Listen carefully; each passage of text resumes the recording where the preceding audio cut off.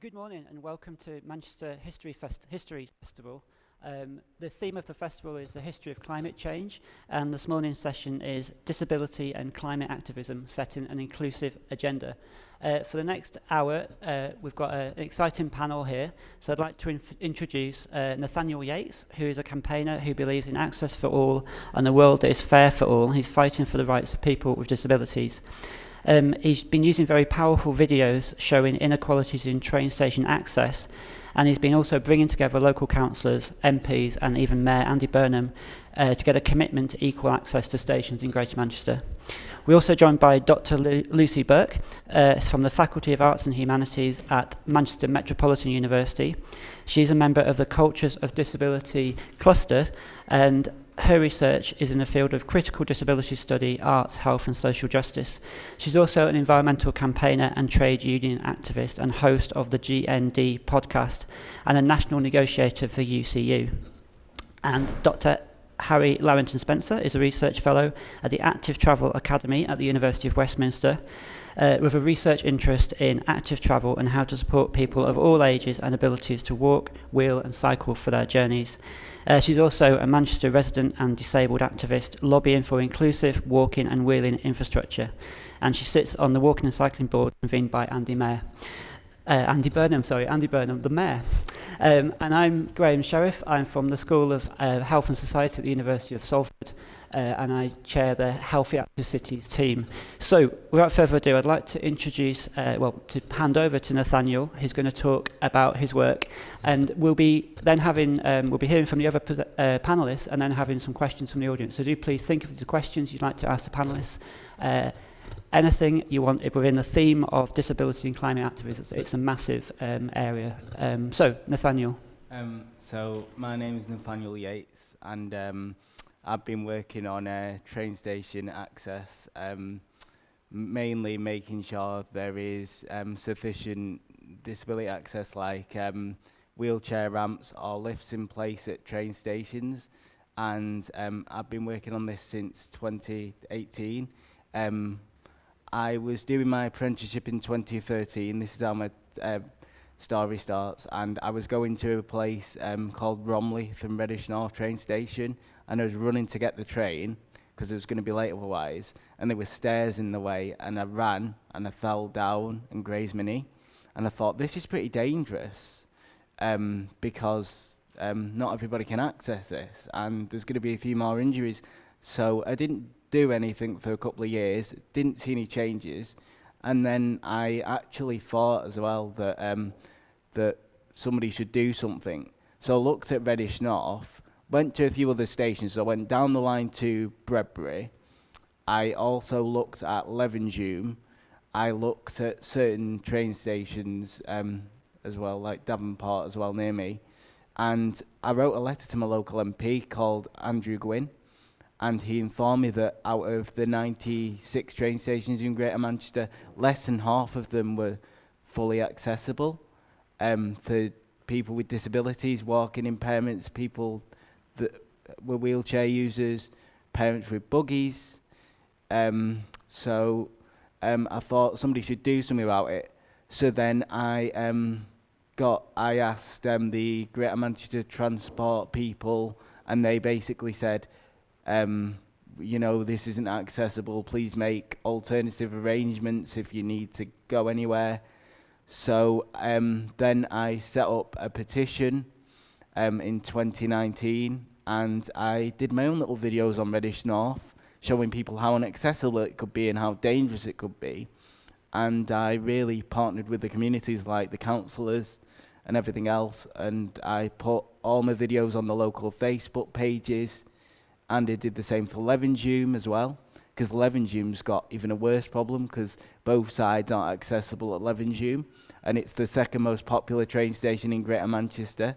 So I put on a little video there to show the people in Levenshulme how inaccessible it was to the people that had walking impairments, parents with buggies, wheelchair users again. There's so many people that can't access these things, guys, that can't access train stations, and they're supposed to get into work, and they're supposed to live a life that is, that they can socialise and do certain things. But if transport's off limits to them, how are they supposed to do it? And then as well, the disabled people's panel asked me one day, would I like to speak to Andy Burnham about it and explain your experiences? So I did, and I said, how could you further help my campaign?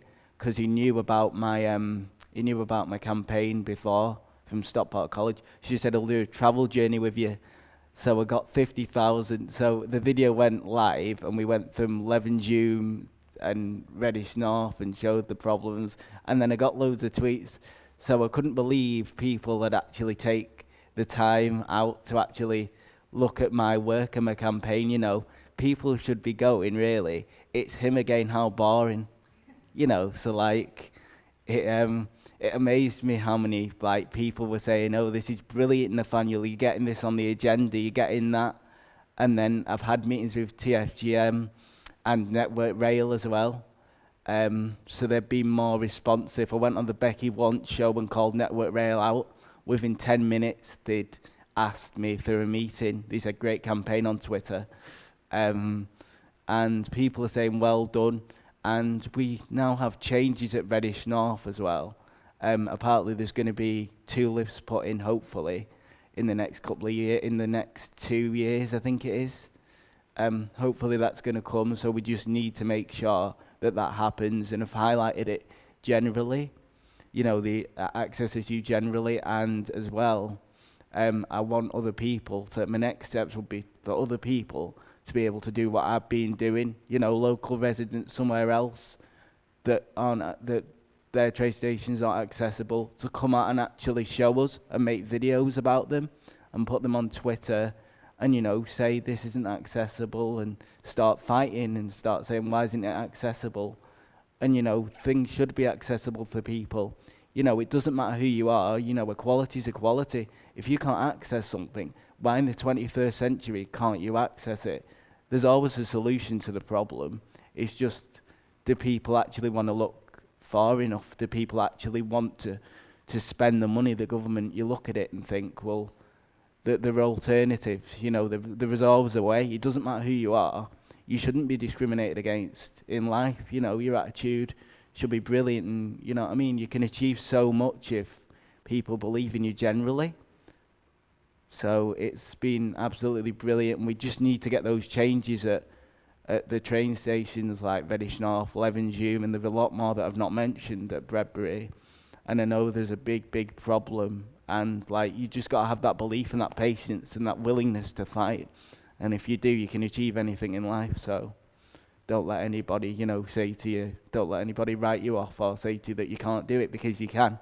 And I mean, every time TFGM see me now, it's probably like, oh no, not him again. We want some peace and quiet, but, you know, till it gets done, he's not going to be peaceful. He's going to keep fighting.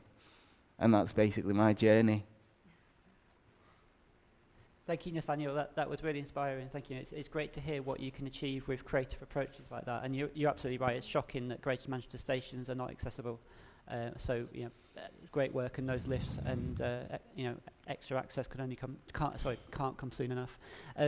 So, be thinking about questions for Nathaniel and the other panelists. I'll hand it over to Lucy now, if that's okay. Yeah, thanks. That was amazing listening to what you had to say, Nathaniel. I mean, I think people don't often kind of really realise that disabled people only gained any sort of civil rights in this country in 1995. And those rights, you know, are still not being realised. It's still a fight to get people to really begin with and think about accessibility and inclusion. And of course, they've been we've seen sort of them systematically eroded as well over the last you know, decade or so, with kind of cuts to benefits and to services and to the support that people need to flourish and to thrive. And, you know, and I think for me, from a kind of a trade union perspective and an academic perspective, and as a disabled person with 2 neurodivergent children as well, one of whom has really significant additional needs, it's so frustrating that everything feels as if it's a fight, and everything feels as if it's a set of obstacles. And, you know, if you can't even get through a door, if you can't even get onto a piece of public transport, you know, that's the definition of exclusion. And I think, you know, the same is true, really, of a kind of failure to really think about disabled people in terms of environmental activism. So I think disabled people's needs are often an afterthought. They're often presented as an obstacle or as a problem when we think about greener and more sustainable ways of working. And there are some versions of environmental politics which are really damaging and exclusionary for disabled people. There's a kind of the sort of back to nature survivalist type version of environmental politics is just prohibits anyone who needs daily medication or kind of technological support to live well. And we've got to be really wary about kind of going along with those models. When we think about, what a greener future might be. But from my perspective, I've always thought that if you start with disabled people, if you start with accessibility, with inclusion, with equality, you build a better society for everybody. And actually, from my perspective, I think what we ought to be doing is beginning with people with, who may have additional needs, or people who may have mobility impairments, or, the whole raft of different needs, and to build a vision of what a kind of sustainable city might look like from that perspective. So not as an afterthought, but as the first thought that you have.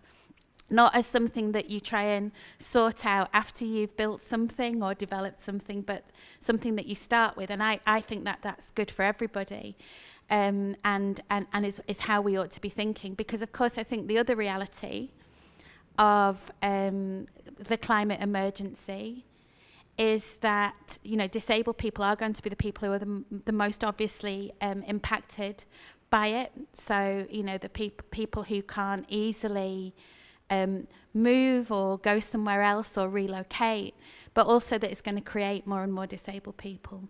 And we know that because all of the reports indicate that climate emergency is going to have impacts on health in relationship to air quality, for instance. It's going to have impacts on sort of mental health and well-being. We're going to see more and more epidemics, pandemics that are going to create more disabled people. And so really what we ought to be doing, I think, is starting with disabled people, starting with inclusion, and building a response from that perspective, recognising that things like neighbourhoods that people can access easily are really inclusive and good for people, that we ought to be replacing narrowly defined ideas of growth and economic growth and productivity with measures of well-being. Instead, we ought to be thinking about changing how we understand work, thinking about meaningful activities, and not necessarily sort of narrow ideas about, how people should, go to work and what work might be. So I think, we need to just completely shift the ways in which we're thinking about the climate emergency, and we need to put people with additional needs and disabled people at the centre of all of that. Thank you, Lucy. Yeah, absolutely. We achieve being inclusive by putting disabled people at the centre of our decision making. Thank you. So be thinking about questions, and we'll come back to Lucy and Nathaniel shortly. But first of all, I'd like to give Harry an opportunity to speak. Thank you, and thanks to Lucy and Nathaniel. So, as Graham's already introduced, I'm a research fellow at the Active Travel Academy at the University of Westminster, and I have a particular research and personal interest in inclusive active travel and how to support people of all ages and abilities walk, wheel and cycle. So this work is happening within a policy context that's focusing upon active travel to reduce transport emissions and achieve net zero. So transport in the UK is responsible for 27% of the UK's greenhouse gas emissions, and 91% of these emissions come from road transport. Greenhouse gases trap heat in the atmosphere and contribute to planetary warming. So as part of the legally binding Paris Agreement, the UK is committed to net zero. This involves reducing total emissions as well as capturing carbon through carbon sinks, like increasing tree coverage, so that our total emissions are as close to zero as possible. By countries across the globe meeting their responsibilities under the Paris Agreement, and with substantial reductions in emissions, we can limit global temperature increase to 2 degrees Celsius, but preferably 1.5 degrees. And this 1.5 degrees is particularly critical for small island states who are already experiencing the impact of sea level rise in terms of flooding and inundation of farmland. So before I move on to inclusive active travel and disability in the context of climate change, I just want to build upon what Lucy was talking about in terms of the impact of climate change on disabled people, and that climate change is expected to disproportionately affect disabled people. The higher intensity and frequency of extreme weather events, such as cyclones, hurricanes, extreme precipitation, heat waves, cold waves, droughts, storm surges, will all affect disabled people more severely than non-disabled people. This is because disabled people tend to have less access to information during extreme events, and structural discrimination means disabled people are often not prioritised during such extreme events either. Slow onset impacts such as sea level rise, impacts on ecosystems such as changes in the distributions of species across the world, changes in genetic diversity, species decline, invasive species, which are all these slow onset impacts, pose a greater threat to disabled people. But also the changes exacerbate underlying conditions through the mental and physical impacts of extreme climatic events or pandemic situations, and make disabled people susceptible to disaster-related injuries, displacement, and vectoral waterborne diseases. I think the COVID-19 pandemic is a really terrible example, but also a very important example for showing what happens in extreme pandemic events for disabled people and the disproportional impact. But despite the disproportional impact of these events on disabled people, the environmental movements rarely address disabled people's needs specifically, and disability rarely appears in either the environmental agenda or even in the academic research on the environment. Environmentalism is not necessarily exceptional in this regard. The exclusion of disabled people is endemic in our society. But if we want an environmentally sustainable and a socially just future, we must, as Lucy said, centralise disabled people with environmentalism and climate action. So this is what I work towards in my research on accessibility and inclusion in active travel, which I'll discuss a bit now. So accessibility and inclusion in active travel is particularly important because disabled people within the UK, but also more widely, are less likely to have access to a household car than non-disabled people. This means disabled people are more reliant on walking, wheeling and cycling as modes of transport for entire journeys, but also connecting with the public transport, where they then face the struggles outlined by Nathaniel. However, disabled people are commonly spoken over and spoken for within transport discussions, not to mention common perceptions that disabled people are not and cannot be active. The failure to consider the experiences and lived expertise of disabled people mean that infrastructure for walking, wheeling and cycling not only doesn't meet our needs, but can actively exclude and discriminate against disabled people. For example, on traffic-free walking and cycling routes, disabled people are faced with A-frames, K-frames and kissing gates that prevent access using mobility aids, such as wheelchairs, mobility scooters and adapted cycles. I printed off some photos of these routes, of these barriers that you can have a look at if you want to. These traffic-free routes in particular matter because they form important links for everyday journeys by linking up spaces where road and pavement infrastructure is not well suited for walking and cycling. Another example of barriers to active travel are poor quality pavement surfaces and clutter from parked cars, advertising boards on pavements, which provide a trip and injury hazard. Absence of drop curbs and crossing points and blocking of such points by parked vehicles mean that journeys by wheeling are often extended and less direct and cannot be considered as like for like compared to routes taken by non-disabled people.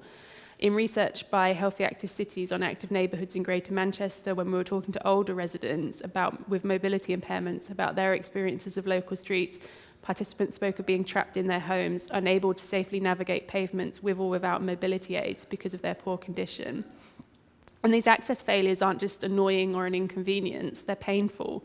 Access failures when walking, wheeling and cycling are a physical reminder to disabled people that our bodies don't fit in normalised understandings of active travel or even environmental and climate activism, and that our needs have been ignored. It's also very likely that when a disabled person faces a barrier or an access failure when walking or wheeling, it won't be the first access failure that they've experienced that day. access failures are constant and they're tiring and they grind you down. And the onus is always on disabled people to highlight and take action for these access failures, whether informally through means such as Twitter or formally through legal proceedings. But to do this takes time and energy, and disabled people already experience greater time burdens in their everyday life as a result of disability and health conditions.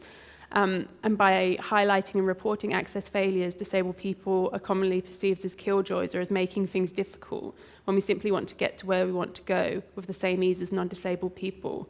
And there's a real emotional cost to these experiences.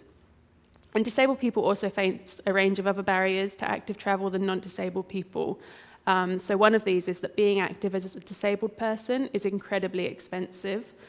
Giving the example of adapted cycles, as this is what I use to be active, prices start in the thousands of pounds and are infinitely more expensive than a bog standard bike you can get at Halfords.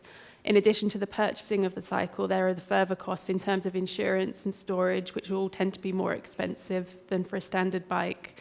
And these costs are on top of the costs of being disabled. So in the UK, disabled people face an extra cost of £583 on average a month, but 1 in 5 disabled people face costs of more than £1,000 a month.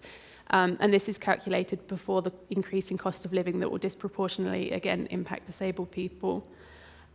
So just to kind of conclude and build a bit on what Nathaniel and Lucy have been saying, is that if we want a truly inclusive approach to active travel, we need it, and we need it for a socially just and environmentally sustainable future.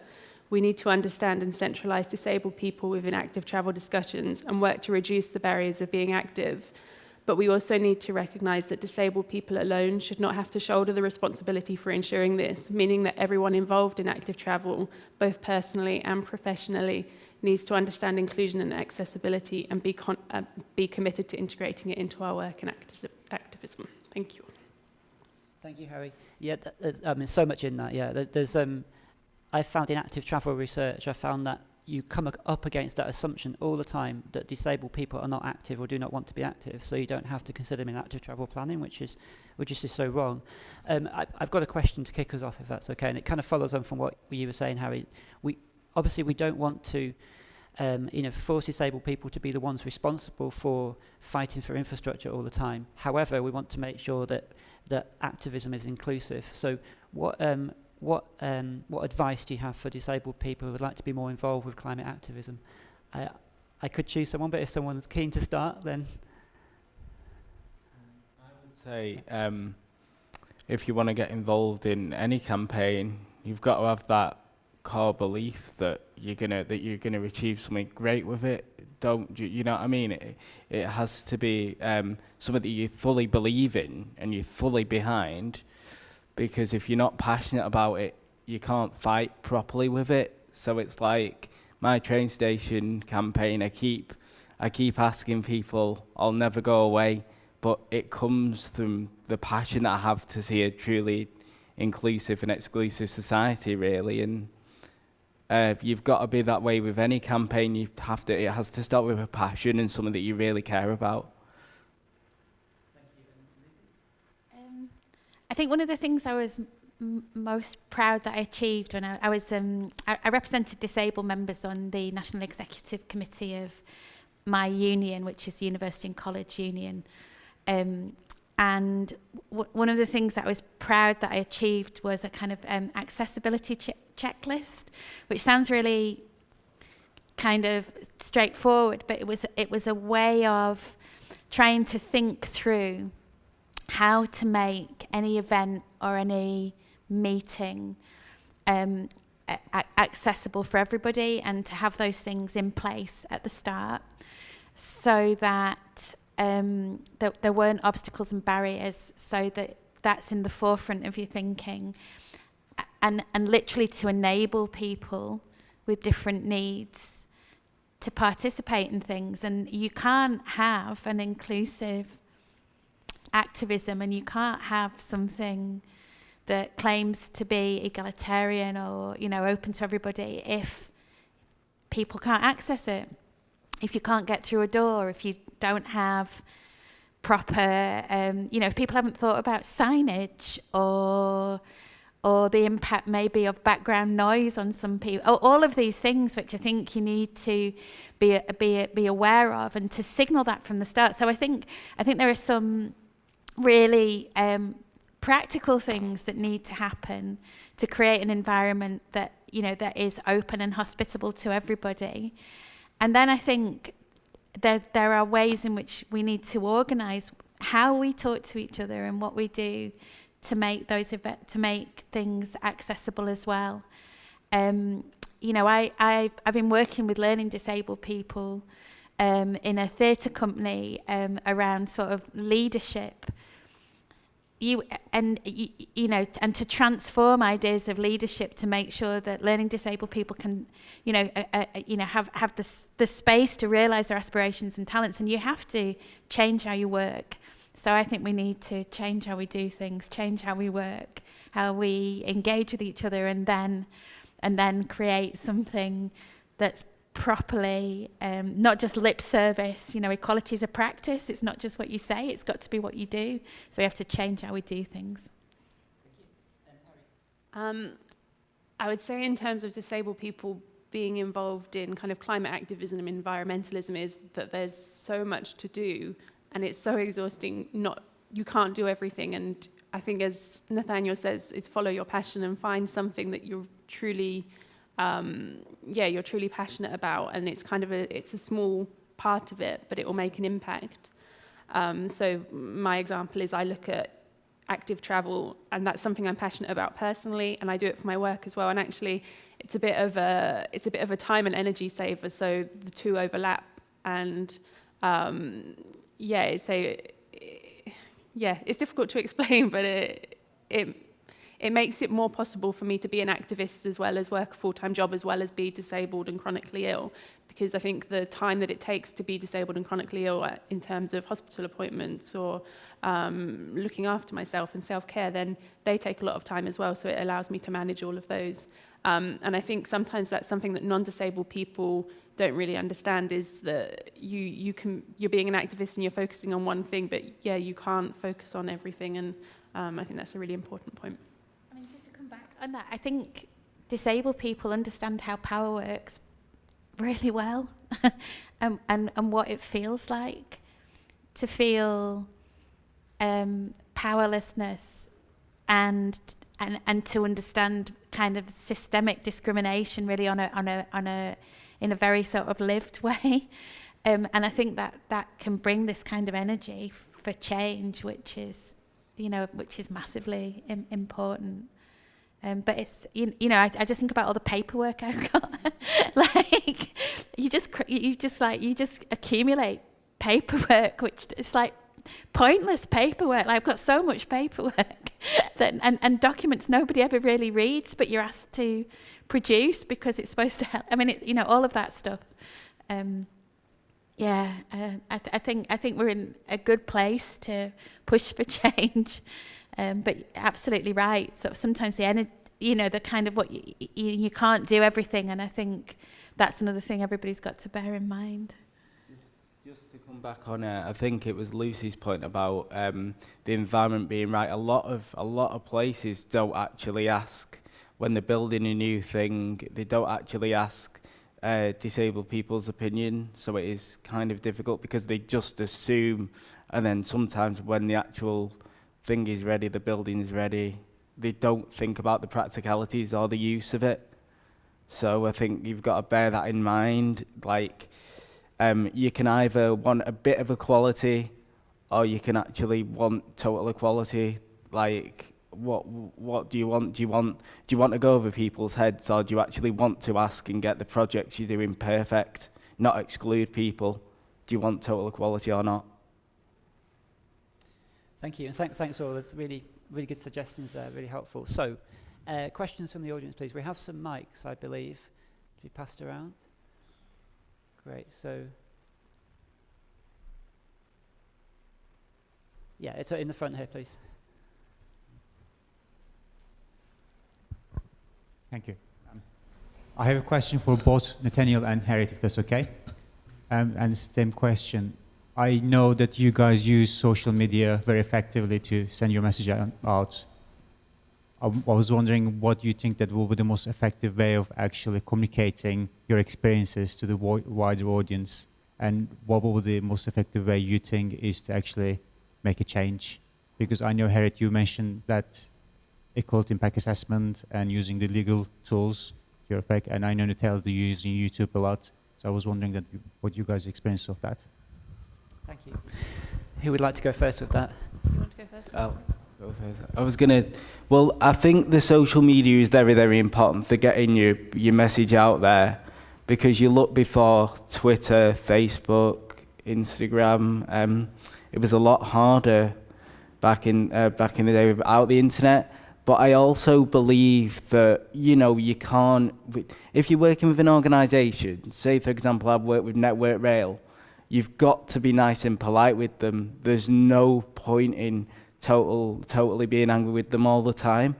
Same with the companies you work with. You know, you've got to get them on the side, and it's not just showing the actual problems to the public on social media. It's working with the organisations and getting them to understand that that might not be acceptable. There might be steps there, but as long as you're consulted in the process as well. About the change, and we've got to make these things equality for all. So you've got to get the best environment you can for everybody, for basically everybody out there, because there's a lot of people with different additional needs. So that has to be taken into account as well. And it's like you use your social media to actually gain followers and put out the message and get them thinking and campaigning with you.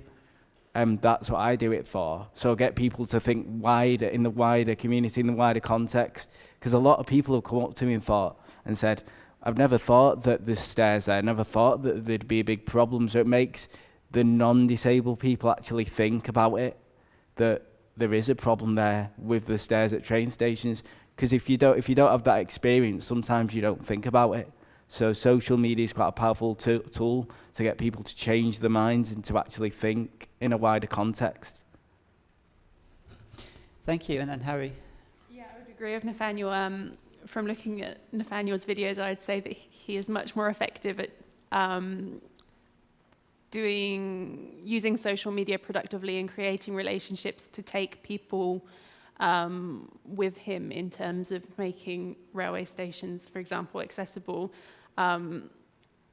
The downside of, I think, of social media is that, so if I post a video or a photograph of a barrier, it does rile people up the wrong way, and that can be quite unproductive in terms of having good conversations. Another thing I find in social media is that a lot of people have they now know the legal way to get rid of barriers on walking and cycling routes, which is to do an equality impact assessment and then start challenging that legally. And I think what non-disabled people don't understand is that they say it in good meaning that you can do an equality impact assessment, for example, but actually the labour of doing an equality impact assessment and then challenging a council legally when the Equality Act is done in such a way that it's the disabled person that has the burden of doing the challenge and the costs if it all goes wrong.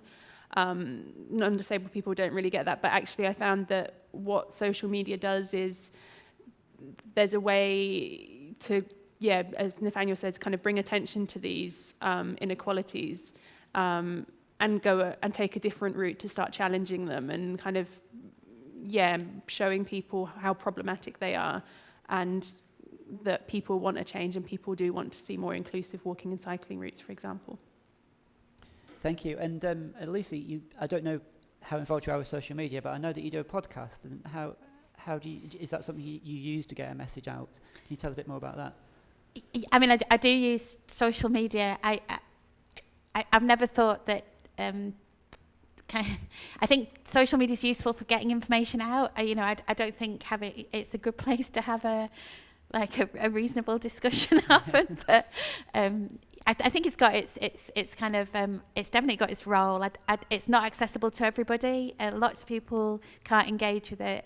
Totally inaccessible to like a learning disabled person like my son, who just that's not how he could be encouraged to participate. But yes, I do.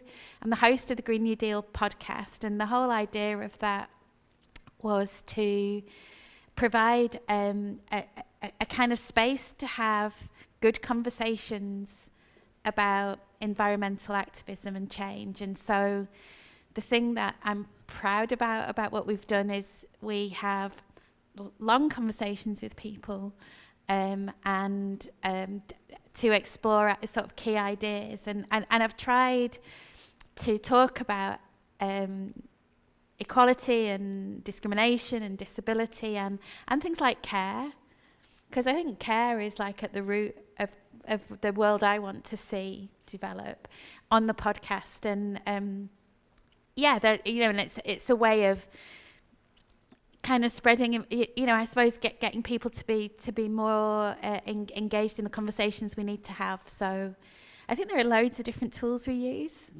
And there's not just one, and they have different purposes. Sometimes it can just be to say, look at this, you do this brilliantly, or look at this obstacle, look at this railway that you can't access, and then, and so you can do lots of different things in different formats, I think, basically. I was going to say, you might be a bit more, if you're not on social media, like if it's like an obstacle that you can sort out with like the council, for example, you might not go on social media from my perspective, and you might be able to sort that out there and then. But I just thought my project was more suited because I knew I'd have to yell and yell and yell and yell till I actually lost my voice. And I think that's what they're all hoping I'd do, but I'm a pain and I won't be going away. That's brilliant. I think we're all pains. Right, well, yeah, there's a question here. We've got the mic, please, thanks. Not a question, but it's just adding up to what you've just said. I'm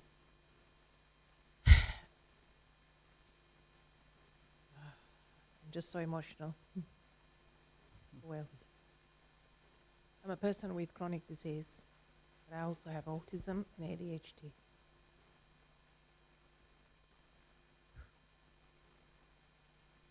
Sorry, I'm just overwhelmed. I just feel that this country has one of the appalling policies towards disabled people. We're taken for granted. Companies make money out of us. And no support. We have to constantly fight for any support. I was just listening to you about cycling. I'm just so upset with the mayor because he should have not stepped down on the policy of the pollution in Manchester. You cannot set up cycling lanes without reducing cars coming into the city centre. It's now so dangerous for cyclists, and even more dangerous with people with invisible disabilities like autism and sensory overload, when you're having the lanes been reduced for these for us to cycle. There is systematic discrimination. I've seen it many times, and yet nothing is done. One of the things that I came to discuss is invisible disability, because I've got 3 children with autism, and they've got severe sensory overload.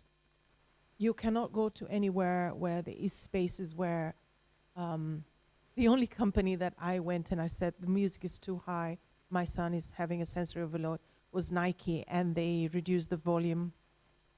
Cafeterias are not meant to be, there's no quiet places or reduced, they can have music system where in certain area where the music is reduced, or a space for people with invisible disabilities.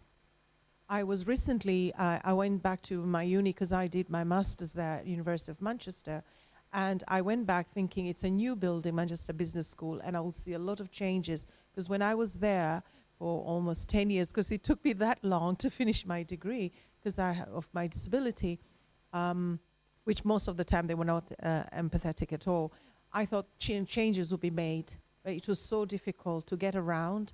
The lift was at the end of the rooms, and the doors to the lectures are still small for wheelchairs, And then I went to my favorite place, which was the Blackwell Library.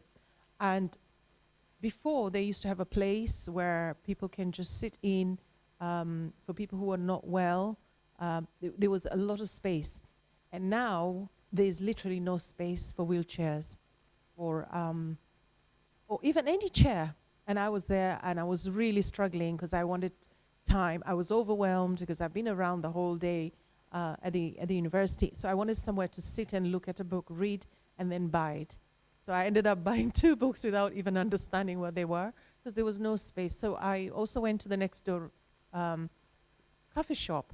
Still, they had no space around for people with disability, no low chairs. Most of them were high stools. You have students who are disabled, hello, and they didn't take that into consideration. I would like to tell the mayor that the Manchester city centre should only be for cyclists. And people who will be allowed in are people with blue badge, genuine people with blue badge who can come and park. People who want to do shopping, they can stop, there are places where you park and take the tram or the train to come to Manchester. I think that should be the first policy before he starts the big policy, which a lot of people coming from outside, they stopped him to do it. So I think the first thing, so that I can come and park my car and take my adapted bicycle and just go around and see the wonderful northern quarter and see things that we most of the time don't get to see. Because we are overwhelmed just thinking, okay, will I get a parking? Will they allow me? Even at the university, they didn't want to allow me to drive my car next to the library until I had to beg that person, and he allowed me, and yet it is my right. And policies are made without any disabled person.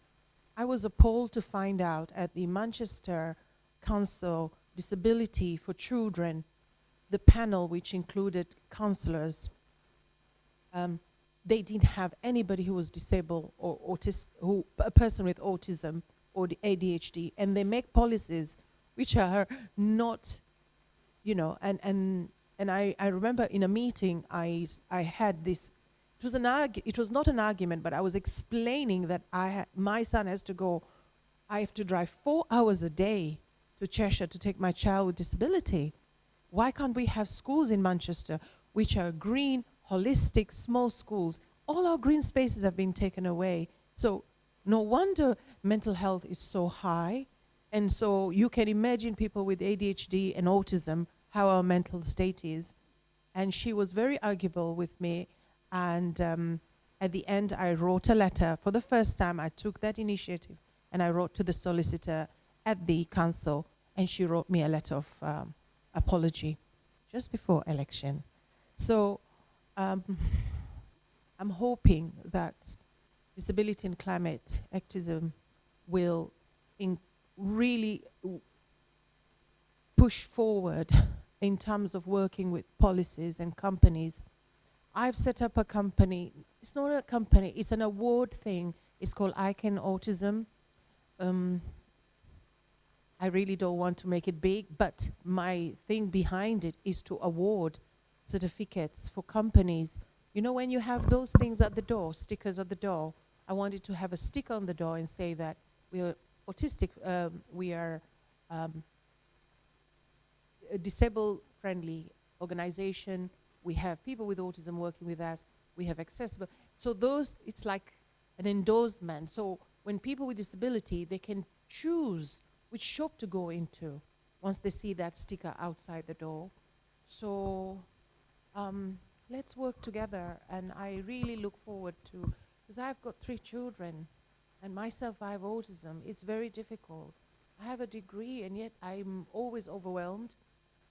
I recently a friend took me to a meeting thinking it's to do with disabled people, only to find out Keir Starmer and Angela Rayner walked in. They didn't tell me, and I was overwhelmed. So when Angela Rayner came to speak to me, I started crying and had a meltdown. So it's important that we are heard and listened to. Thank you so much. Yes, thanks for sharing that personal and telling us about your personal experiences there. It's really, really touching. And the autism idea, the stickers, it's great. All the best with that. So much there. I'd like to invite the panelists to respond to you.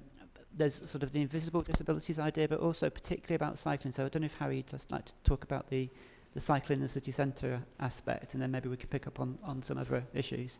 Yeah, I mean, I completely agree in terms of the pollution that we have in Greater Manchester, and we need to do something about it. Also, that having high levels of pollution, again, impacts disabled people who already have, or people with chronic health conditions, impacts the most. So that is something that we need to solve, and reducing cars, whilst also recognising that some disabled people are reliant on cars as their mobility aids. So managing that within it is a really important aspect. So thank you for bringing that up. Thanks for your story. Thanks for your story. And I'm going to say, in terms of you going to, is it you that went to college or your son? Well, I was going to say, in buildings, if it's a new building, they should be following the Equality Act. And there's a bit in there that says reasonable adjustments should be made. So if the lighting isn't right or the volume's up, if you ask them to turn it down, they should really do it. And they should be thinking about these things. If it's a new building, stools in the middle of stools instead of chairs, that should be a reasonable adjustment. The sound level should be a reasonable adjustment. You should be able to adjust the lights, do certain things. And then maybe there should be certain smaller schools to be able to cope with, if you're overwhelmed and everything. There should be the schools in your local area that will be smaller schools. They should really be taking that into account, the local educational authorities. But it takes us to actually fight. It takes us to fight and explain these things to actually get it right and get a solution in place. And it shouldn't be that way. They should really be following the acts that are out there. And to be honest, they are breaking the law. I've just finished a really big research project on disability and community, where we talked to lots of different people. I worked with younger people, and I think one of the real difficulties is that there's a segregation starts really early. People are segregated, disabled people, young autistic people, if they've got significant levels of need, are often transported out of the areas they live. So people are denied the right to community. And if you are not able to grow up with other young people in a community, and if you are therefore out of sight, then there's no mechanism for people, for difference to become ordinary. I think it should be ordinary. I think fundamentally, the diversity of humans should be an ordinary thing. We should, so when my son, who is autistic, learning disabled, and communicates really differently, doesn't communicate using words very often. I mean, he does if he wants an ice cream. But but other than that, and he bounces and he jumps and he sings and he's absolutely glorious, and I love him. But when he was at primary school, and mainstream primary school, everybody was used to him and knew him, and they were not surprised, and it was ordinary that he did all of the amazing things he does. When it came to secondary school, there was no provision for him in Manchester aside from a school for autistic young people, and he became more and more disabled by being kind of taken out of a place where everybody knew him. And it was absolutely heartbreaking for me to see that happen, because his difference is marvellous, and when people are used to it, it's not a big deal, and I don't bat an eyelid when he looks in people's shopping trolleys to see if they've got crisps. But it's kind of, you know, and that's what we need, because we need people to live in communities, and for communities to be welcoming and hospitable places for everybody and all our differences. And that's a kind of fundamental thing. And I think that's what you're sort of touching on in what you said, because that's what we're denied right now, and that's what we've got to change. Thank you. So we've got time for one more quick question. If there's a question, yeah, please. Thanks. Hi. Thank you so much for everything that room and all. Right, really, really interesting. I just wanted to ask. I know sometimes when you're trying to make change, it can feel like you're banging your head against a brick and that all you can see are problems. But I was wondering if you had any examples of positive interactions that you'd maybe had with organisations like Nathaniel. I know you were talking about speaking to TFGM and Network Rail, or any examples you've seen of approaches or programmes or buildings where accessibility has been placed at the forefront. So any kind of positive approaches you've seen, and maybe, you know, how you think that, what you think we can maybe learn from that, or how we can use that to actually make positive change issues. Thank you.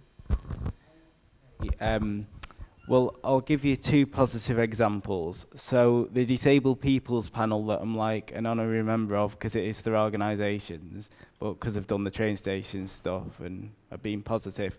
Network Rail do turn up, they have representatives, TFGM, so they are a lot more, you know, welcoming and hospitable. And the second environment I'm going to talk about, I'm a massive Manchester United fan. So at Manchester United, we have an organisation called MUDSA, the Manchester United Disabled Supporters Association, and we have our own ability suite, which is a great environment for disabled people, because in an ordinary concourse there are a lot of people, so when you want to get snacks or go to the toilet, you can be hustled out the way in a local, in a concourse area. But in the ability suite, it's small, it's got a low-level kiosk counter, it's got everything that you'd want. It isn't really an overwhelming environment for people. It is really, really good. And then we've got new facilities in the Stretford end, so they've just spent, I think it was £20 million putting in new wheelchair accessible seating, new ambient seating in the Stretford end. And we've improved as a club in the last 5-6 years. And it's been amazing. They've brought all these new people into work and understand disability more. The club now understand disability a lot more than they did 10, 20 years ago. Thank you. Manchester United have now started the sensory room or sensory place for people with autism, because we've been going there sometimes when they give us tickets once a year. So it's been horrible compared to our football club down in London, who have adapted to a special space for people with sensory overload and disability. My understanding, we have had this discussion, and I don't know what the club's standpoint is on this. They were going to use one of the boxes as I think as an autism room, because I know about is it the Shippy campaign? Yes, where is it Sheffield, where somebody had to campaign through an autism room. I mean, I think the club are looking into that. I think they have been made aware, so I don't know what their standpoint is on that. And I will ask. Yeah. Thanks. Yeah, important issue. Lucy or Harry, would you like to follow that up? Well, I decided like a couple of years ago I wasn't going to fly anywhere unless I had to. But before that, I made that really daft decision. I mean, good decision environmentally, but complicated decision. Manchester Airport were good when we went in terms of having a route through the airport that you know, was really about managing sort of sensory overload, and there was a sort of special place, and the sunflower system worked. But obviously that's from a kind of green perspective. I think we should not be flying very much or as much as people have done before. But I think if that model could be used in different places, that would be great and helpful. I think a really good example in terms of cycling is there's a new policy document called LTN 120. And in this document, it gives the design guidance for inclusive cycling infrastructure. And basically, it's designed around a universal bicycle, but the dimensions for this bicycle take into account that all of the different non-standard cycles. So it's, it's like a meter wide. Anyway, like those technicalities don't matter, but this document is really important, one, because it centralizes disabled people and disabled people's need within it, because that's what it's designed around. But it's done like this because Wheels for Wellbeing, who are a disability cycling charity, was so important in the writing of the document as well. And it really shows that you need to have disabled people and expert disabled people as well, because there are lots of expert disabled people, both through lived experience, but also through education in different topics, and having disabled people within those areas and contributing to policy like that really does make a difference. Thanks, Harry. So we've got a few minutes left. I want to close by just asking each of the panelists to just share one thing they would really like to see happen over the next, let's say, 5 years, or sooner if possible. Just something brief on just one thing each. Can you think of something? I'm sure there's loads of things, but something that you'd really like to prioritise. Okay, I'll go first.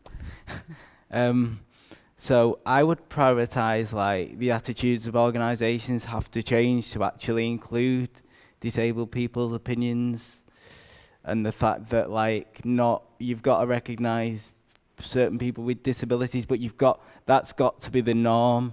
Like, we can't, like, say they need this. It should just be, to be honest, it should just be the norm that, like, you go into a building and those changes are they think about it, so those changes are made for people.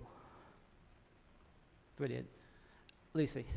Transformation of sort of social care, model of social care, to make it based on need.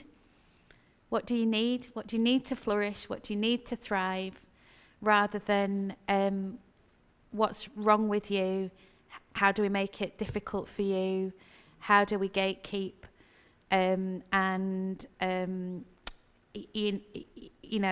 So just a massive shift in thinking to create an economy based on well-being and need, rather than this kind of awful, punishing attitude towards anybody who needs additional support.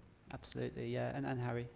I think building on what Lucy said is that the value of difference is celebrated rather than seen as a barrier to achieving things. And Great. Well, so we've learned so much this morning, I think, and there's some really good ideas to end on, to think about priorities going forward. I'd like to thank the panelists, Nathaniel, Lucy and Harry. And I should mention this session was Harry's suggestion, and she's done the work of bringing people together. And I think it's been a really fascinating discussion. So thank you everyone here this morning and watching online, and to our panelists. So thank you very much. And do have a look at the programme for the rest of the festival and see what else is happening.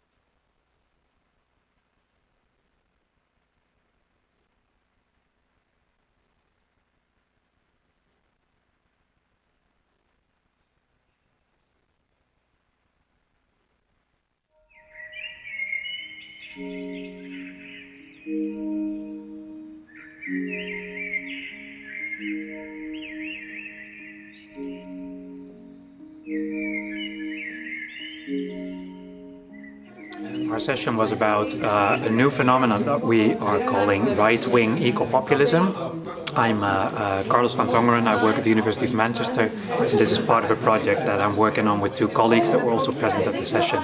So we're seeing in recent months that right-wing parties across the world are changing their views and their policies and their discourses on climate change. Previously, most of those parties, they were denying the existence of the climate change as such. Now we're seeing that they're increasingly moving towards a new view where they're not denying climate change, but they're rather spreading fear about the arrival of new immigrant communities as a consequence of climate change. And other ideas that are feeding into a new kind of view on climate change that we're calling right-wing populism. So during the workshop we tried to debate what we understand by right-wing eco-populism, and we've seen that there are many different ways of defining it as well, and in the debate that is something that came up. There are notions such as the ecology, protecting the rural environment, or protecting local communities and ecosystems that are used by left-wing parties, by right-wing parties, and we had a debate as well about, you know, those complexities and the confusion that arises from all those different ideas that are rising on the right and on the left. So that is basically what the session was about. We tried to unpack this whole new idea, and we tried also to clarify together with all the attendees some of these confusions, because we believe that it's important, if we want to understand the risks of right-wing eco-populism, we also need to understand what those parties and movements are defending and how we can pose alternatives to them. I was very happy with it. It was we were, you know, expecting a critical audience, because I think everybody that is present here is very concerned about the climate change and has a, you know, very thoughtful views on this whole issue. So I think it was very instructive for us as well to be able to learn from the views from the audience. It's a very complicated question. We try to compare different parties, different movements, and even in some cases, you know, it's very debatable to what extent is a party right-wing or populist or not populist. So yeah, I think it was positive in the sense that that we learned a lot from the debate.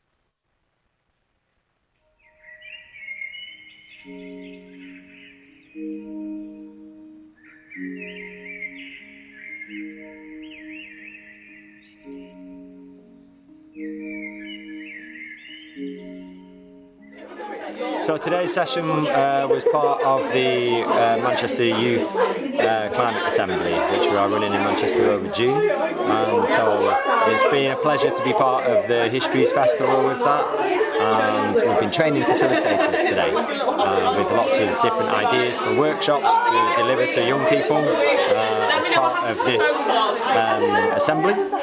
And so we related that today to the history of climate activism and how young people have been involved in climate activism throughout history, and so I've been relating some of the activities for that.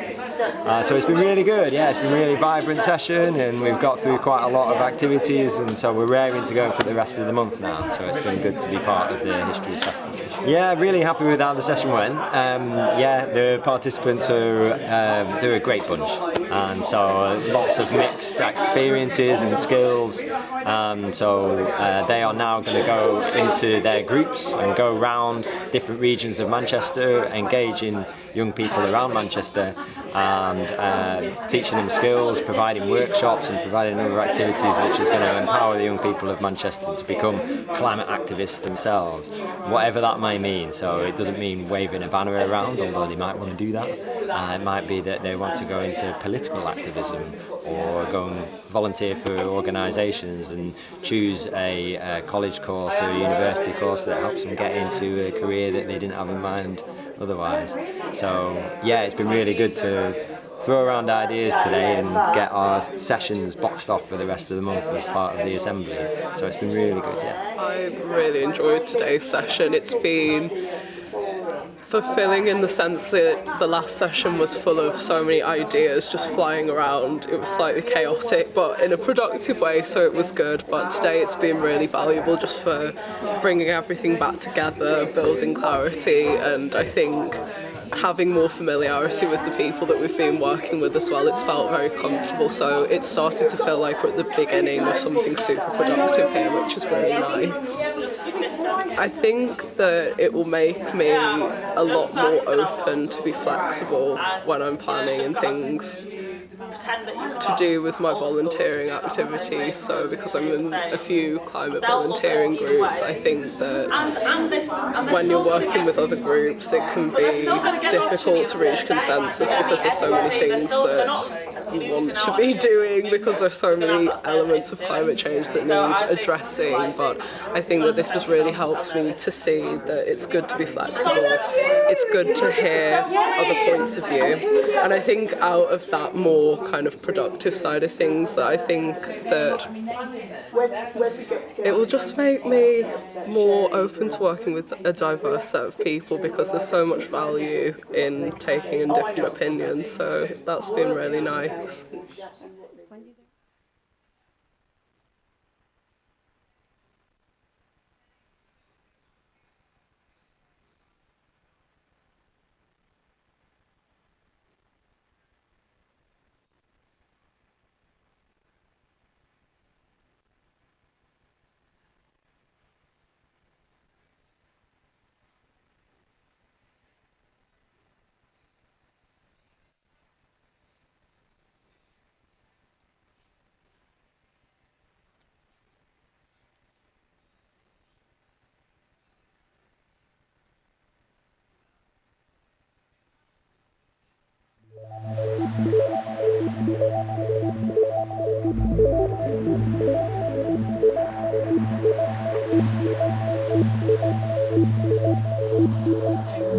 I'd gone to it kind of assuming it was going to be mostly anecdotal stuff around hitchhiking, and was quite pleasantly surprised that it was like a lot more philosophical, really, like quite a lot of insight around the human nature and values and ideas of the trust economy, which is a term I hadn't come across before, but I will definitely be looking more into, and just puts a positive spin on something that I think has been demonised, particularly for like women travelling on their own for quite a long time. So it was really positive talk.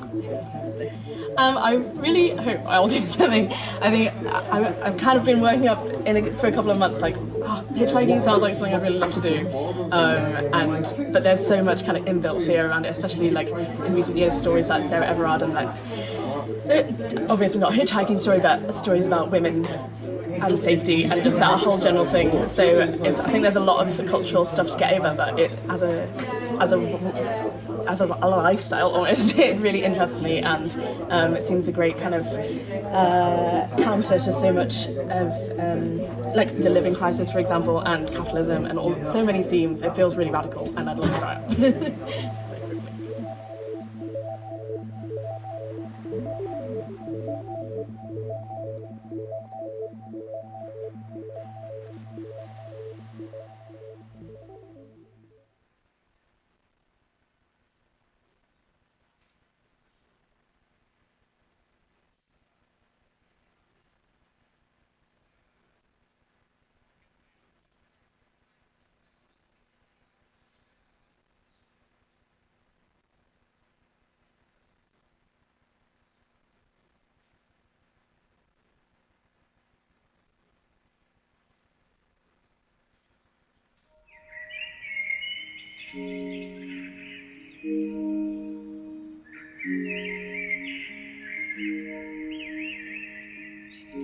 I mean, one thing that we need to be really careful about is that corporations, fossil fuel companies, chemical companies, big agri, the food companies have got us to a point where it's very difficult to reverse the crisis we're in, the climate crisis and the environmental crisis. And we need to end their involvement in that, and that means we don't ask them to come up with a solution. So we need to come up with the solutions ourselves. They need to be publicly funded and not for profit, or else we're really not going to get out of the mess that we find ourselves in the crisis of climate change. Yeah, it was a really good discussion, and a good discussion about how we get to a system that doesn't have to profit from everything, because if we have a system that just profits from everything, then it can't be sustainable. So yeah, it was a really good discussion. I'm really grateful to people who came. The session was really good. It was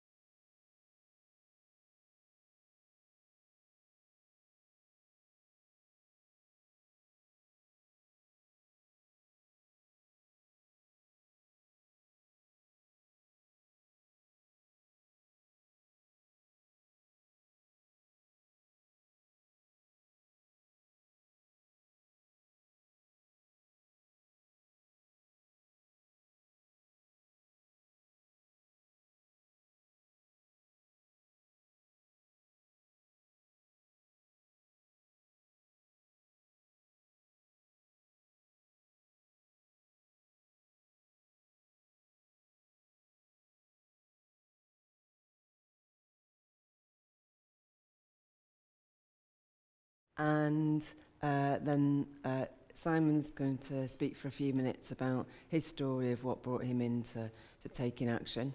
And then we'll open up for whatever questions you'd like to ask us. And also, Joe and I are happy to have any informal conversations outside the session, just in the area out there afterwards. I don't know whether would people be happy to just like quickly go around the room. I didn't give you a warning about this, actually. If you would be happy, it would be super. You don't need to introduce yourself, because I know that we're being recorded and you may not want to. But if you'd be happy to say perhaps a little bit about, very briefly, what's brought you here this morning to this session, I'd be super, super grateful. So would you be happy to start? What's brought you here?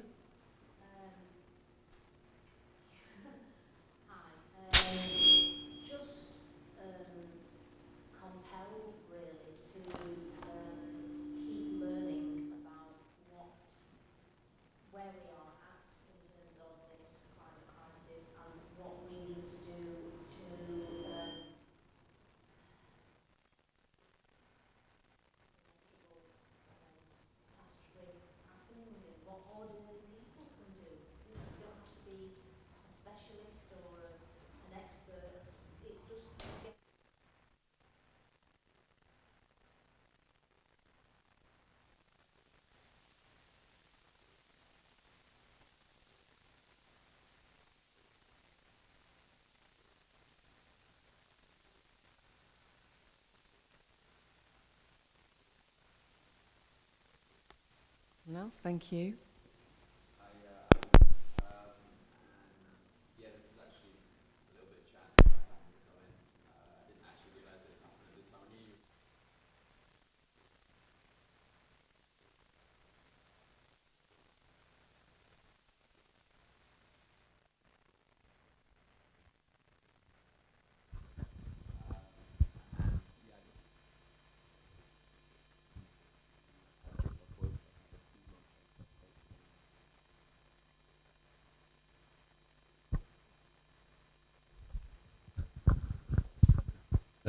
Yeah, I guess I'm just really scared about my own future and about the futures of everyone around me and about the futures of those who don't exist yet, and excited to take whatever action I can to change that. Thank you so much for sharing that. I'm really scared too. I'm the same. Same, okay. Thank you. Yeah, I just wanted to find out a bit more about your viewpoint and how you, and how you see that this works. You know, how you see that direct action works, and how you actually measure that, and whether or not it's, you know, it is what you think it is. Thank you. I am volunteering with the festival, and I've sat in on quite a few talks, but I hadn't just sat on one before I started a shift or anything. And I'd quite like to know about peaceful protest a bit more. Generally, you know, not just oil, for other things as well. Thank you very much. Thank you all. Appreciate you sharing that. So, without further ado, I'm guessing there's quite a lot of knowledge in the room, so I'm going to be quite brief about some of this. But we know that the climate crisis is now, isn't it? It's happening now. We've been told for so many years it's future, it's something our grandchildren need to worry about. We don't need to worry about it yet. It happens to other people in other places in times, you know, forward. But actually, we know that we've fundamentally been lied to about all of that nonsense, and it's here and it's now. This is Somalia, a Somalian farmer looking at some of his livestock that have died, and millions of livestock have perished in that whole area of Africa. The Horn of Africa is in a drought, which is the worst drought in 40 years at the moment. Currently had no rain or very little rain for 4 years, and it looks like the 5th season of drought is coming. And 20 million people are on the brink of starvation. And of course, it's not just Africa, if that wasn't bad enough. This is just some recent pictures. These are all super recent things, by the way. I mean, you can find tons and tons if you search. Of course, this stuff is not shared routinely in the mainstream media in this country. It's hidden away from us. We have to look for it. On the whole, these are some images from Brazil, some recent extreme floods and mudslides. It's been happening repeatedly across Brazil, as well as droughts. So we've got heat, we've got drought, we've got floods, we've got mudslides. We've also, of course, got fire.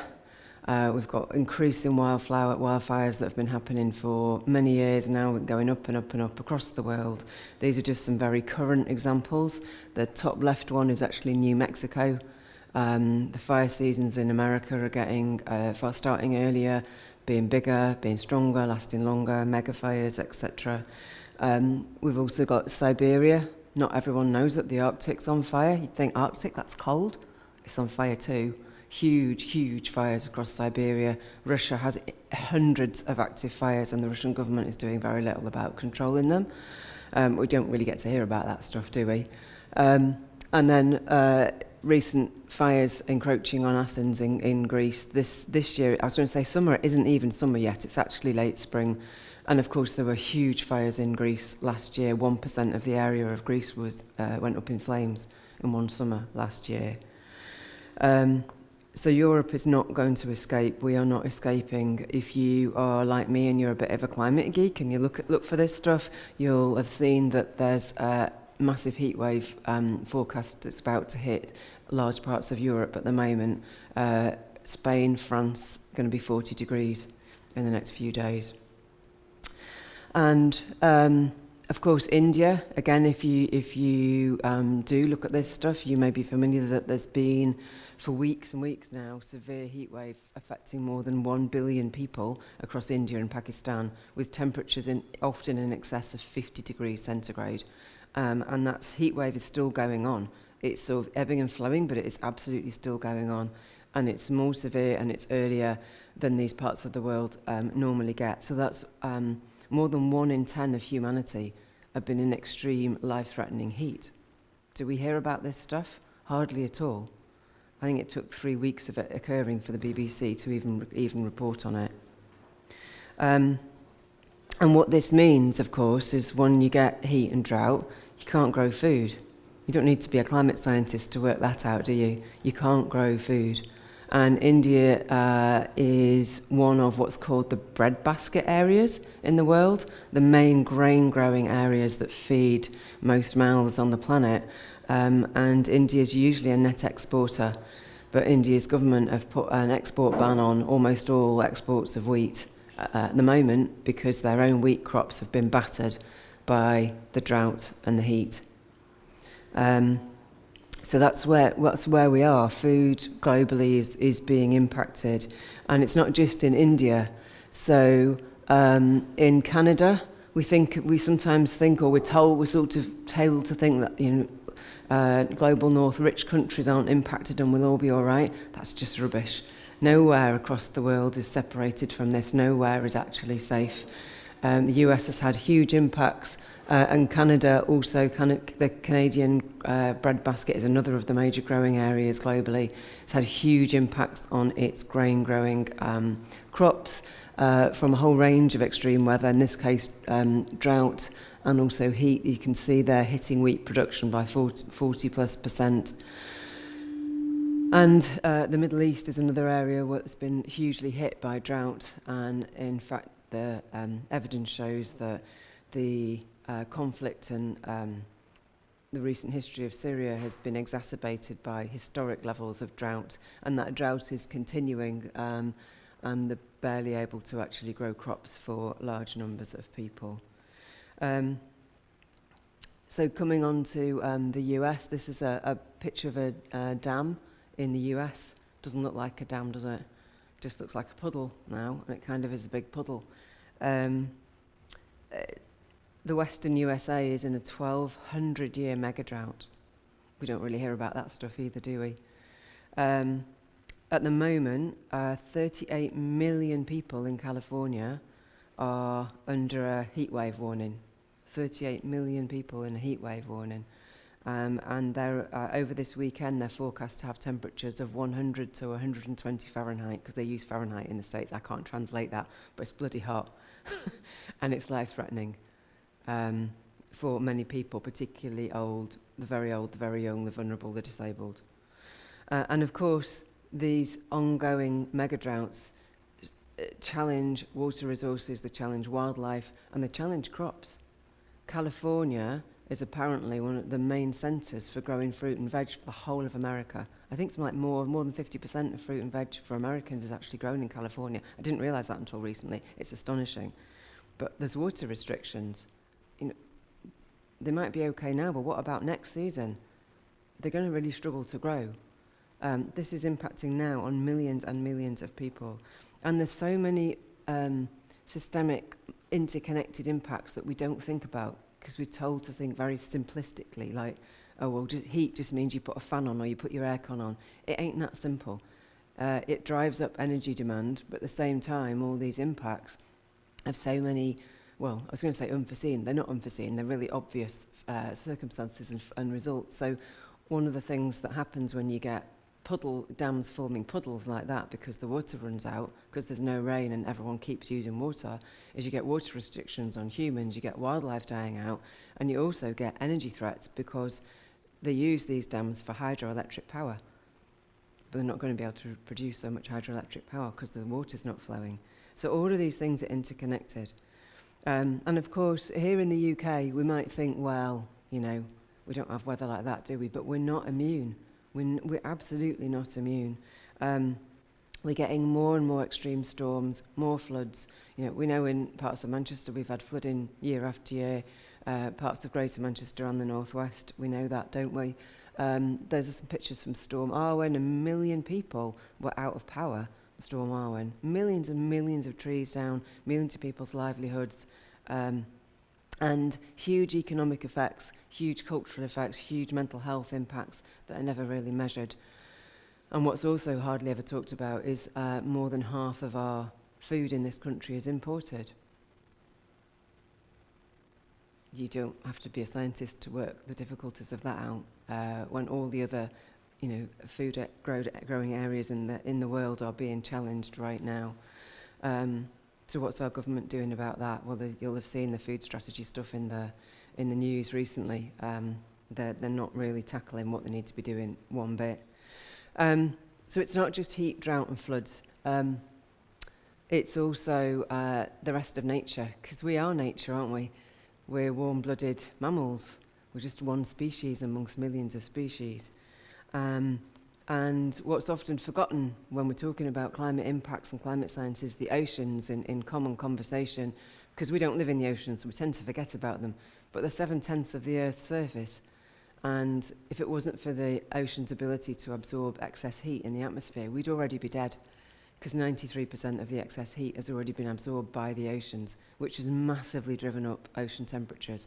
And excess carbon dioxide has been absorbed from the burning of fossil fuels that we're still doing at a huge, huge rate, has been absorbed by the oceans and has acidified the oceans. So that heat and acidification is causing huge die-off of coral reefs, and the Great Barrier Reef has just had a die-off of more than 90% of it being bleached. Can't take that much longer. We don't hear about much of this stuff, of course. And at 1.5 degrees, which is the threshold, or whatever you want to call it, that we're supposed to be avoiding, because due to the sign up at the Paris Agreement, but we're going to sail past 1.5 degrees this decade. Scientists say we'll lose 90% of all corals. Well, they're on the way to being lost anyway, and at 2 degrees we'll lose 100% of all coral reefs, which are the nurseries for massive amounts of marine species and the breeding grounds for huge amounts of human food, as well as lots of other benefits to humans that we will lose. And ocean biodiversity is under massive, massive threat from climate pollution, etc. But also biodiversity on land, animals and plants on land. I'm sure many of you are probably aware that insect populations have been absolutely collapsing.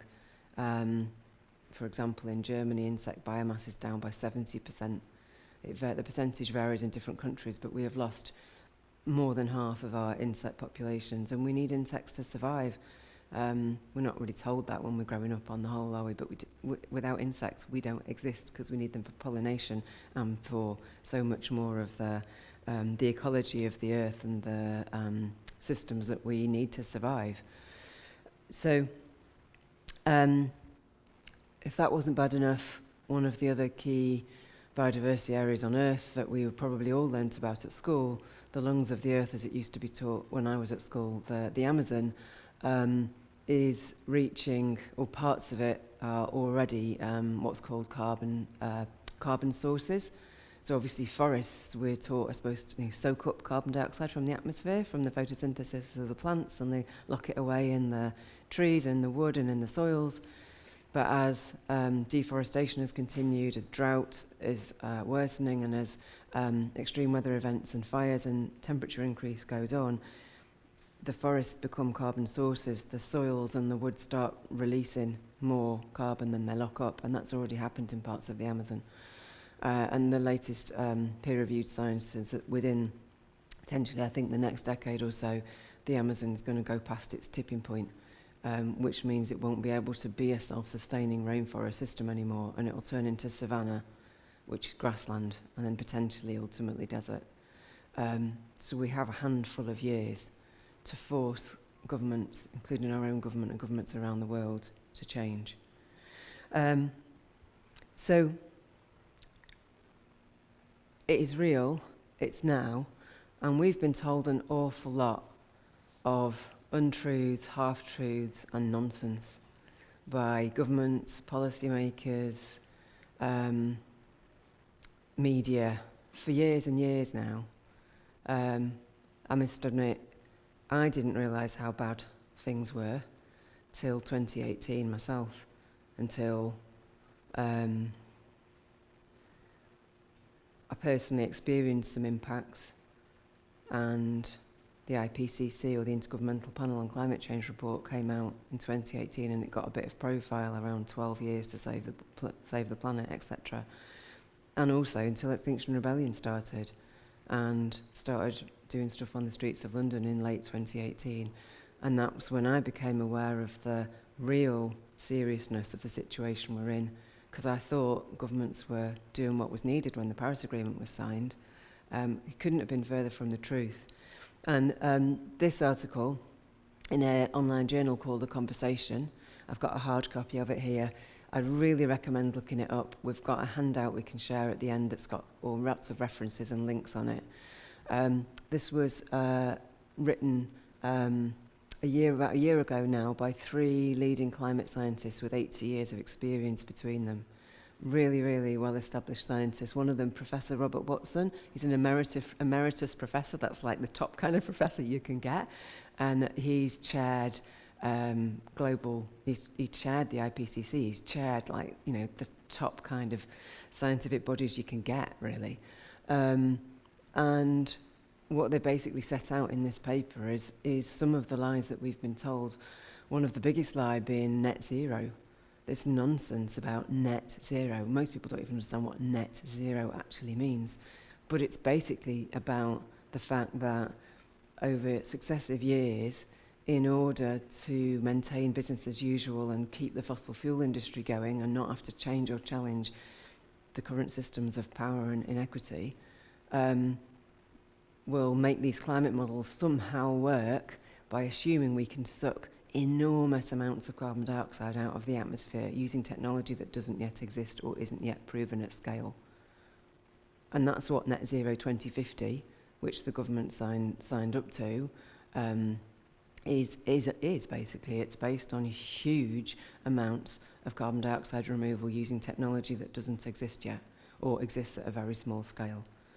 And what this article also talks about is how at the Paris Agreement conference, at that COP conference back in 2015, how the truth was that pretty much none of the scientists there in reality believed that keeping temperature increases to below 1.5 degrees was even possible.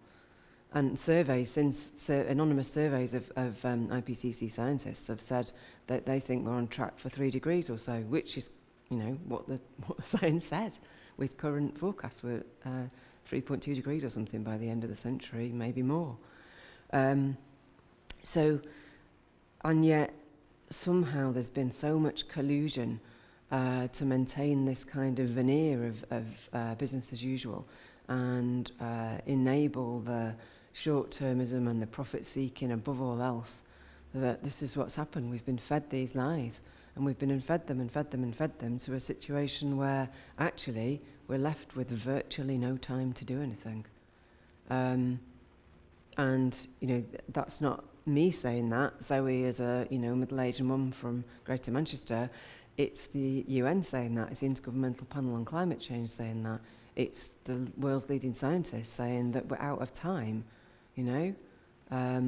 That's why the UN Secretary-General, Antonio Guterres, uses all these expressions like code red for humanity. And, you know, we are literally at the threshold of tipping points passing in front of our eyes like confetti. So we've been told a lot of lies, and a lot of misinformation, and the most important information is often kept from us, and kept particularly from those who need it most, to be able to take action.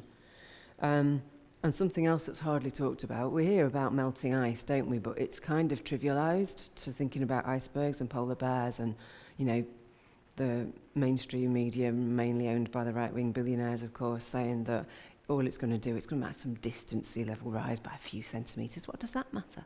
Well, it's massive, isn't it? It's absolutely massive impact. And the leading scientists are saying that we're heading towards the likelihood of Arctic ice-free summers around 2035.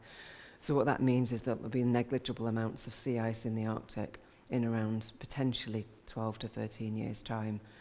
And what we know about the Arctic ice is that, the pale ice surface reflects the sun's rays back, like if you wear a white t-shirt on a hot day, you don't get as hot as if you wear a dark t-shirt. It's the same kind of stuff, isn't it?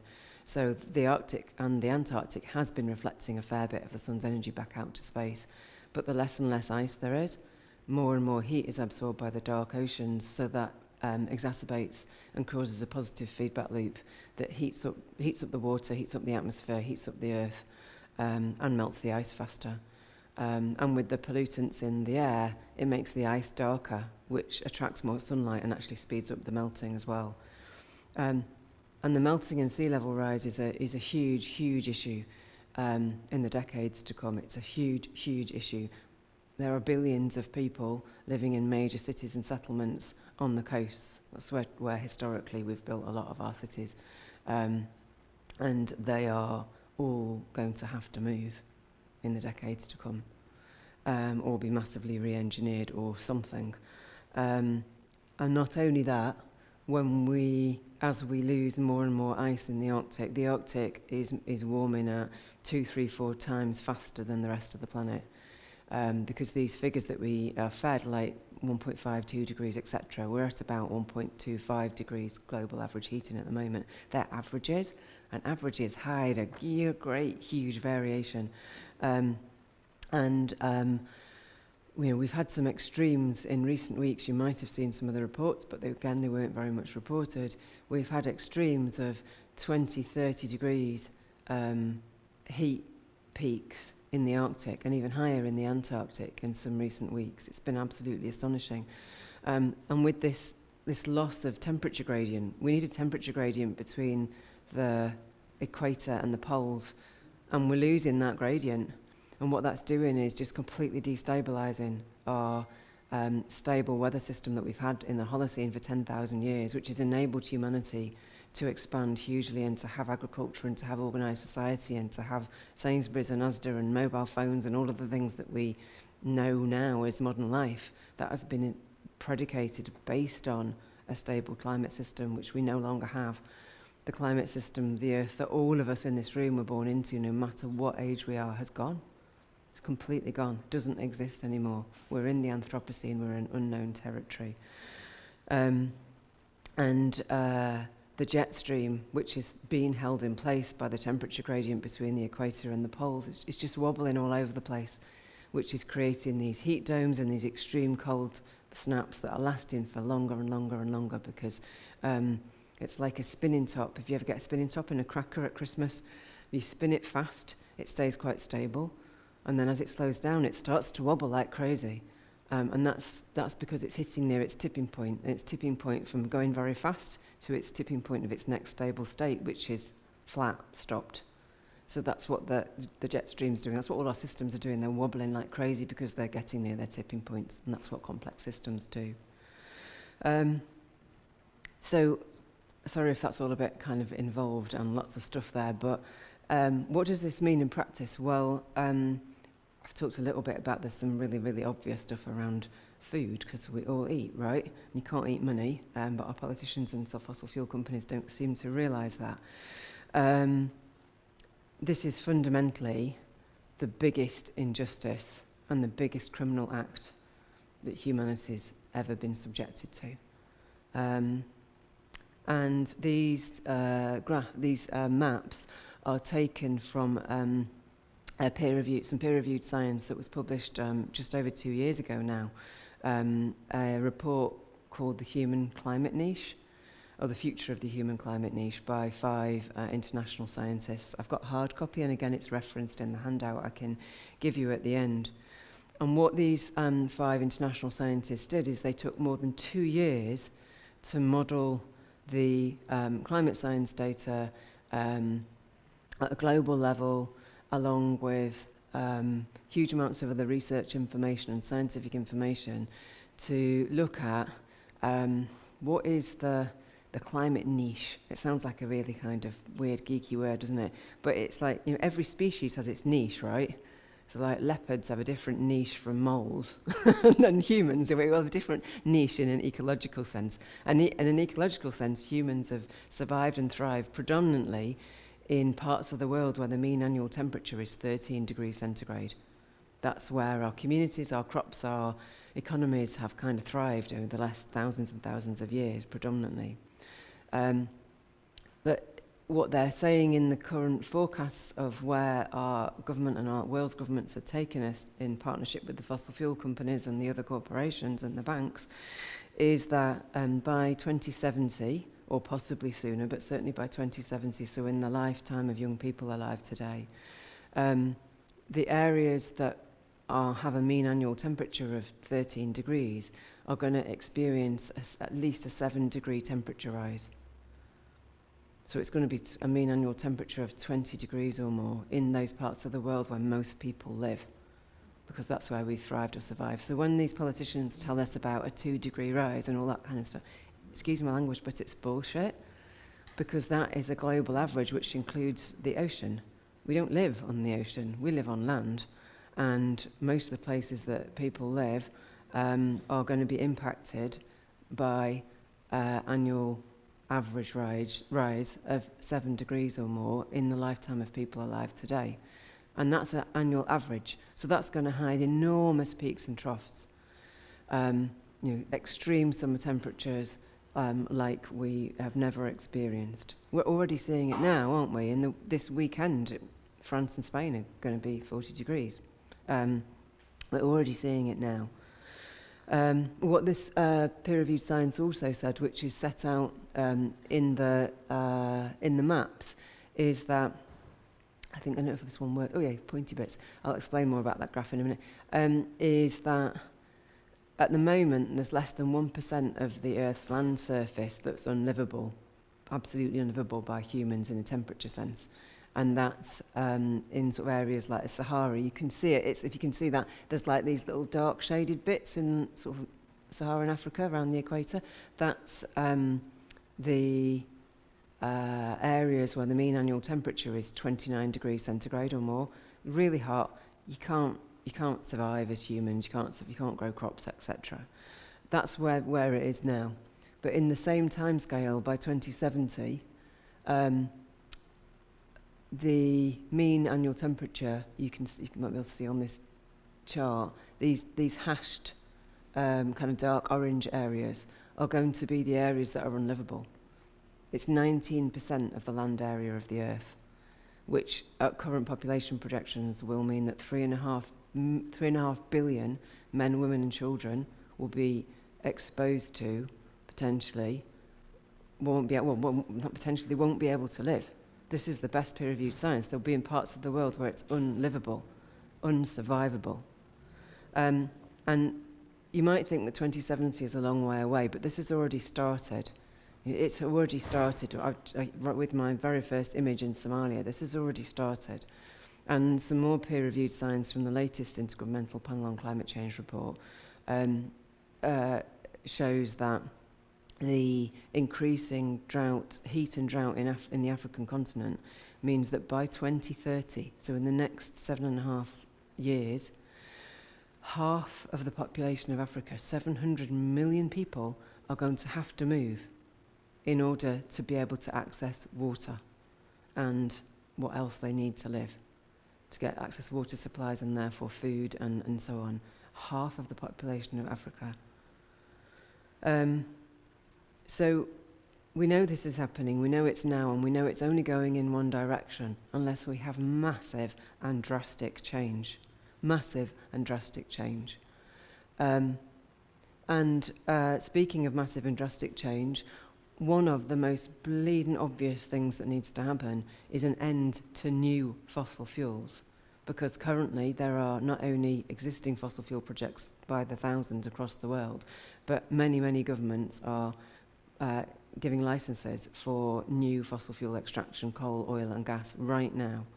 And that includes our government who call themselves climate leaders. So we've got here on the left-hand side, we've got last year the International Energy Agency, which is a body that was set up in the 70s to kind of oversee and guide and advise the energy industry and energy globally.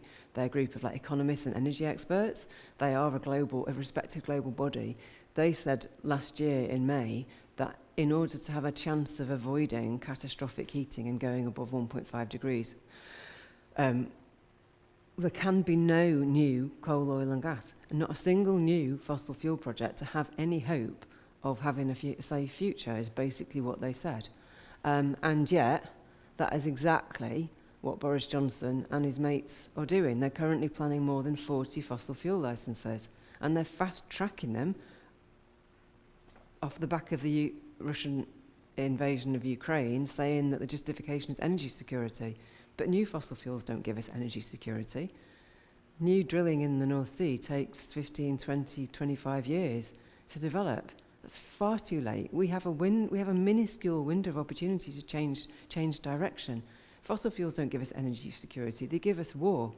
They give us climate breakdown. They give us poverty. They give us starvation. They give us death. They don't give us justice, peace, or energy security. They give us the exact opposite.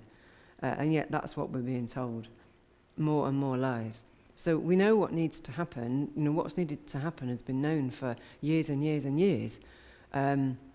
We need a fair and decent transition to a low energy future.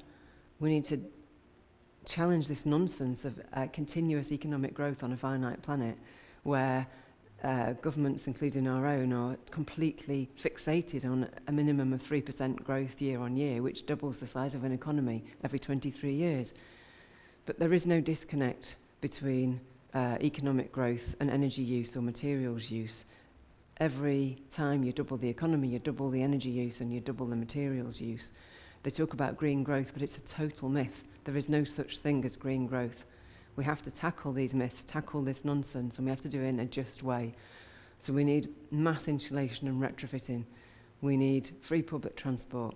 We need to have a well-being economy. We need to challenge this nonsense about endless growth that only benefits the super rich anyway. You know, there is so much we need to change. And we need to do that really, really, really quickly.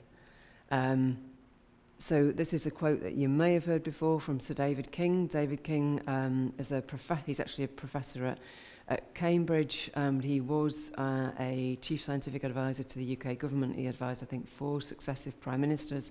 He's a very well-respected guy. He works with a group of international leading climate scientists in a body called the Climate Crisis Advisory Group. And he said this at a conference in Australia last April, that we have 3 to 4 years to determine the future of humanity, and that was more than a year ago. So it's now. We have to change course. We have to change course, and yet we're just being fed more of the same with a greenwash layer on top.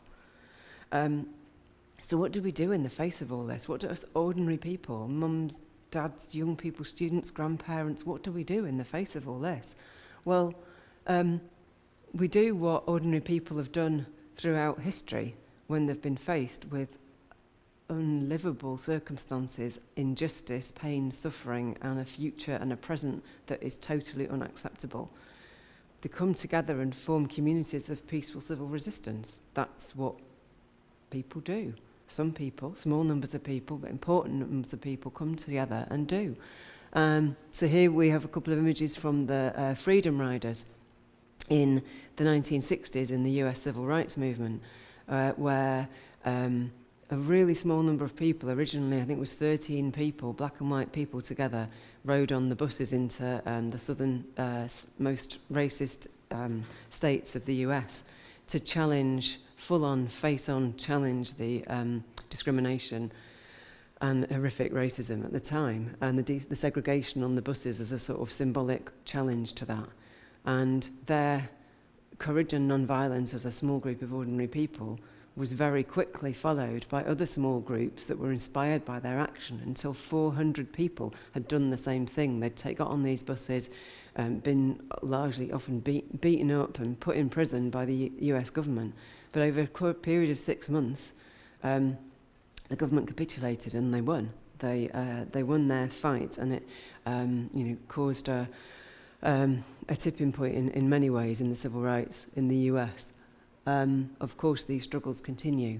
No action that we take is going to solve everything. It's a continuing struggle, and that's why we're here in this Manchester Histories conversation, isn't it? Because we want a history, and we're learning from history, and we're building on history, and we have to keep fighting peacefully for a history and to be good ancestors. Obviously here in Manchester and in the Northwest, we have a proud history of civil resistance and non-violent civil disobedience, don't we? I'm sure those of us in the room know lots more examples. I've just picked 2 examples.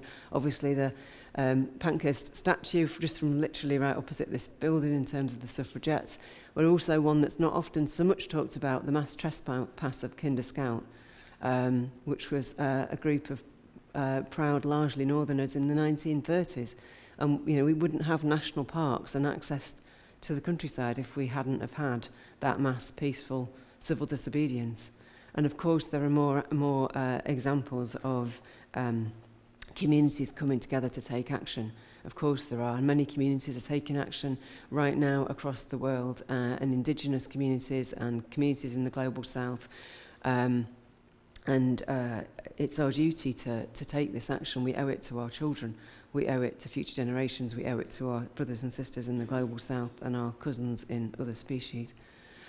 And of course, more recently within the movement of movements within the climate world, back in 2019, 1,200 of us were arrested in the April Rebellion in London.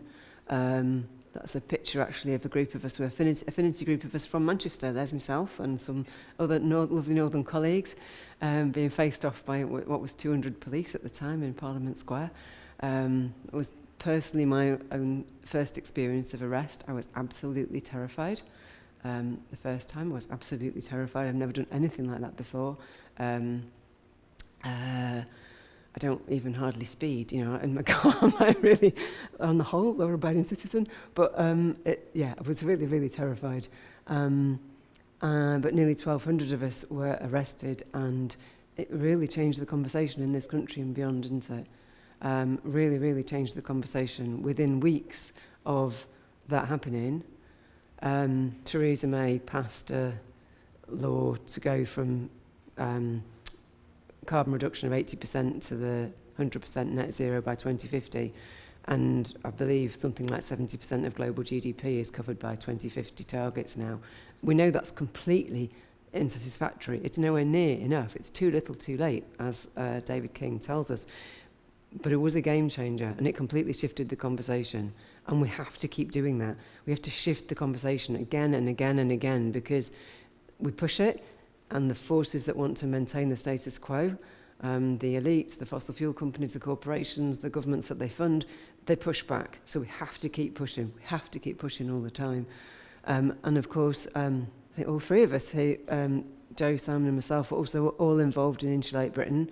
I know Insulate Britain's a bit Marmite to some people, but at the same time, we were raising hugely important issues that look even more important now, don't they? Now we're in the grip of a cost of living crisis, and all sorts of people, including some parts of the government and others, are suddenly discovering that insulation might be a good thing because it actually permanently reduces people's bills and keeps people warm and cosy, and also creates amazing jobs and reduces our climate impact at the same time.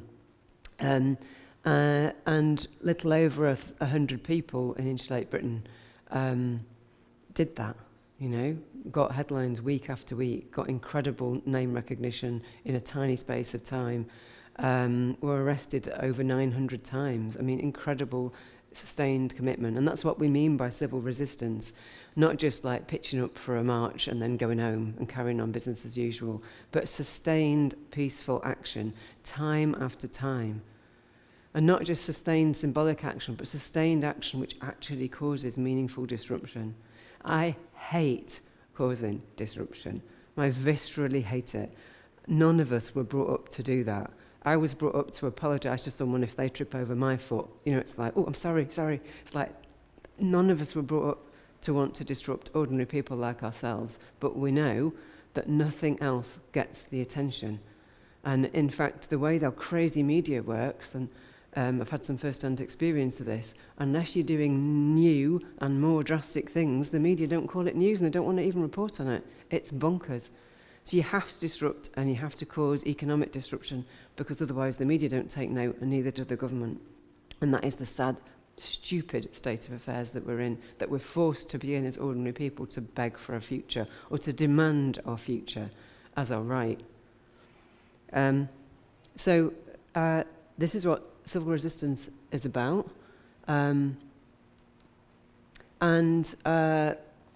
Most recently, in line with our badges and our banners, Just Stop Oil have been taking action. So Just Stop Oil is a group of hundreds of ordinary people, ordinary citizens from up and down the country, aged between 15 and 93.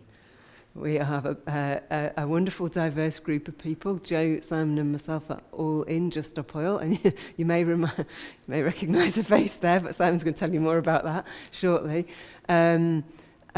Just Stop Oil is predominantly a youth-led movement, incredible young people, many of whom similar age to my own daughter, who's 19, which is super inspiring and super emotional and really hard to talk about. Seeing young people fighting for their lives in this way. They shouldn't have to do it. It shouldn't have to be this way.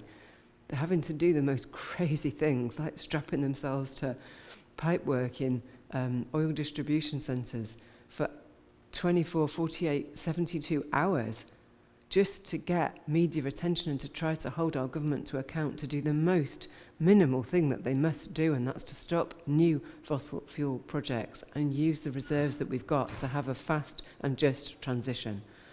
So here we've got eye-catching actions. We've got our colleague Louis, who's only 21, attaching his neck to the goalpost in a Premiership match. We've got a group of brave young women here throwing paint over the UK government offices in Edinburgh in protest against the licensing of the Jackdaw oil field. And of course, we've got very courageous ordinary people in Just Stop Oil who've already gone to prison to hold this government to account and call out the courts and judiciary who are also colluding in this climate genocide. Just to say a tiny bit more before we move on is Just Stop Oil, you might think, well, this is the UK, this is international, we can't just do this on our own. No, you're right. We can't do this on our own, and we're not doing this on our own. In addition to wonderful, incredible, brave earth protectors in indigenous communities and communities of resistance in the global south, there's also global north communities across the world working together in a coalition which is called the A22 network, and there's about 13 countries I think in it now, not exactly sure how many. There are a couple of examples here. Elyssie, I think her name is, very brave young woman who attached her neck to the tennis net in the recent semi-final in France for the Dernière Rénovation in France saying we've got 1,028 days left. That's a reference to the David King quote. And then we've got the group called Fireproof Australia, who are trying to get the Australian government to take meaningful climate action because of obviously the huge, enormous France-sized wildfires that they've had in Australia. So this is a global movement, and we're very much looking for more and more people to join us, to join this incredible, loving community to take action, which is love in action. All of this stuff is the manifestation of love in action. So just to end, before I pass on to Simon and then open up for questions, you can find out tons more information on the Just Stop Oil website, juststopoil.org. There's a huge amount of video content, social media content, all sorts of stuff on there. We run face-to-face talks every week. We run Zoom talks every week. And there's a huge and loving community to join, and a growing community to join, where we welcome and support each other to go on this journey together, to take the action that we absolutely have no choice, but we must take. Thank you.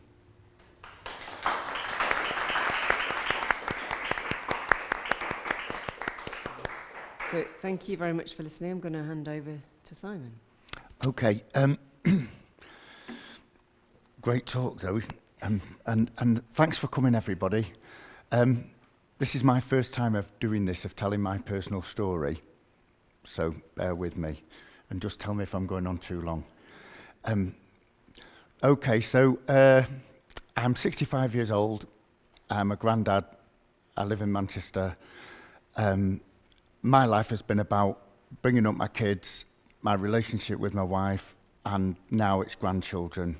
I've got 3 grandchildren, and also, my job-wise, I've been a musician. I've done a band for the most of the last 35 years or more, playing music. So it's been about, bringing happiness. It's been functions, it's been wedding celebrations, things like that. It's about being happy, sharing enjoyment with people.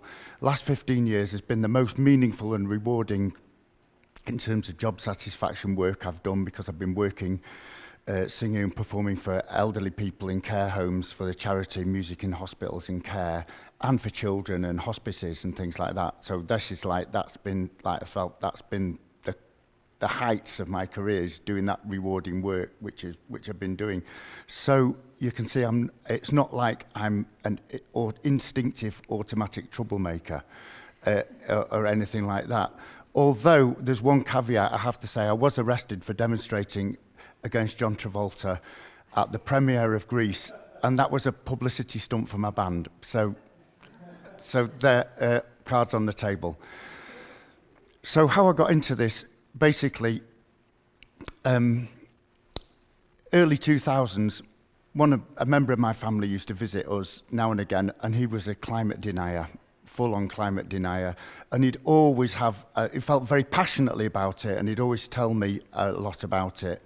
And so when he'd gone, I'd look it all up and see what he was saying, because it seemed incredible what he was saying, So I'd look it all up and find, actually, it's all cherry-picked, it's been skewed, it's been just one part of a study that, doesn't give the picture. It's been picking data points that give a wrong impression of what the actual studies have shown, or it's been from studies that haven't been peer-reviewed, like the Copenhagen Institute. Anyway, financed by the Koch brothers, or the Koch brothers, as they call them. So this is what sort of made me more and more interested in the climate crisis. And then eventually, when Extinction Rebellion came along, I was ready to join up. Like, I've been signing petitions, constantly signing petitions, every day. And then suddenly, it's like you can take collective action, we can do something, we can have an impact. And then we got the April Rebellion, got the Houses of Parliament to say, yes, there's a climate crisis, declare a climate emergency. And that felt like, yes, we're really going on board, we're really there, it's happening. And so far, I've not been arrested. I've scrupulously avoided that. I didn't want to, terrified of being arrested, terrified of what impact that might have on my life and my family. And I think that's the same for everybody. We've all got skin in the game, whatever your stage is, and everybody's got a reason not to be arrested. But eventually what I realised was, when so many people are saying, we support you, and then suddenly something happens that they don't like, and say, I don't support you anymore. And I thought, actually, it doesn't make a bit of difference whether you think it makes a bit of difference. This is my opinion, and I think it doesn't make any difference if you don't do something physically that physically makes a difference. If you just say, I support this, I don't support this. And that kind of was a realization that I had with people supporting and not supporting what we were doing. That actually, they could sit at home, and this is great for the powers that be that are churning out the oil and ignoring the climate crisis, because the whole population is thinking that they're making a difference, and they're not really making no difference. Even if you go on a march, it makes no difference. Oh yeah, they're having a march today and they've gone home. We just carry on as normal. So eventually, when the climate and ecological emergency bill was tabled by Caroline Lucas, and it had cross-party support, I thought, this is worth getting arrested for. And I lay down on the road in between 10 Downing Street and Parliament to hopefully just so that Boris Johnson could not ignore it. And I was arrested for that, and I was terrified through the whole process. I was terrified in the police station, terrified in the police cell, and I had a very bad experience with it. But after that, I realised that that whole thing was just my mind. It was just my fearful mind just going into overdrive. And that the whole thing, all my fears and anxiety throughout my life had just been my mind going into overdrive and fearful of the consequences of what would happen. So with a different approach, I've found I've been able to be arrested repeatedly, and I've turned it into a positive experience.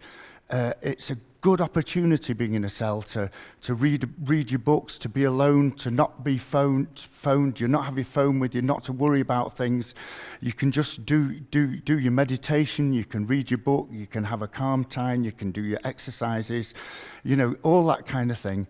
And at that point, that's the most you can do. You have to surrender any sense of struggle against anything, because you're in the cell, you can't do anything. So you can have a very calm, peaceful time. It's like being in a little, having a little break for yourself, for your mind.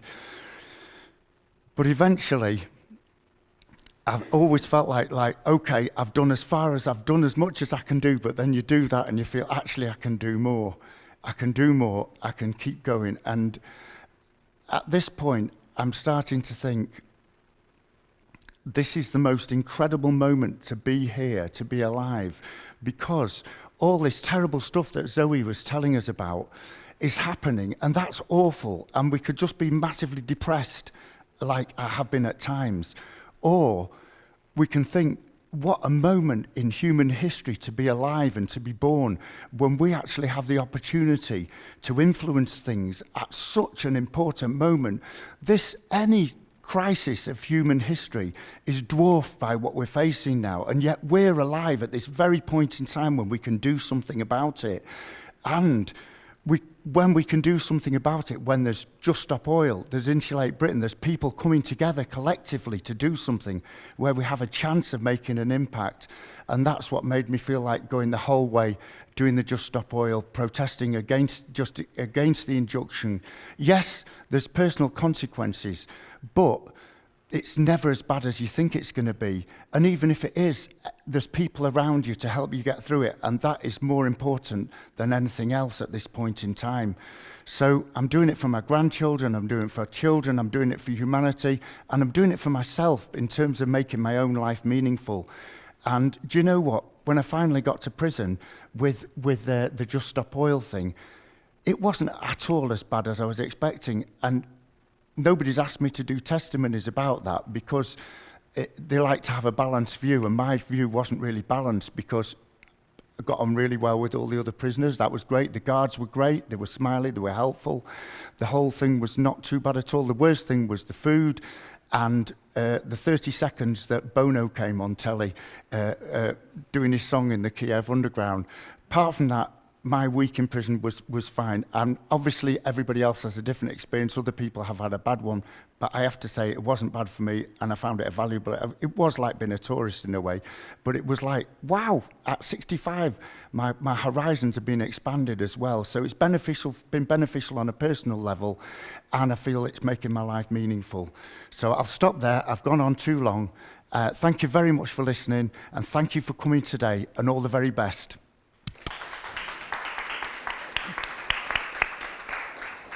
Well, thank you so much, Simon. Lovely to hear your story. Really appreciate it. We've only got a small amount of time left. We're happy to take any questions in the room. And also, I know Simon needs to go, but Joe and I will hang around in the area out there. I'm really happy to talk. We'd love to talk with anyone. So if you wouldn't mind giving those leaflets out, Joe, that would be great. We can give you a flyer. But anyone got any questions for now? Please do ask anything you'd like to in the round. Equally, you can ask us stuff out there if you'd like to talk informally.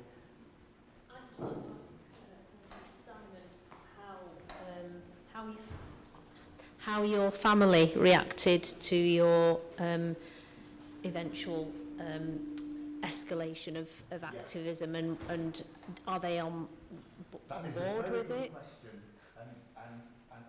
this has been taped and everything like that, and it's also a difficult one to answer fully for me because I could phrase it in different ways, and I'm hoping I'm not going to say it in a wrong way, but it has had an impact on my family, and it has had an impact on my family, and they are dealing with it, and we've dealing with it, and it's led to some difficulties.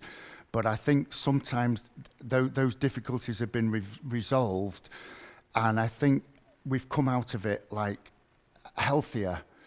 Between myself and my wife, we have a much better and healthier relationship now, and I think it's better with the children and with the wider family. But there have been, you know, challenges in the fact that what I do does have an impact on my family and doing this.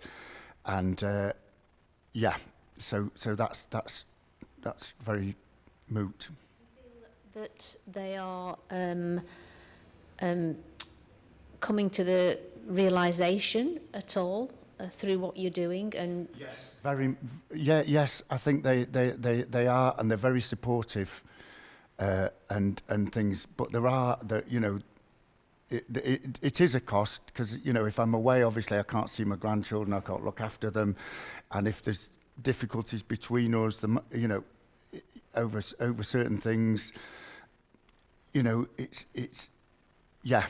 But this is the reality, isn't it? That's why I think it's important to talk about it in terms of how it impacts our loved ones or that's right. the communities that we're already a part of, whatever that may be. But I think in terms of the long-term relationship with my wife, if I can talk about this wife, is that my mental health has been a lot better since I've been an activist, or since I've been doing more committed to the activist, because I felt better about myself and I've not been depressed and you know, bringing things down. So it's also had a positive impact on my family and my relationship.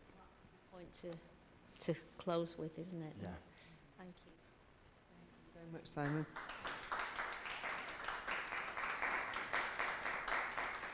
Have we stopped recording, or are we still on? We've stopped. Okay. Thank you, everyone. Yeah, Joe and I will hang around out there. So if anyone wants to come and have a chat to us, please do. We'd love to talk to you. Can I just say thanks so much to Zoe, Simon and Joe. It's been sort of terrifying, inspiring, and your personal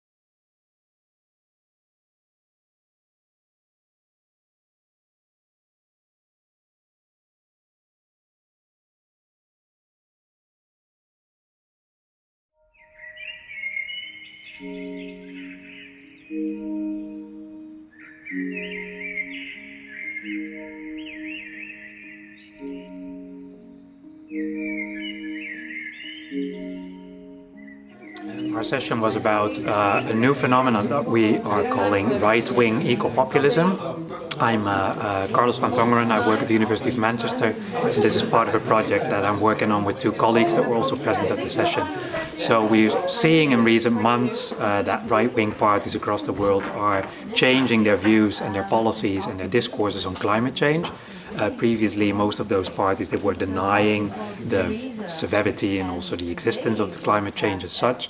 Now we're seeing that they're increasingly moving towards a new view where they're not denying climate change, but they're rather spreading fear about the arrival of new immigrant communities as a consequence of climate change. And other ideas that are feeding into a new kind of view on climate change that we're calling right-wing populism.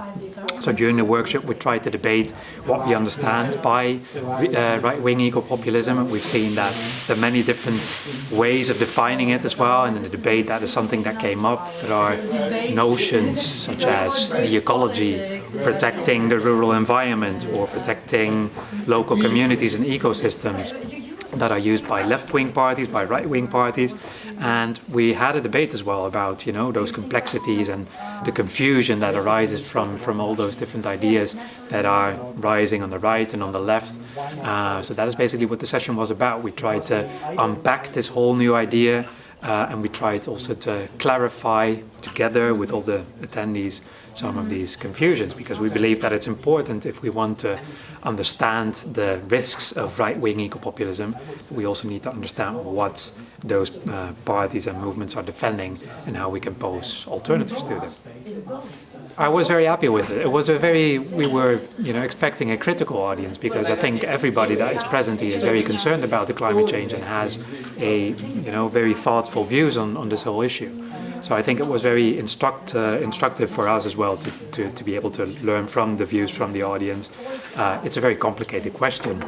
We try to compare different parties, different movements, and even in some cases, you know, it's very debatable to what extent is a party right-wing or populist or not populist. So yeah, I think it was positive in the sense that that we learned a lot from the debate.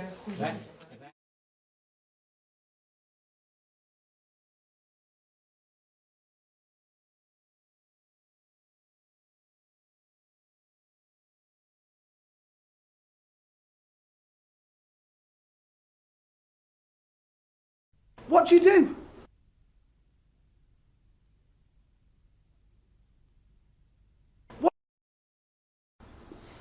What do you mean, do? Well, do. Hello, please, can you open the door, please? What do you mean, do? Do you mean, what do I do now? What have I done? What am I going to do? Well, I don't like talking. I don't know. Why? What do you do? Oh, I do me bit. On me tip. Cut down fences, that's a snip.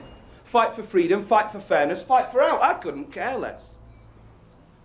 What, so you mean you're one of those activist people? You've got an order there by a judge. Yeah, I suppose so. Yeah, I'm an activist. Why, what do you do? Oh, me?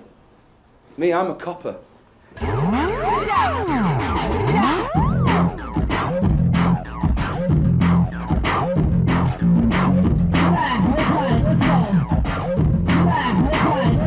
You know, we can do things on our own. We don't need, you know, to go and have the council support and everything. We can just set up a community garden if we wanted to, you know, like just squat a piece of land, or like we squatted a cafe.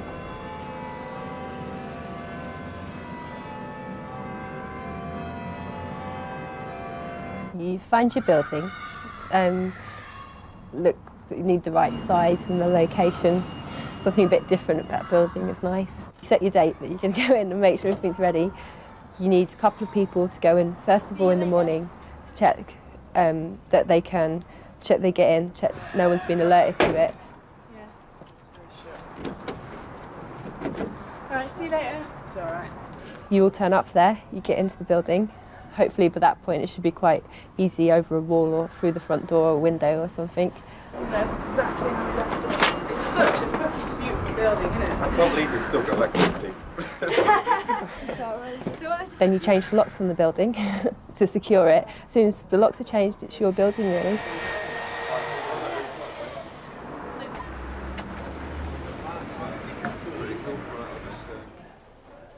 Then it's a matter of getting some furniture in there to make sure you've established that you're using the building.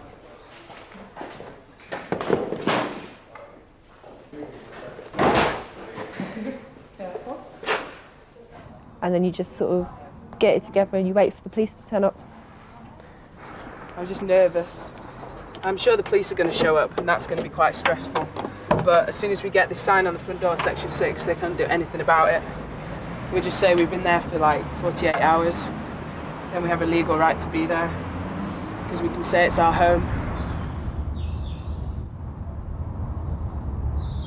Once you've been involved in activism for a while, and you keep, I mean, so much of it can be focused on stopping this, and oh my God, we've got to stop Monsanto from doing this, and stop Tarmac from doing that, and it's all so, you know, you're up against a wall all the time trying to stop things, and doing something like this is a really, like, wow, positive way of reaching out to people and saying, wow, look, abandoned building, what you can do with it.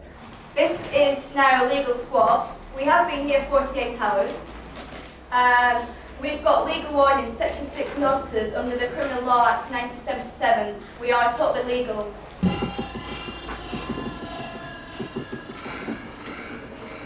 That DIY way of working, it takes a long time to get used to. It's really confusing at first. You feel lost because you want to hang around and ask people what you're supposed to be doing. You know, once you do squatting, you learn a bit of everything. You learn how many talents you do have, and you really surprise yourself. You don't mind hanging upside down? I'd love to then. Let's all do it. Just don't drop me. You know, because some people are apathetic and say you can't do anything, and it's just bollocks. And that's exactly the sort of society that I think the people, you know, who are running things want. They want people to sit at home and watch the telly and just absorb this crap, and then go out and buy stuff, and then come home again and not talk to their neighbours and not do their own things and not be creative and not organise.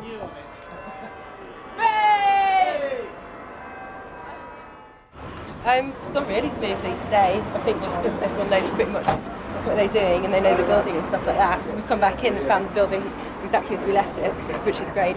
Like, not too much needs doing. Like, every time we've gone to a building before, it might look a bit run down today, but it's been much more derelict, and this has got everything working on it. So, yeah, it looks like it's going perfect. Looks like we'll definitely be open within 24 hours, really.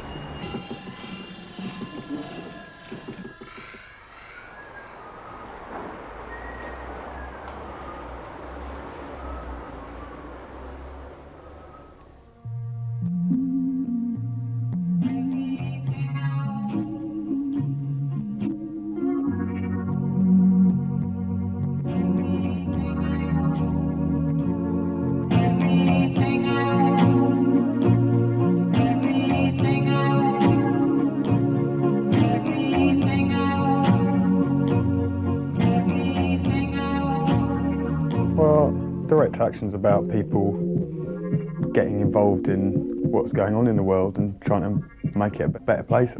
It's about doing things yourself, not asking other people to do it. So not asking Parliament to sort it out, or getting your MP to do it, or your councillor, but saying we can do it as a community, as a group of people, as a group of mates. We're going to sort things out. It's our lives that are being affected by it. It's very much presenting an alternative to everything else that's going on. It's like right there on the main street, it's a squat. And it's sort of right in your face and people can't miss it. Well, last year it was very different because we'd never done this before. This was our first time. I remember we had this meeting where half the room said, oh, we can't put too much political stuff up on the walls, it'll frighten people off. And it was agreed. And the politics was just kept totally out of it.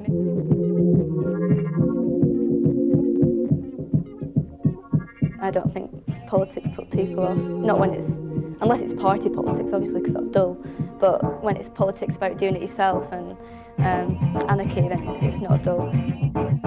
You're trying to sort of challenge people's ideas for normal, how things run normally, and so the donations had to do that, like the amount of people that just sort of had a bit of a head fuck from that. I don't know if it was good or bad. How much do I pay for this tea, or whatever you think it's worth.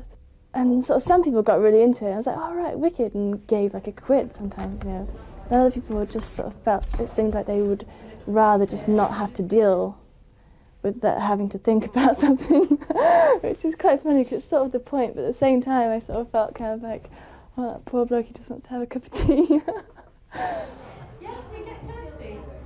We have a group in Manchester which meets and organises certain things, and it's got an environmental focus, I suppose, but in the past couple of years it's broadened out to be a lot more political generally.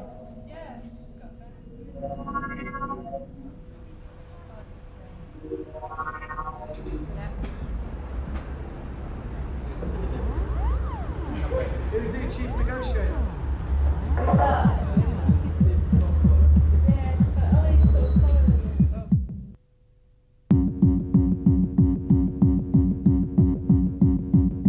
I haven't myself had much to do with the owner, but after last year, I think he's trying to settle it amicably. I really have very little sympathy with him. It's quite interesting, you know, like at least 3 different students have come in and said, oh, he's my landlord. Ollie just sort of went up to him and he's sort of just chatting on his phone and ignoring him. But Ollie was just like, because there'd be smells and he didn't want to talk to Ollie. Yeah, it was just sort of pretending I wasn't there, really. It was probably too far beneath him to warrant a word or two. So never really got much of an idea about who he was, or if they had any good reasons for letting a beautiful building like that go rotten, rain coming in, floors with dry rot, etc. As far as we can gather from the lease, there's a company coming in to change this place into a bar restaurant. If they're going to use the building to its potential, I think we should move on. This is a totally abandoned building. It's blatantly obvious that no one has been. I mean, this is the second time we've squatted it, for God's sake. They gathered a bit of information and then went off again for a cup of tea, probably. We're doing something amazing here, you know. I mean, if he was at all reasonable, he'd just see that we were doing something amazing and just walk away. Listen down. Burning crimson heat, dripping through my mind, slowly forms shapeless designs, colourful yet benign. There's the famous occasional cafe, pancakes and poetry night. They come here from miles around, at least as far as you. I'm sure every event came from a different place, like the poetry and pancakes evening. That's sort of fun and giving poets and people a chance to express themselves in that way. So that doesn't really have any sort of political, much radical motivation behind it. It's more just creating a space that's enjoyable, I suppose. No, it's hot 'cause it's been on. Yeah. Wow, that's just a bit big, John. I can't eat all of that. Oh my lord. That looks really Try a little thick. one just poured a mixture over a load of burnt pancake, man. Don't criticise until you try it yourself.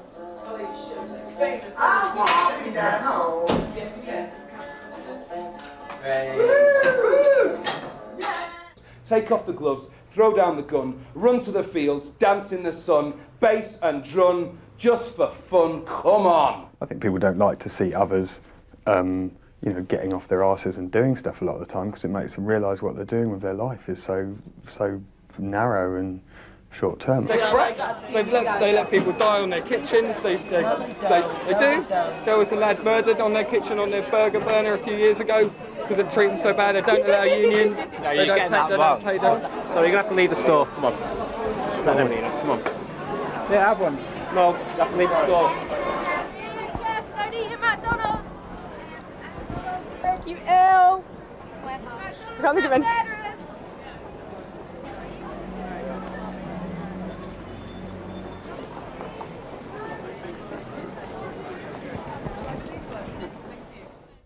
We know the cafe is really good, that it's really good from like loads of different perspectives, that it's a really good way of being visible. It's like Earth First, this is what we do, here we are, come in, get a cup of tea the first time, and the next time somebody comes in they might have to do some washing up. Maybe the next time they come in they might get involved in going on an action.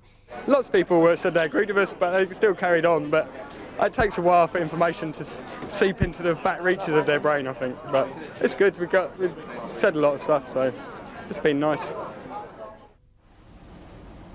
Policeman is sort of like acting as a go-between between us and the landlord, waiting for him to come and see what we've got to say, and then he'll go back and tell them what we've said, and then he'll come back and tell us what they think. We'll definitely be in next week, so it's going to take them that long if they were going to try and get us out. We haven't got any court summons yet, so they're not going to get us to court this week. If they get us to court next week, it's another few days after that. So that's definitely here next week.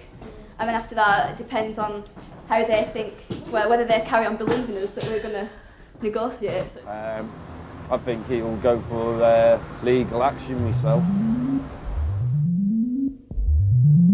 Well, you've not got someone coming along taxing you all the time.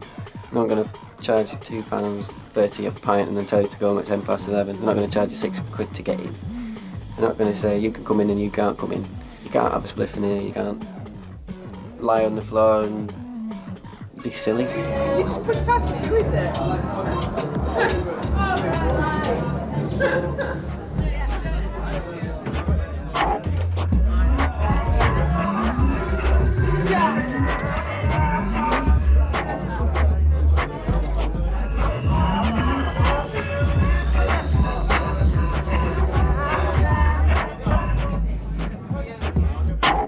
I work the parties, which is a real shame. I'd quite like to go to one. It's my sort of party.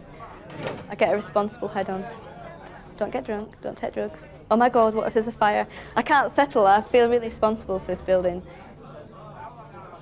You can be responsible and respectful and creative and you know, hold all sorts of events and hopefully be inspiring and make people realise that there are changes that people can make from very little ones about the resources that they're using up to very big ones about organising their communities to make them safer, healthier, freer places to be. I think that's part of the idea in it behind the squat as well, is getting people active. You know, the genetics group came and did a workshop in the first week that was packed full of people, you know, learning about genetics, and also some students who do science and have a different aspect on genetics. I think people manipulate the terminology they use to make it sound more frightening than it actually is. Well, I sell organic vegetables, you know what I mean, so I'm on the freaking front line of the genetics campaign, you know, day in, day out, informing people and supplying people with stuff that is GM free, so that's what I do. I'm well into that, yeah. Support it. Nobody is making profit. Maybe a project that they're involved in is going to benefit. You know, like if they want to do a really good action, then they're going to benefit from the cafe's existence, but it is a fundraising cafe for radical activism. And like, I think this is how the student union should be run, you know what I mean? Non-profit making for a start.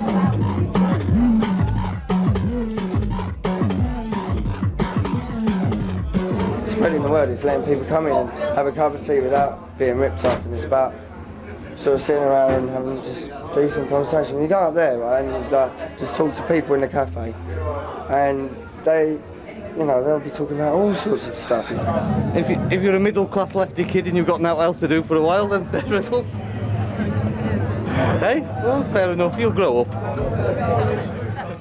It is a fairly middle-class thing to be doing. I think that's a fair criticism of the whole ecological movement generally, actually.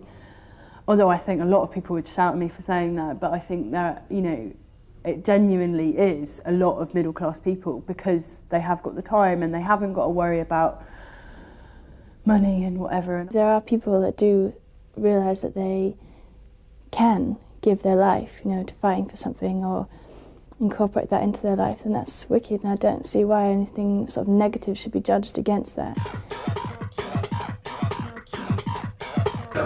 Where else could you go? 5 o'clock, Manchester, and find about 200 students who'd all just been to the same club. And we're still very locked up. 15 minutes on 12 hours for charges. What time is it? 20 to 6. this is not possible. It's the only place I've known in a long time in Manchester that this has happened, yeah? It's wicked, man.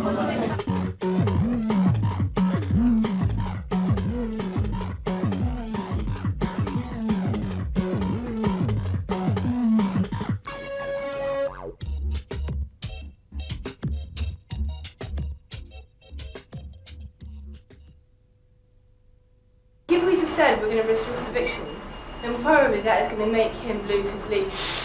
Yeah, as soon as those people find out that we're going to resist eviction, it's going to be a sort of court process thing.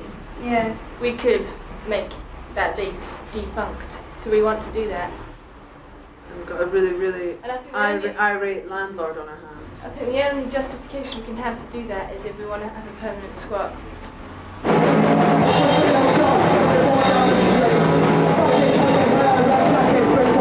I like the way that people can come in and be creative with the space. People like Matt being able to come in and say, I'll organise a punk gig.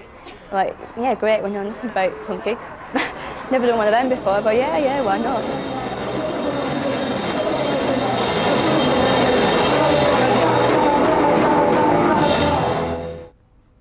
We'd actually given the policeman a date, the 26th of April. The policeman hadn't been able to talk to the other party. They could have said whether or not it was suitable for them. They decided that they was going to serve court papers on us. There's a big sort of rota sheet, not a rota sheet, a list of events, and you just fill in, if there's a meeting you're holding, you actually just write it in and the time.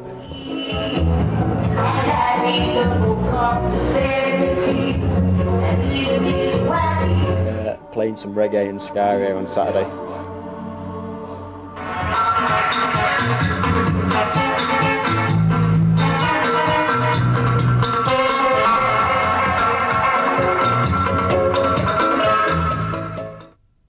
Guilty as charged, my lad, dancing all night. I was loved up to the eyeballs, and it felt right that instead of getting pissed off and it ending in a fight, I was guilty of dancing all night.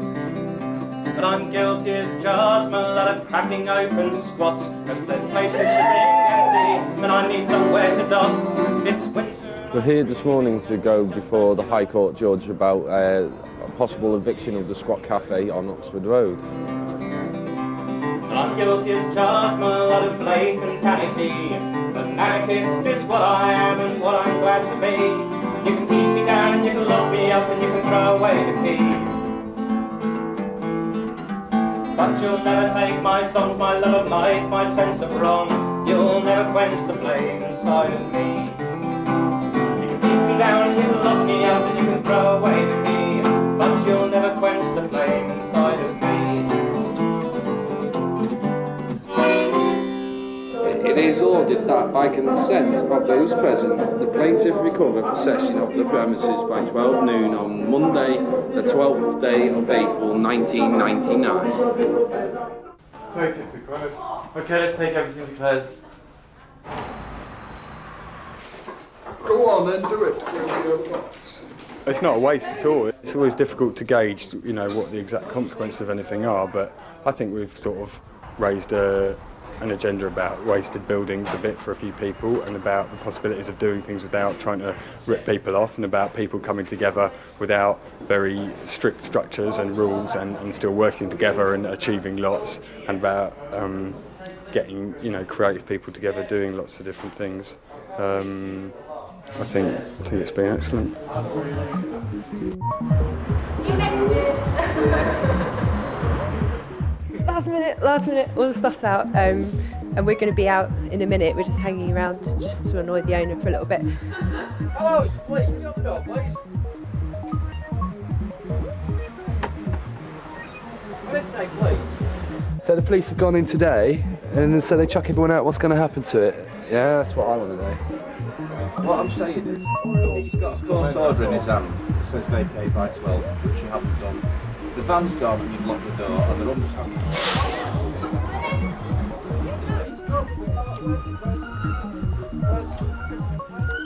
there's no sort of student identity like there used to be. And maybe this is just the last bastion of something that's just getting crushed out of existence now, you know.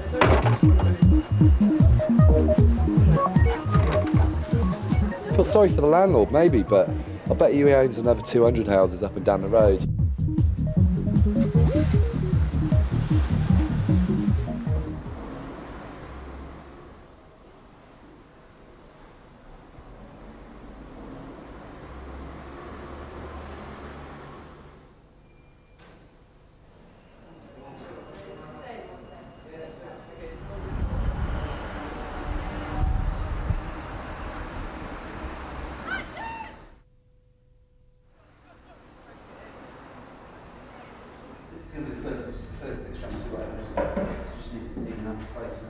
Well, we actually signed the lease about 2 weeks after the squatters left, but we had intended to sign it the weekend the squatters moved in.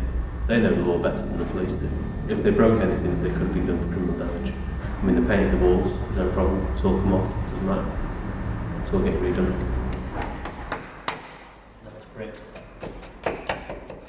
If we do another one, it will change again. Nothing stays the same. And I'm sure there'll be another one, I can promise you that. Because I know that we're onto something good, I know we're onto something that has got a massive potential. Yeah, there will be another squat in Manchester because it's so brilliant. People love it.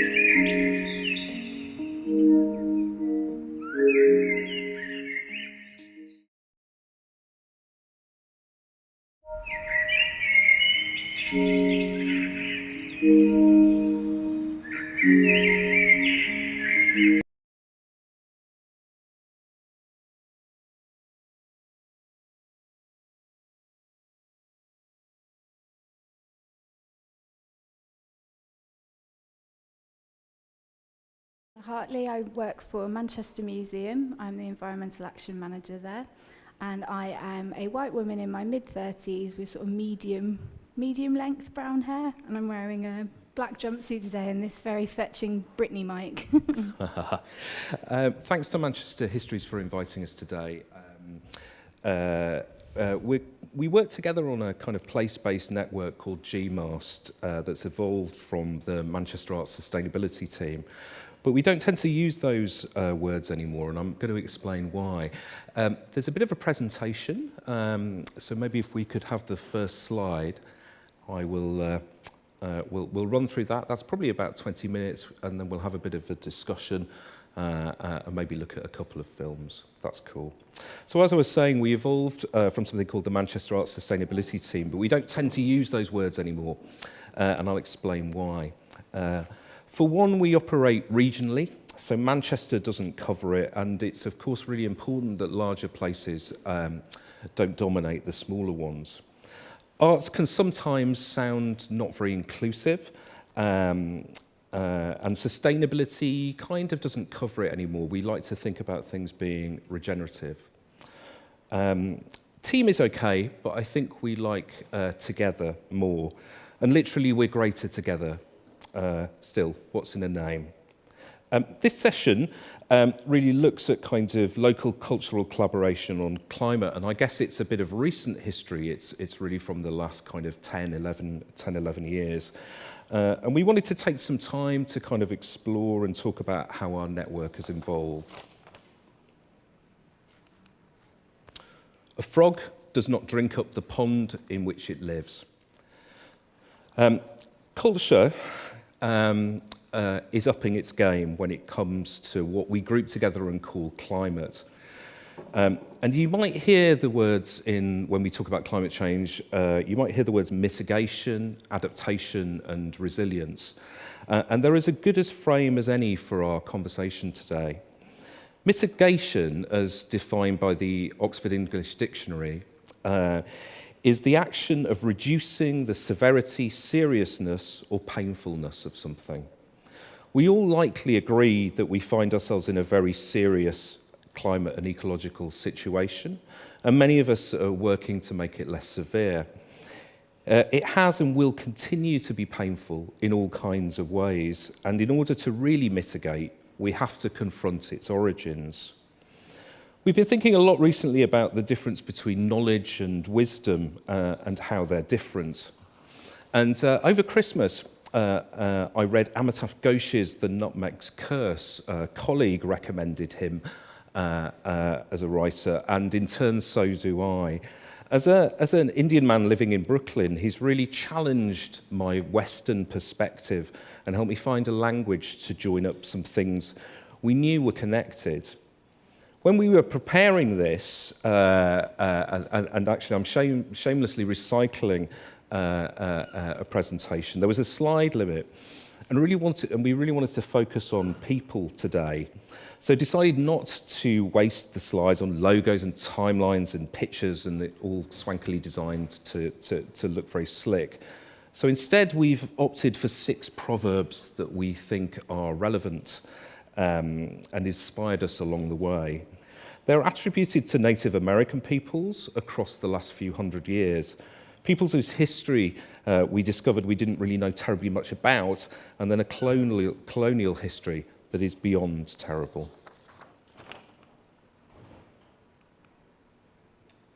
So the next one we have here is, you can't wake a person who is pretending to be asleep. As Simon mentioned, it's been a little over 10 years now, I think, actually, since Culture in Manchester convened together to respond to Manchester's first climate change policy. And we wanted to share the experience we've had of working together and reflecting on what's happened over that decade. We think about this as a form of adaptation, which the definition of is the action or process of adapting or being adapted. More poignantly, through a biology lens, you might talk about that as the process of change by which an organism or species becomes better suited to its environment. So when we came together, we started a collaborative journey that would see the development of a regional network focusing on climate, bringing together different parts of what we call the cultural sector as an umbrella term. Since that first gathering in Manchester Art Gallery over a decade ago, we've slowly developed a community within the cultural sector, learning and sharing experience with each other. And I think from the very beginning, our ethos has been that it would be a collective challenge that we have to meet by working together. So that means that we share each other's success, whether we're gaining knowledge or developing practice, and that we would approach our impact as a sector and embrace local targets. I think what's interesting is that back then, when we first met, green or environmental wasn't really front and centre in public consciousness where we find it now, and those acting on it in the cultural landscape were often lone voices in organisations. So what's really been brilliant about GMAST, I think, if you were to ask us about the success of it, is that we brought those people together and helped develop them. Tell me and I'll forget. Show me and I may not remember. Involve me and I'll understand. As the years rolled by, the momentum grew and our collective impact reduced. Remarkable that all this happened through a period of considerable funding reduction for the city and sector that we called austerity. But change was happening. Also, there began to emerge some incredible engagement projects, and they're now a regular part of many cultural organisations' programming. Culture bringing stories to life that are meaningful in our communities and help deliver that all-important emotional connection that drives action. After 5 years, we were a much larger group, including art centres, theatres, museums, galleries, festivals. Broadcasters, music venues, production companies and more, exploring the challenges and meeting them together.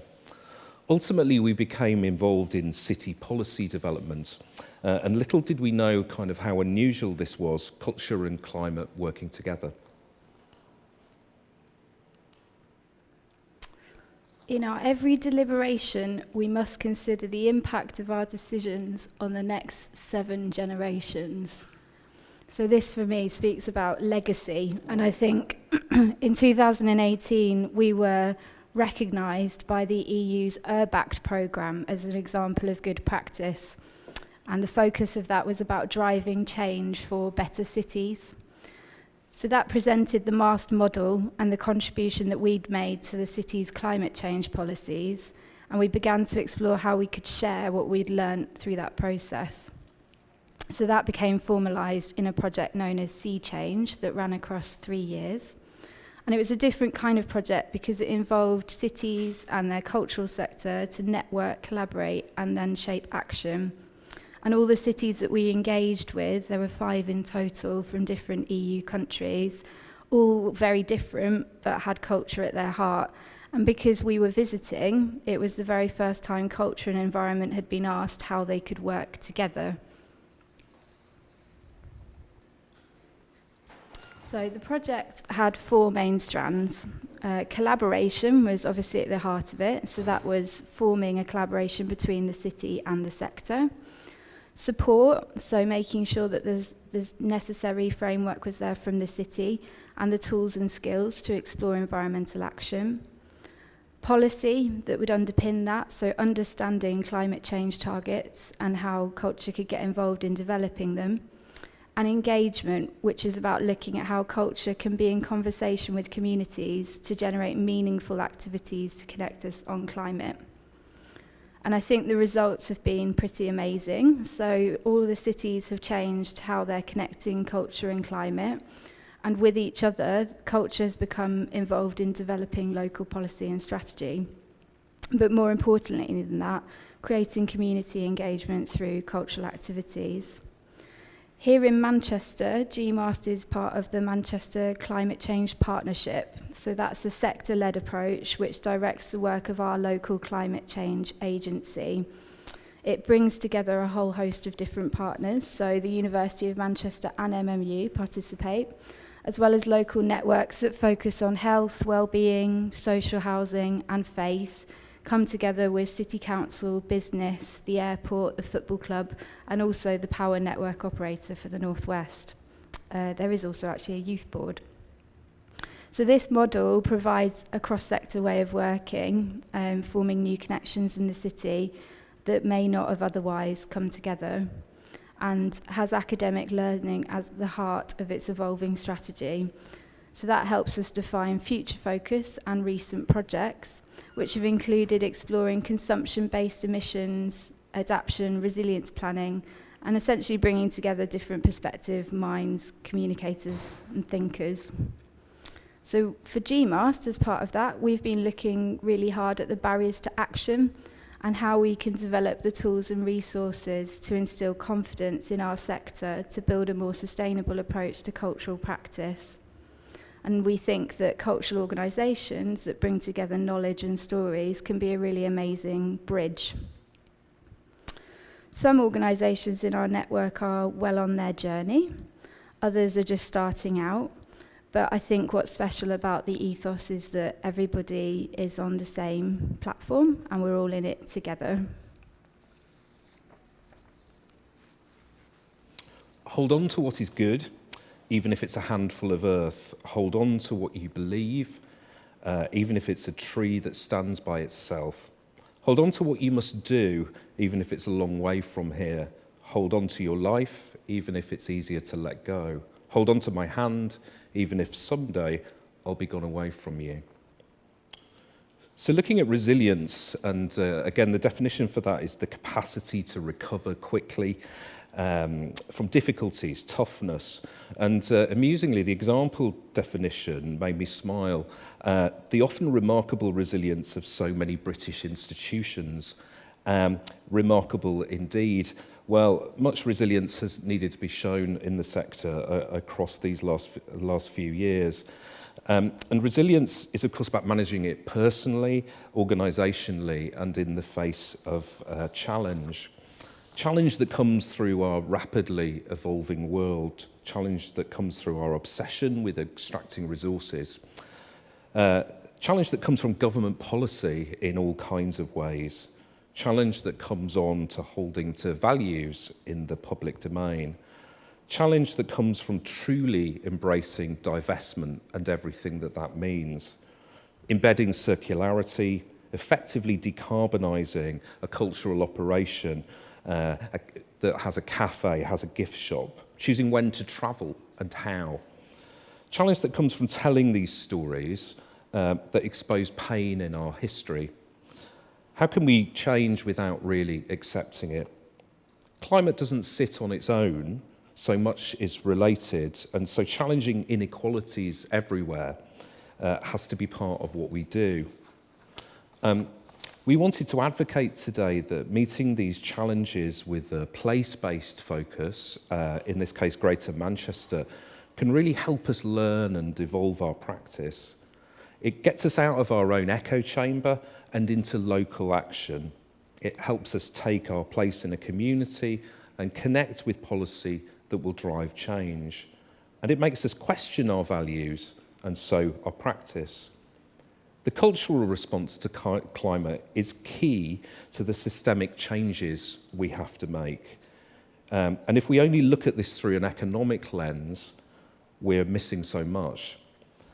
All culture created in what we now refer to as the climate crisis must reference it, of course, in the choices we're making and the resources that we use. Making culture, however it manifests, is a great example of collaboration. It always brings together such different skills to kind of make it happen, whether you're in a theatre or a gallery or broadcast or music. And even so, it still exists in some slightly outdated systems, and culture's a brilliant place for us to explore what those changes might be.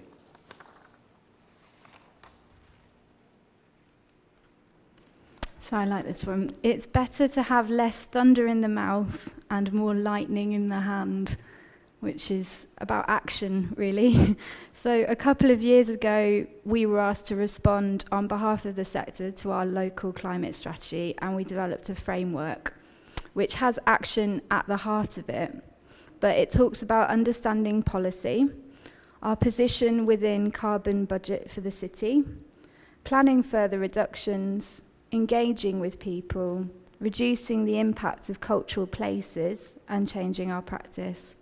And it highlights the strengths our sector brings. So that is to help imagine, inspire, inform, innovate, and include.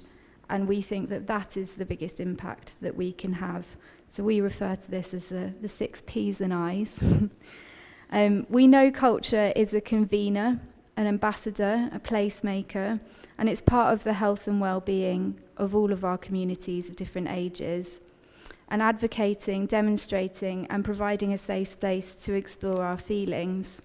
It's also a great place to examine our fixation on consumption and embrace other models. Because when we're in free cultural spaces like museums, galleries, or even here in the library, we're free to exist as citizens and communities first and consumers second, and I think that's quite rare. Working more closely with the wealth of knowledge and wisdom that exists in every place. After a decade we started, we now bring together nearly 60 cultural organisations working across the city region, and we've seen more networks emerge that have been inspired by GMAST. So we're looking at how we can work together with them across the Northwest. So that includes Sail in Leeds and Shift in Liverpool. We've also been talking about what the network needs to be in the future to better support the sector across our region. So it's probably important to note that up until now it's been quite an informal structure, relying on a lot of time given from our partners. But it's really exciting imagining different models of leadership and exploring when and how climate might be intertwined with that. As we said right at the beginning, this story is really about people. The living legacy of that meeting 10 years ago is a knowledgeable, networked community within our cultural organisations, doing brilliant things across the sector in all kinds of ways, and going well beyond the very obvious kind of bins and light bulbs, though they're important too. We're now seeing more climate-focused roles emerge in the sector, and we're going to explore that a little bit after this. And there's a generation to make them work now, rich in knowledge and wisdom. We've developed an online home, and we openly share our practice and resources for this city and beyond. And sometimes it's just about signposting things that already exist, because quite often things have already been done. As recognised now in national policy, when culture and science come together, the results can be amazing. And we were updating the city partnership that Hannah just mentioned last summer, and we got commended on delivering the most upbeat presentation of the year, which rather surprised me. But why wouldn't we be upbeat? There's so much to hope for. Climate change is a global issue that also requires understanding and action at a local level. None of us can tackle this alone. It is perhaps our greatest collective endeavour. Thanks. So what I kind of wanted to sort of move on to was just a little bit of our, maybe we'll talk through some kind of examples of what's going on with the network and kind of our experiences. So I was going to ask you, Hannah, kind of like how do you think things have changed across the last decade? I think, as we kind of touched on in that presentation, it's really interesting that when I first got involved with GMAST, which would have been, I think, around 2014, 15, that it definitely felt, I was a building manager at that time working in operational capacity, and it definitely felt that the people in the room were of similar roles. But actually, across that decade, now we're seeing a huge shift in terms of how organisations are thinking about this more holistically and recognising that everybody at every level, every department needs to be involved. And I think that's definitely been reflected in the sort of energy, the attendance, the makeup of the network, and the sort of programmes that we're seeing emerge from that. I'd definitely say that that's been interesting, seeing that shift of consciousness from kind of sustainability in a very operational sense to a more, collective responsibility, I suppose, that people are taking. Yeah, I remember from kind of that very first meeting, if you work across the culture sector, if you work in theatre, you know all the theatre people.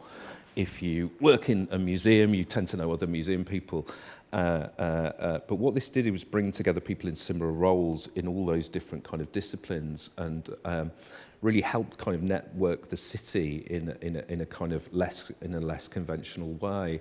And it took us a little time. We were part of a project for the first couple of years, and with an agency called Julie's Bicycle, and it helped us understand our kind of our impact, our footprint. Learn to kind of track it, understand how to kind of reduce it, and then began to explore kind of how we would take our kind of teams with us. And it took a little while to kind of, you show me yours and I'll show you mine in terms of a carbon footprint. But realizing whether you're, like I say, a music venue or you're a TV company, that you're sharing lots of the same issues. And of course, the sector manifests in all kinds of ways. Some of it's subsidised, through the Arts Council or other kind of bodies. Some of it's through the City Council or the combined authority. But also some of it's private. So you've got kind of shareholder kind of organisations. But we're all facing the same issues. And then after kind of 2 years, it kind of, we didn't need people to come from London on a train to put us around the table in Manchester, and we've just kind of evolved since then. Yeah, I was also thinking it's really interesting that during that time, we've both changed in terms of our professional focus to now be in dedicated roles, really, exploring climate and culture. And I think for me, definitely, joining GMAST was a very formative part of that desire to kind of continue that work, and has seen me move into a role at the museum, which I'm in now, that is literally focused on environmental action.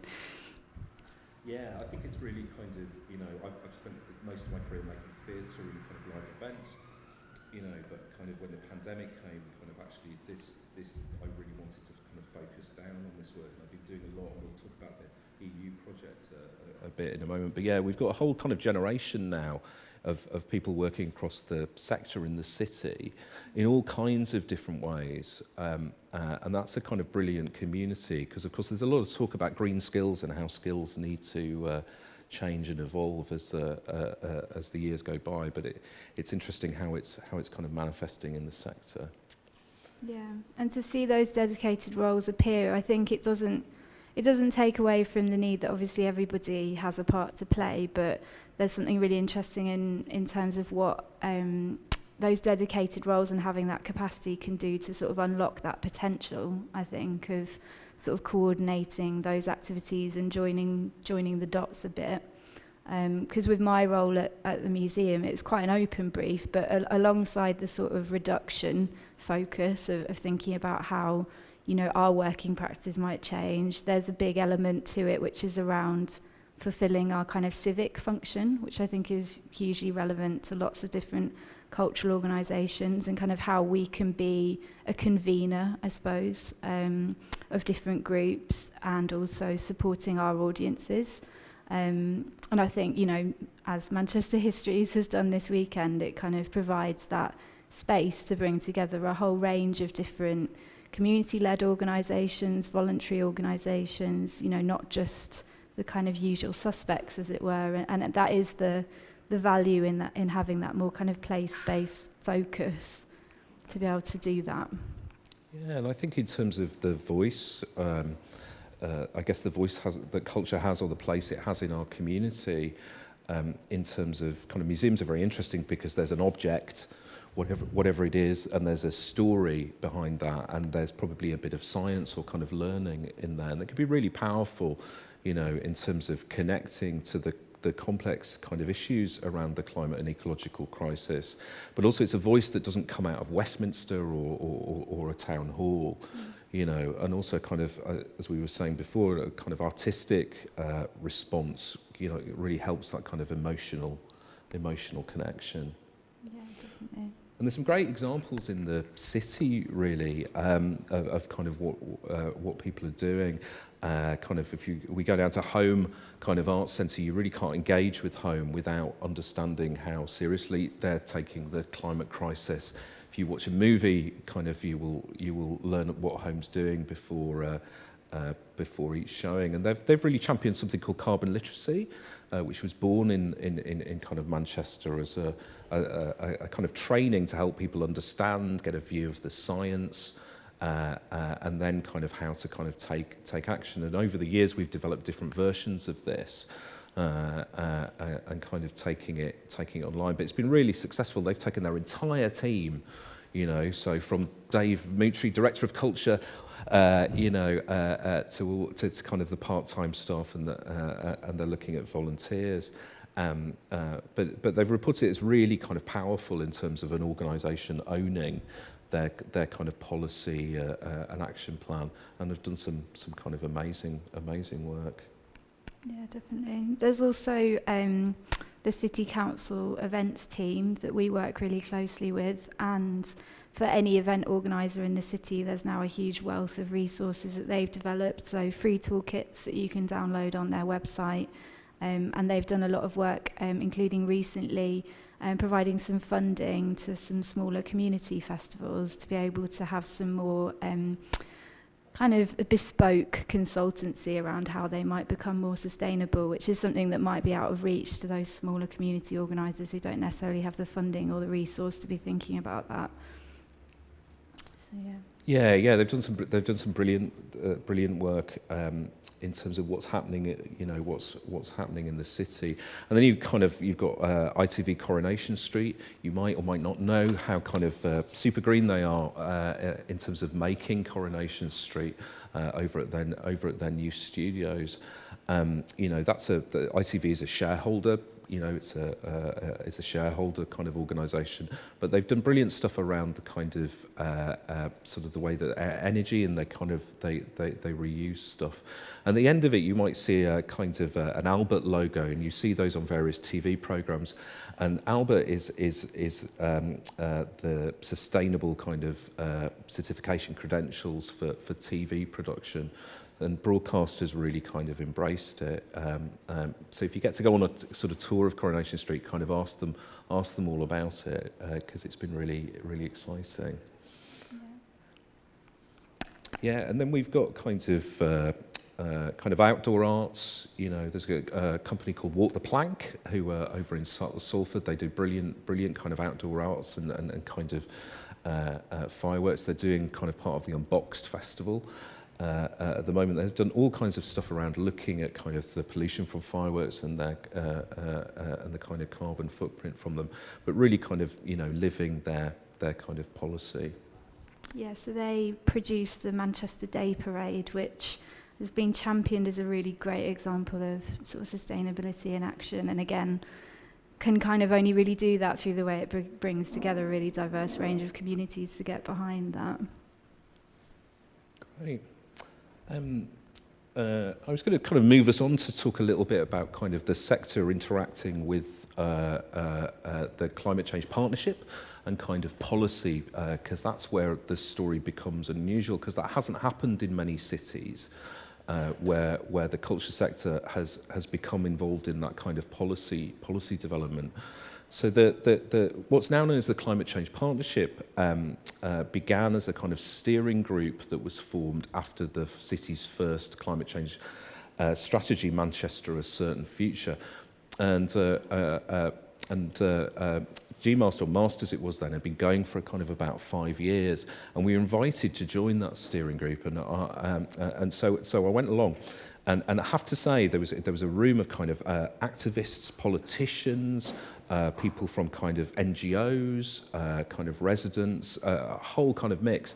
And there I was, you know, a bloke from the theatre, and I was sat there, but I was sat there kind of looking stuff up because I didn't have that kind of the kind of climate change kind of language. And after about 6 months, we were talking about kind of engaging the city and the work of the kind of then quite young kind of agency in kind of communicating. And then I found myself talking a lot, because of course that's what culture is really good at. And again, getting those voices, you know, out of the town hall and into kind of cultural venues. So the Royal Exchange Theatre hosted some events. So did kind of Manchester Museum. Because looking at the kind of the city and its carbon budget and the Manchester framework, if you've come across it, you know, the partnership works in terms of there are many stakeholders across the city. You know, the city council is one of them, and kind of can enable all sorts of things as well as deal with its own kind of footprint. But there are lots and lots of kind of different sectors, you know, not least the kind of commercial ones. And it's been a really interesting kind of evolution and conversation in terms, again, realising that you've got a lot in common with the faith sector, you know, with kind of in terms of social housing, in terms of decarbonising that. A lot of work going on with the NHS. You really don't want the NHS's carbon budget. It's kind of it's huge. But it's been a really interesting journey, and now has matured into something which I think is really making a difference. Yeah, because I think we realised, didn't we, when we first started looking at the carbon budget for the city, and there was some analysis done, that actually culture as a sector represents, you know, in terms of emissions, a very, very tiny portion, really, compared to some of those other, you know, sectors such as transport. However, we kind of, you know, we're reflecting on, well, actually, our impact is our sort of spheres of influence, and there is something there around how we can help to decipher some of that language, because I think, like you said, like when you go into some of those meetings, or understanding the workings of the city council or the language around climate can be really a barrier to being able to feel like you can engage. And actually that's a really important role that I think we can play through our programming and through how we kind of broker those conversations between people to make it feel like it is accessible to everybody, and people can recognise that they can have a say in it, and also that we can, you know, check ourselves to make sure that we're reflecting what is more important to our audiences rather than what we think it should be. Yeah, and often about translating, because if you're going to try and engage with national policy, regional policy and city policy, you want to leave yourself a good couple of weeks to get through those documents, let alone kind of the IPCC and what's happening kind of internationally. So yeah, really about kind of translating that into something that both the sector but also kind of communities can get a hold of. But yeah, as I said, it was really unusual that kind of happened, but culture has a real kind of, culture and artists have a real voice in that. And so I was going to share with you kind of, when we did our kind of EU project that ran all the way up until last summer, we created a kind of animation that just really summarises the project very quickly, and I wanted to share that with you now, if that's okay.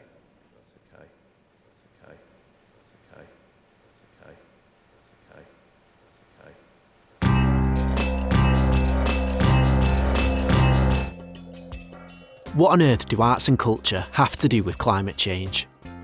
This is the question Manchester posed to cities as we put together our Urbact transfer network under the umbrella of Sea Change, arts and culture leading climate action in cities. All recognise the importance of arts and culture and are experiencing the effects of climate change. 4 UNESCO World Heritage Sites, 1 UNESCO World Book Capital, 3 former capitals of culture. Combined greenhouse gas emissions of about 9 million tonnes CO2. In Manchester in 2011, the cultural community came together to respond to the city's first climate change strategy and began working together to understand and reduce its impact. 5 years later, there were nearly 30 organisations, large and small, working collectively as MAST, the Manchester Arts Sustainability Team, cutting carbon and engaging with communities, getting involved in shaping city climate change strategy through the Manchester Climate Change Partnership's stakeholder-led approach. We knew what arts and culture had to do with climate change. The MAST model is simple and effective: city, sector, collaboration, support, policy and engagement. Through Sea Change, we have built on the MAST model and created something that any city can adopt, bringing culture and climate together at a city level and exploring how they can work together. The city convenes the cultural sector. Museums, galleries, theatre, music, festivals and artists to collaborate on climate action.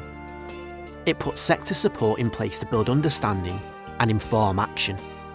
As collaboration develops, capacity is built, and with it a sense of collective local responsibility. City policy becomes a further driver for action, and the sector may even play an active role in shaping city climate change policies and programmes. Arts and culture find new ways to creatively engage their communities on climate, building understanding and inspiring action.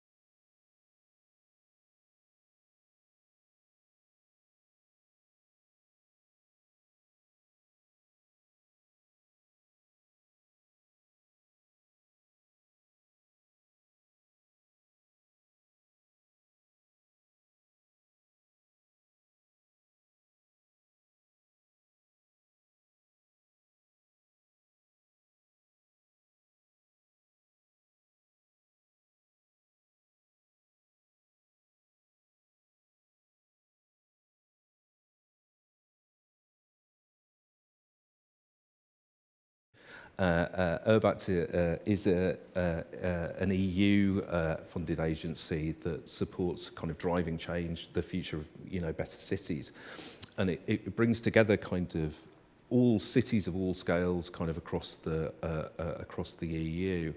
And it was actually through the Climate Change Agency that we got involved, because they were going, something really unique's happening in this city and it could be kind of replicated. So we sort of began the journey to put together the project, and it was a complete jump into something kind of unknown in terms of the way that city administrations work, who does what. And across Europe, it's incredibly, trying to get your head around the way that different cities operate is really baffling. So I gave up actually with that, working out how cities work, because actually the cultural sector is very kind of similar. And sometimes when we first went to visit these cities, it was the first time that kind of the cultural function and the environmental function within a city administration had a conversation about how they could work together. And the model is incredibly simple, because it really, involves just sort of networking the sector and the city acting as a support. And that's all you need to do, really, and it kind of grows. It grows from there, because of course, it's really embedded in kind of people's values. But it was a kind of, what it really allowed us to do, I think, was kind of understand what had happened here and put it into a kind of 18-month kind of timeline, because our approach had been very organic. Yeah, because I don't think we necessarily saw ourselves as an example of good practice. No. But then, because I think it was something that had felt very organic and natural, and it was just a group of us coming together around a kind of shared interest and set of kind of goals. And, the arts sector does do that very well. I think we're a sector that does communicate and share a lot, but it does tend to be around art forms or around other kind of similar thematics of types of buildings and so on. And so this was just approaching it slightly differently and cutting across that. But as we said, that kind of opened up some new connections that have been really interesting, because we're focusing a lot on the same challenges, really, whether you're an enormous Victorian building or you're a tiny kind of community-run theatre space. That there's a lot to be learned from each other still, I think. Mm-hmm. And using kind of culture again as a kind of tool to communicate and work with our communities to kind of unlock stories. It was even the EU project wasn't really, the funding wasn't really there to kind of make kind of cultural events happen, but we were kind of like, we can't do this project and not have a kind of cultural response.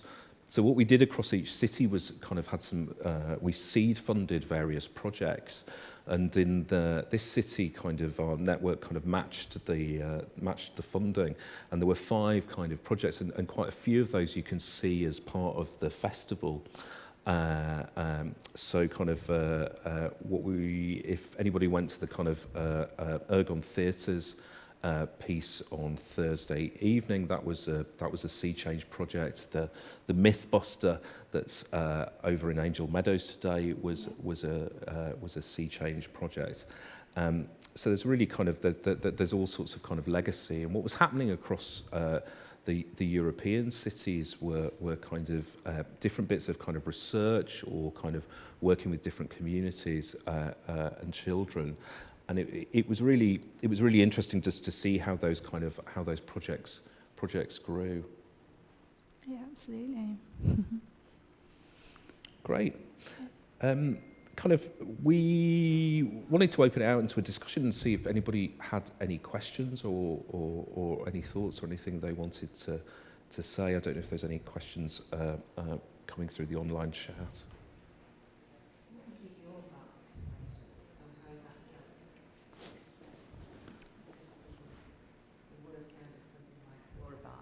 Urbact. Can you spell that? U-R-B-A-C-T. And as I say, it kind of, funds bringing cities together to learn from each other. I'm sorry, I missed the first part. And my phone won't let it open to give me background to this talk. Who are you representing? We represent the cultural sector, so we've networked as culture working on climate for the last 10 years. But who are you actually working for? We work. Your Manchester Museum. Yes. Yeah. But you're not now. I'm now a freelance consultant. I used to work in the theatre. But our network operates really by given time from people within the sector to the network. Okay, thanks. Can I just ask, have you heard of, it's probably nothing to do with this, because ACAN, have you come across ACAN, who've been going a couple of years now? ACAN, this is Architects Climate Action Network. Oh, okay. And they mostly meet up on Zoom, but there are people all over the world who are looking, students of architecture, people interested in architecture, and qualified architects who are concerned that any new build includes features that will be climate, so get us towards net zero, and also that we don't waste materials if we're demolishing something. I just wondered.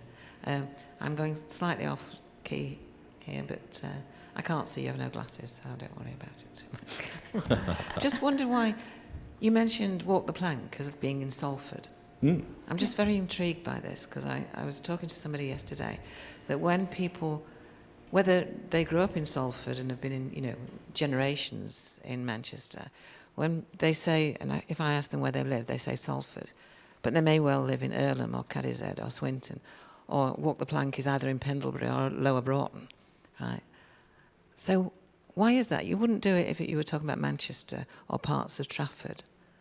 That, to sort of say, okay, Walk the Plank's in Salford. But Salfordians do it as well, so I'm just intrigued why. Yeah. Why did you do it? Well, I think because we think about the network now in terms of the 10 districts of Greater Manchester. So you're talking about borough, but most people, if they're saying Manchester, they would actually refer to which part of Manchester. I don't tend to actually, but yeah, it's kind of it's a very particular bit, isn't it? I'm a Blue Badge tour guide, and I opened Manchester's first backpackers hostel in the early 90s. Okay. So I'm used to talking to lots of different nationalities, and I just find that very interesting. Perhaps not on the climate change thing, but still, perhaps relevant. Thank you. Great. Yeah, I think it's been really important to us to kind of, that though this was born of a kind of Manchester-centric kind of approach in that very first meeting. District bit of kind of Greater Manchester. That's how the project was born, but it was never kind of just about cultural organisations within the city, and actually our city region is incredibly rich in terms of how culture is kind of manifesting and kind of it doesn't stop at kind of borders and as Hannah explained, we've been working with kind of 2 other northern networks, so kind of Leeds and kind of Liverpool. Leeds is a bit more established, Liverpool's still kind of quite young, but we've been doing a project to kind of understand how we might work together, creating kind of resources for the sector, but also bringing together the kind of work behind the networks to kind of have more kind of impact. Because a lot of it's about developing individuals as well. Organisations now have embraced climate in a way that really wasn't the case a decade ago. And it's a real testament to people who've been working within organisations, driving change. Sometimes quite under the radar. That was certainly my experience in the theatre, was kind of like, let's just do it. Let's not spend 6 months talking about changing a policy. But that's really kind of spread now within organisations. So you've got really forward thinking and actively who've actively reduced their kind of impacts significantly and are now really kind of digging into those really difficult and often kind of scope 3 emissions. Are there any more questions? Did sea change influence the choice of the name of sea change for the Manchester International Festival? What was that, sorry? Sea change, wasn't it? I know my memory's lousy. can't remember what the opening event was for MIF last year. I think that was sea change as in SE. So yours is... Right, so I mean, I couldn't bring anything. Okay. It's just interesting that you felt it. Okay. Thought there might have been a different connection, but it's good. And the festival have been really kind of involved right from the beginning in terms of kind of convening this kind of conversation. And you were talking before about kind of architects. So we're finding kind of there are networks of museums, galleries, kind of architects, all kinds of people. I was meeting with some people in advertising actually, who are really beginning to kind of try and unpick their role in kind of climate change in terms of who their clients are, in terms of, you know, what I didn't know was kind of, for every £1 of advertising spent on a successful campaign, it generates another 6. And kind of, it was really interesting to hear kind of advertising people going, we've got a massive potential to kind of influence, you know, positively influence or kind of not. So yeah, who are we working with and how are we changing things? Yeah, and shift it from that economic way of thinking, because that's quite alien sometimes, isn't it, to arts and culture, to have that very that framework that you're talking about there, where seeing something is in having the economic return of like £1 equals £6. It's interesting, isn't it? Yeah, and of course I'd probably rather kind of, you know, naively imagined, oh, maybe advertising doesn't care, but of course it does. You know, wherever you find a particular kind of sector or industry, there are lots of people taking all kinds of action now. Yeah. Well, hello. Well, actually, my question was going to be exactly what you've been talking about for the past 2 minutes, which is talking about the architects network. Is there any potential for you to actually combine forces with other networks in other industries completely different, such as advertising? I work in tech and we have very similar conversations. I mean, the impact of tech is much, much larger in terms of climate. But I just wonder whether now that there is a I suppose, formed and really strong network in the arts, if there is potential for collaborations with other networks that are not in the cultural sector, because I think these kind of conversations are happening across the board everywhere, and these kind of networks exist now probably in many, many places. Yeah, I think that's where it gets really interesting, actually, when you get out of your sector. That's what's kind of unique about the partnership approach that kind of oversees the city's response, the city's climate change agency. You know, so you're not just in a kind of cultural bubble. You're kind of thinking about different kind of sectors.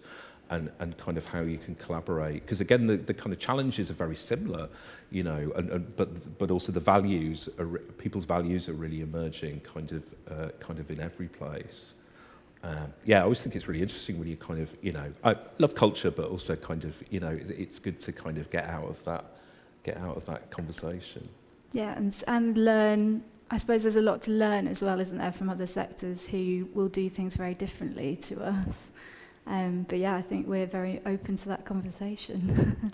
Yeah, there's so many. Amusingly, I participated in a kind of Zoom. It was during the pandemic with kind of Kwasi Kwarteng, amongst others, which was a kind of before. I think it was sort of fact finding for kind of what the government's COP policies would kind of turn into, and it was really interesting. There were all kinds of sort of different networks and kind of representatives there that I hadn't kind of known about, you know, and kind of sort of kind of strange and kind of amusing to be invited to it with the particular approach our government has given this.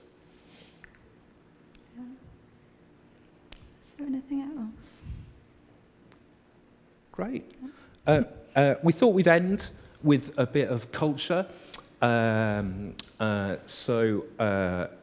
back in the day when we were doing kind of sea change and we were trying to talk about Manchester, its history, its role in climate change, what we've been up to, it was we were making a film and it was going to be me wandering around and probably a bit dreary and boring, but of course we put it into the hands of a kind of local spoken word artist. So if anybody wants the opening, they heard Louise Wallwine do this piece of kind of spoken word. But we thought we'd end with the video version for you. So thanks for joining, kind of here and at home. It's been a real pleasure to share the story with you. What are you? Me and Louise Wallwine. Me and Louise Wallwine. Me and Louise Wallwine. Me and Louise Wallwine. Me and Louise Wallwine. Me and Louise Wallwine. We have 9 years. That's 468 weeks. That's 3,285 days. That's almost 300 million seconds to decarbonise and harmonise, to work with nature's finite resources. We have the answers. We have the answers. We have solutions. Let this be our legacy, our revolution to save this world. To calm the rising tides, to quench the thirst of forest fires. We know this isn't a drill. We know this is an emergency. Time to stop mucking about. Time to take responsibility, as every second counts. So does every human. Time to turn our carbon conscious brilliance to keep this show on the road. How are we going to hold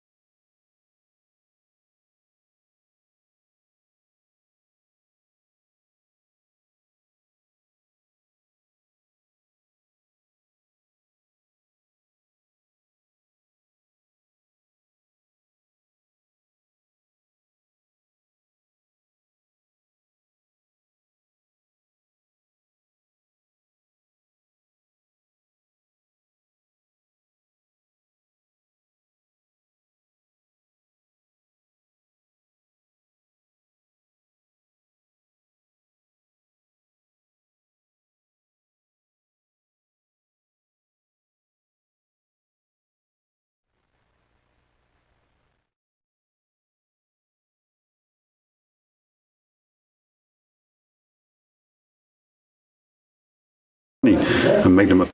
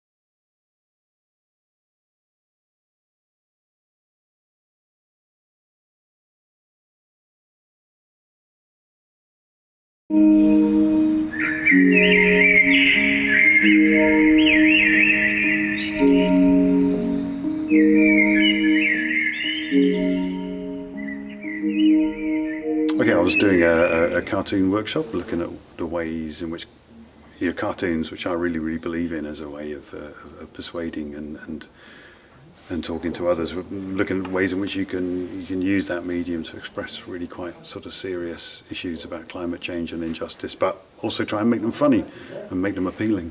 It actually forced me to think about like what I actually do when I draw a cartoon and trying to get across to people, like all these different aspects to them, and trying to make sure that the cartoons are done in a way that's subtle and has really interesting facial expressions and doesn't feel like a little lecture.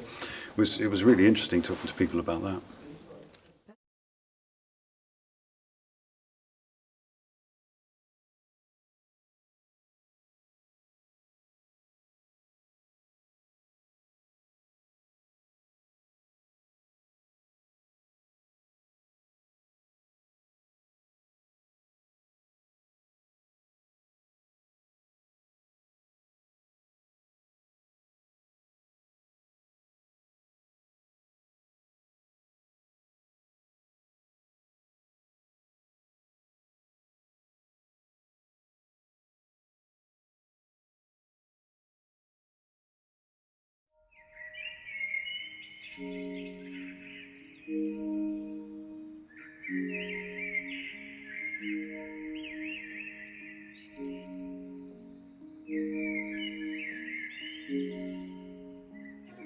Our session was about a new phenomenon that we are calling right-wing eco-populism.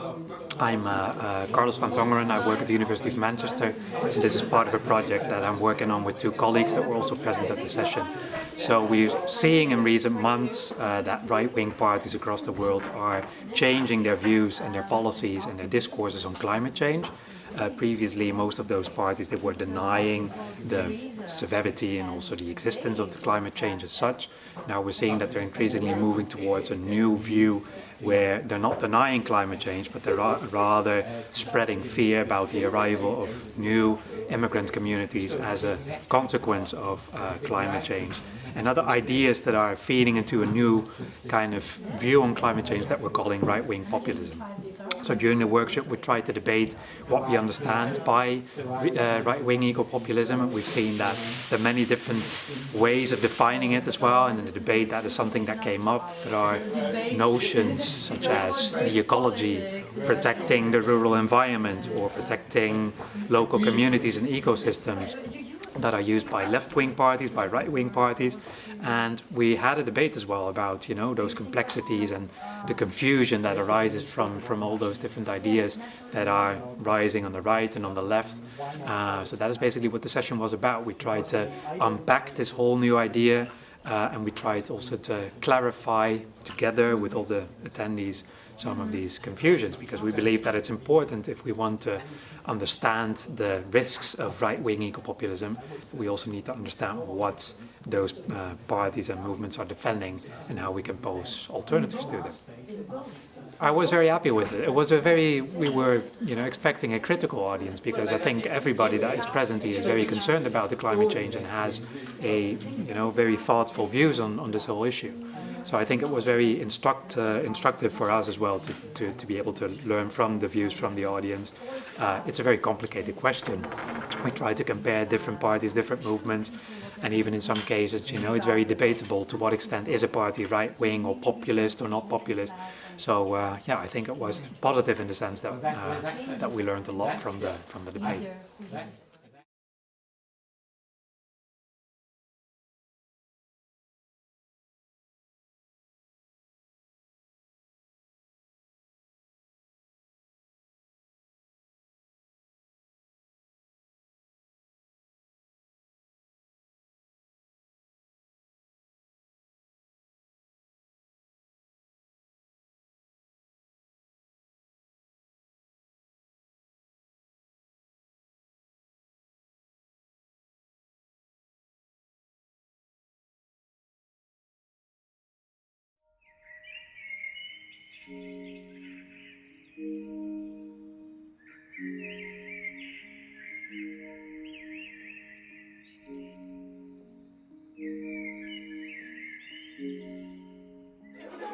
So today's session was part of the Manchester Youth Climate Assembly, which we are running in Manchester over June. And so it's been a pleasure to be part of the Histories Festival with that. And we've been training facilitators today with lots of different ideas for workshops to deliver to young people as part of this assembly. And so we related that today to the history of climate activism and how young people have been involved in climate activism throughout history, and so I've been relating some of the activities for that. So it's been really good, yeah, it's been a really vibrant session, and we've got through quite a lot of activities, and so we're raring to go for the rest of the month now, so it's been good to be part of the Histories Festival. Yeah, really happy with how the session went. Yeah, the participants they're a great bunch, and so lots of mixed experiences and skills, so they are now going to go into their groups and go around different regions of Manchester, engaging young people around Manchester, and teaching them skills, providing workshops and providing other activities which is going to empower the young people of Manchester to become climate activists themselves, whatever that may mean. So it doesn't mean waving a banner around, although they might want to do that. It might be that they want to go into political activism or go and volunteer for organisations and choose a college course or a university course that helps them get into a career that they didn't have in mind otherwise. So yeah, it's been really good to throw around ideas today and get our sessions boxed off for the rest of the month as part of the assembly. So it's been really good, yeah. I've really enjoyed today's session. It's been fulfilling in the sense that the last session was full of so many ideas just flying around. It was slightly chaotic, but in a productive way, so it was good. But today it's been really valuable just for bringing everything back together, building clarity, and I think having more familiarity with the people that we've been working with as well. It's felt very comfortable, so it started to feel like we're at the beginning of something super productive here, which is really nice.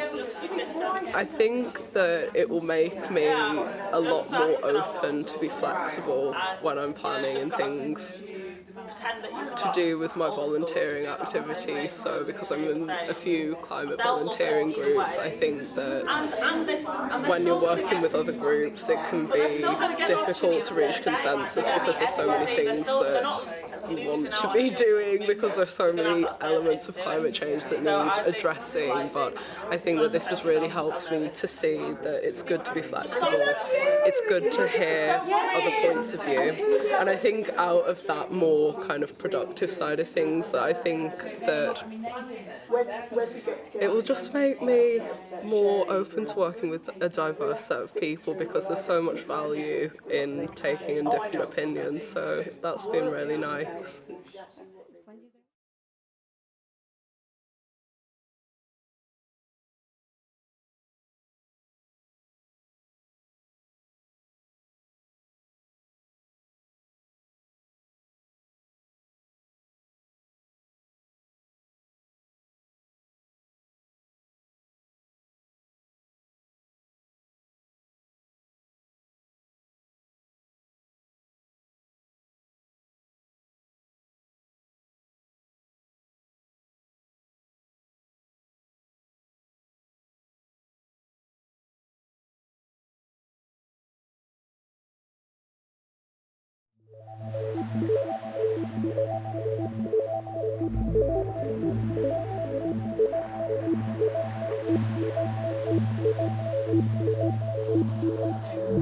I'd gone to it kind of assuming it was going to be mostly anecdotal stuff around hitchhiking, and I was quite pleasantly surprised that it was like a lot more philosophical, really, like quite a lot of insight around the human nature and values and ideas of the trust economy, which is a term I hadn't come across before, but I will definitely be looking more into, and just put some positive spin on something that I think has been demonised, particularly for like women travelling on their own for quite a long time. So it was really positive talk.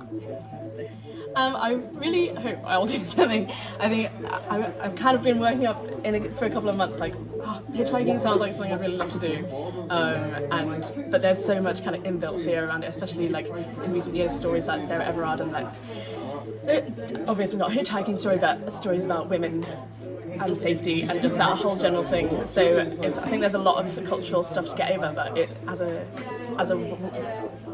lifestyle almost, it really interests me, and it seems a great kind of counter to so much of like the living crisis, for example, and capitalism and so many themes. It feels really radical, and I'd love to try it.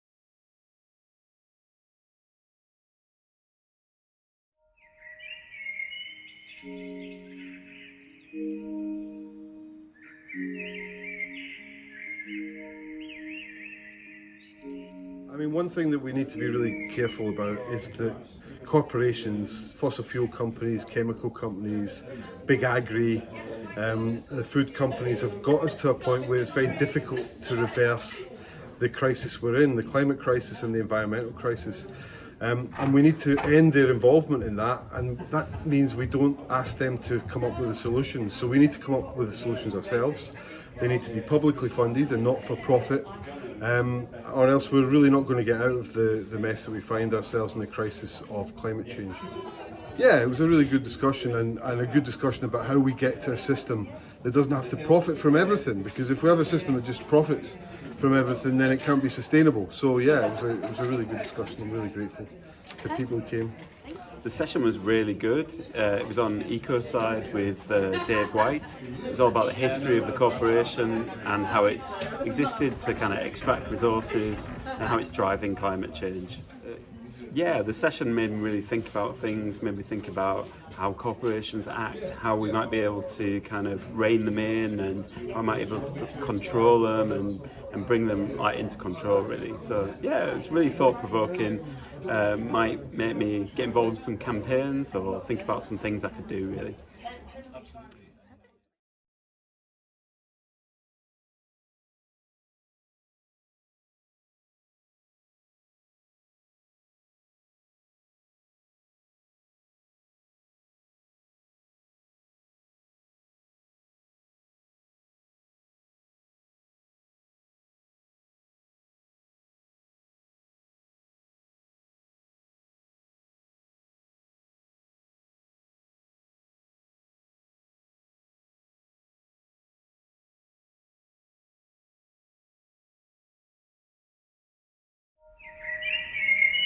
I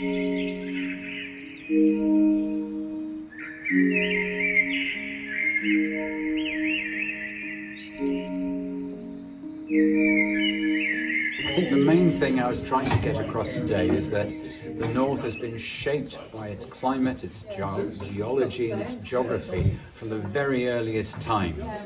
That England has been divided by a ridge of Jurassic limestone, and its hard rocks, its mountains and rivers, north and west, were seen as a factor holding back its economy for centuries. But then that went into reverse in the Industrial Revolution, and all those factors suddenly became advantages. It had coal, it had iron, and sources of chemicals, and rivers, and a damp climate for cotton and wool, and that helped it for a while. But now, as we stand in its future, it's a crucial issue again. Is the climate and climate change going to reshape the North and its history? There were some great questions asked about things like the religious history and the folk history of the North. It was a wonderful audience.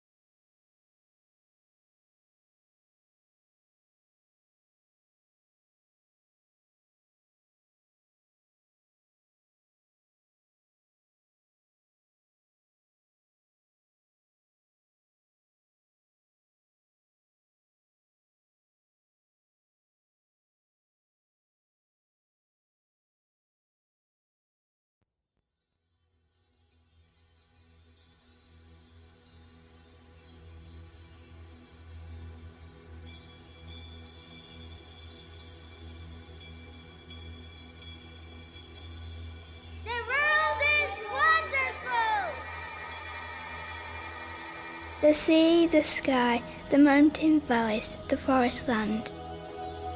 Animals. The world is filled with animals. They flutter, trot, hop, flap, glide, leap, growl. Animals are amazing.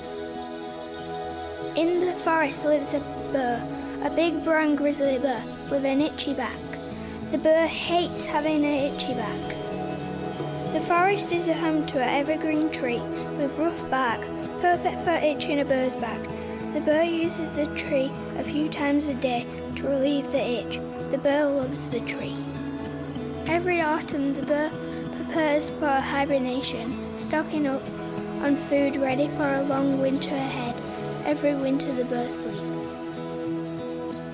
Every spring the bear wakes up and heads straight to the tree for a big wake-up itch. This spring the forest smells different. The forest smells of humans.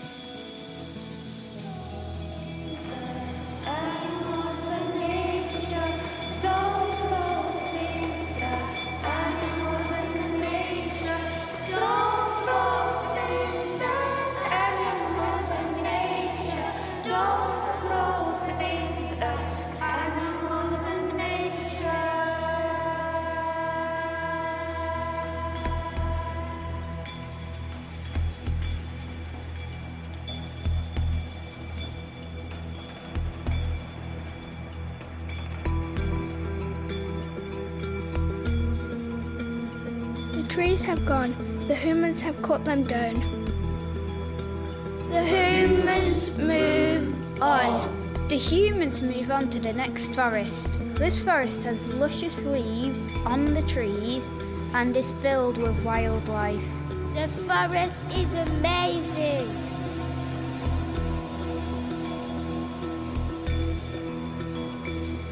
The humans do not care. The humans need the land to grow palm oil trees. Smoke, flames, fire.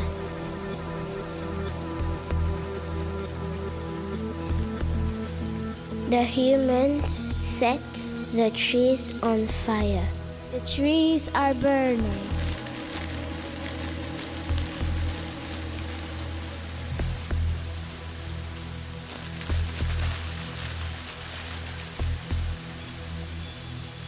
The orangutans lived in the trees. The baby orangutans played in the trees. They swing and climb, run and jump. The orangutans love the forest. The forest is on fire. The orangutans run. Not all of them survive.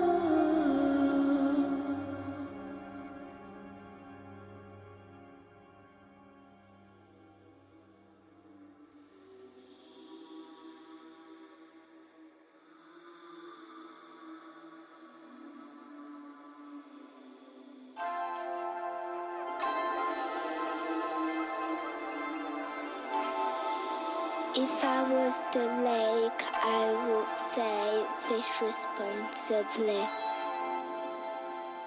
If I was a turtle, I would say stop throwing litter, keep our environment safe.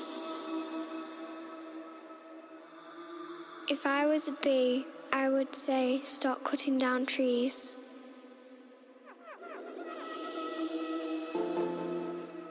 If I was the ear, I would say stop driving cars. I want the sound to think what nature will say. If it's cold, I want the sound to think what nature will say.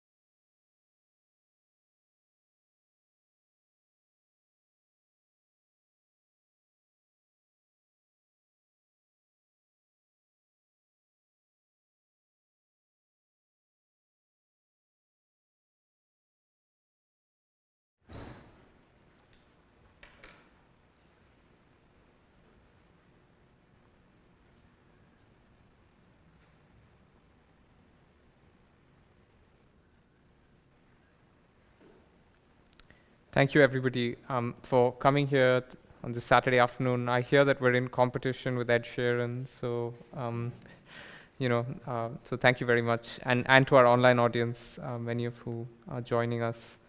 It gives me great pleasure today to introduce both panelists. This is just going to be a chat. I'm going to ask them a series of questions. Let me start with Matthew Patterson, who is Professor of International Politics at the University of Manchester. Matthew is also the Research Director, the newly appointed research director of the Sustainable Consumption Institute. He's been researching political economy, global governance, cultural politics of climate change, almost, I think, since the concept really caught on in the 1980s. And he's published very, very widely, including global warming and global politics, automobile politics, ecology, and cultural political economy, which was published by Cambridge University Press, climate capitalism, global warming, and the transformation of global economy with Peter Newell and Cambridge University Press in 2010. And most recently, he has a new book out titled In Search of Climate Politics, which was published by Cambridge University Press in 2021. Matt was also a lead author for the Intergovernmental Panel on Climate Change, which was the 5th assessment report, which was published in 2014. He's now starting to use new methods, including social network analysis, to understand patterns of authority and possibly authoritarianism in global climate governance. So Matt, welcome, and thank you for joining us. It also gives me great pleasure to introduce Vladimir Yankovic, known to many of us as Vlad, who is a historian of atmospheric sciences and is with the Center for the History of Science, Technology and Medicine at the University of Manchester. He's again published very, very widely, including Reading the Skies, A Cultural History of British Weather and Confronting the Climate, British Airs in the Making of Environmental Medicine, and he's co-edited several books. Recently, he was the president of the International Commission on History of Meteorology and is chair of History Group of the Royal Meteorological Society. He's also presented a series called The Storms of War for the Discovery Channel. So welcome, Vlad. Thank you for joining us as well. So I'm going to open with fairly broad questions, but I want the two of you, and let's start with you, Matt. Could you think about where you started your journey in terms of mapping the history of climate politics? Well, thank you, first of all. I think what I thought might be useful to think of, or what I find useful at the moment to think about the history of climate politics, and it's maybe especially in a British context, is with the miners' strike, which might seem slightly idiosyncratic. It's not formally, nobody went on strike for the climate, nobody went on strike against the climate. It was not technically, it was before people, almost the vast majority of people in Britain even heard of climate change as a thing. But I do think it's a really interesting event because it sets in train a whole series of processes that have led to how Britain has really structured profoundly how Britain has responded to climate change when it did get on the agenda. And of course it has a link backwards as well because it's about coal, and coal is the principal resource for most of the period since the Industrial Revolution, late 18th century, that generated the upward tick in greenhouse gas emissions and so on. Oil is relatively late to the game from the 1930s, 40s onwards. So it's really central to why we have climate change, but it's also really central, I think, to understanding the types of conflicts that really structure climate change. So there's an odd thing in the British context. We can ask the question, why is Britain a climate leader? Right? We don't often think about it in that way, but it is nevertheless the case. British emissions have gone down pretty much more than any other country since 1990 in the world, 42% reduction. Lots of things like will get attributed to that. Sometimes it's just about, well, we've outsourced our emissions to other parts of the world. Sometimes it's about the Climate Change Act and its design and how that set in train certain things.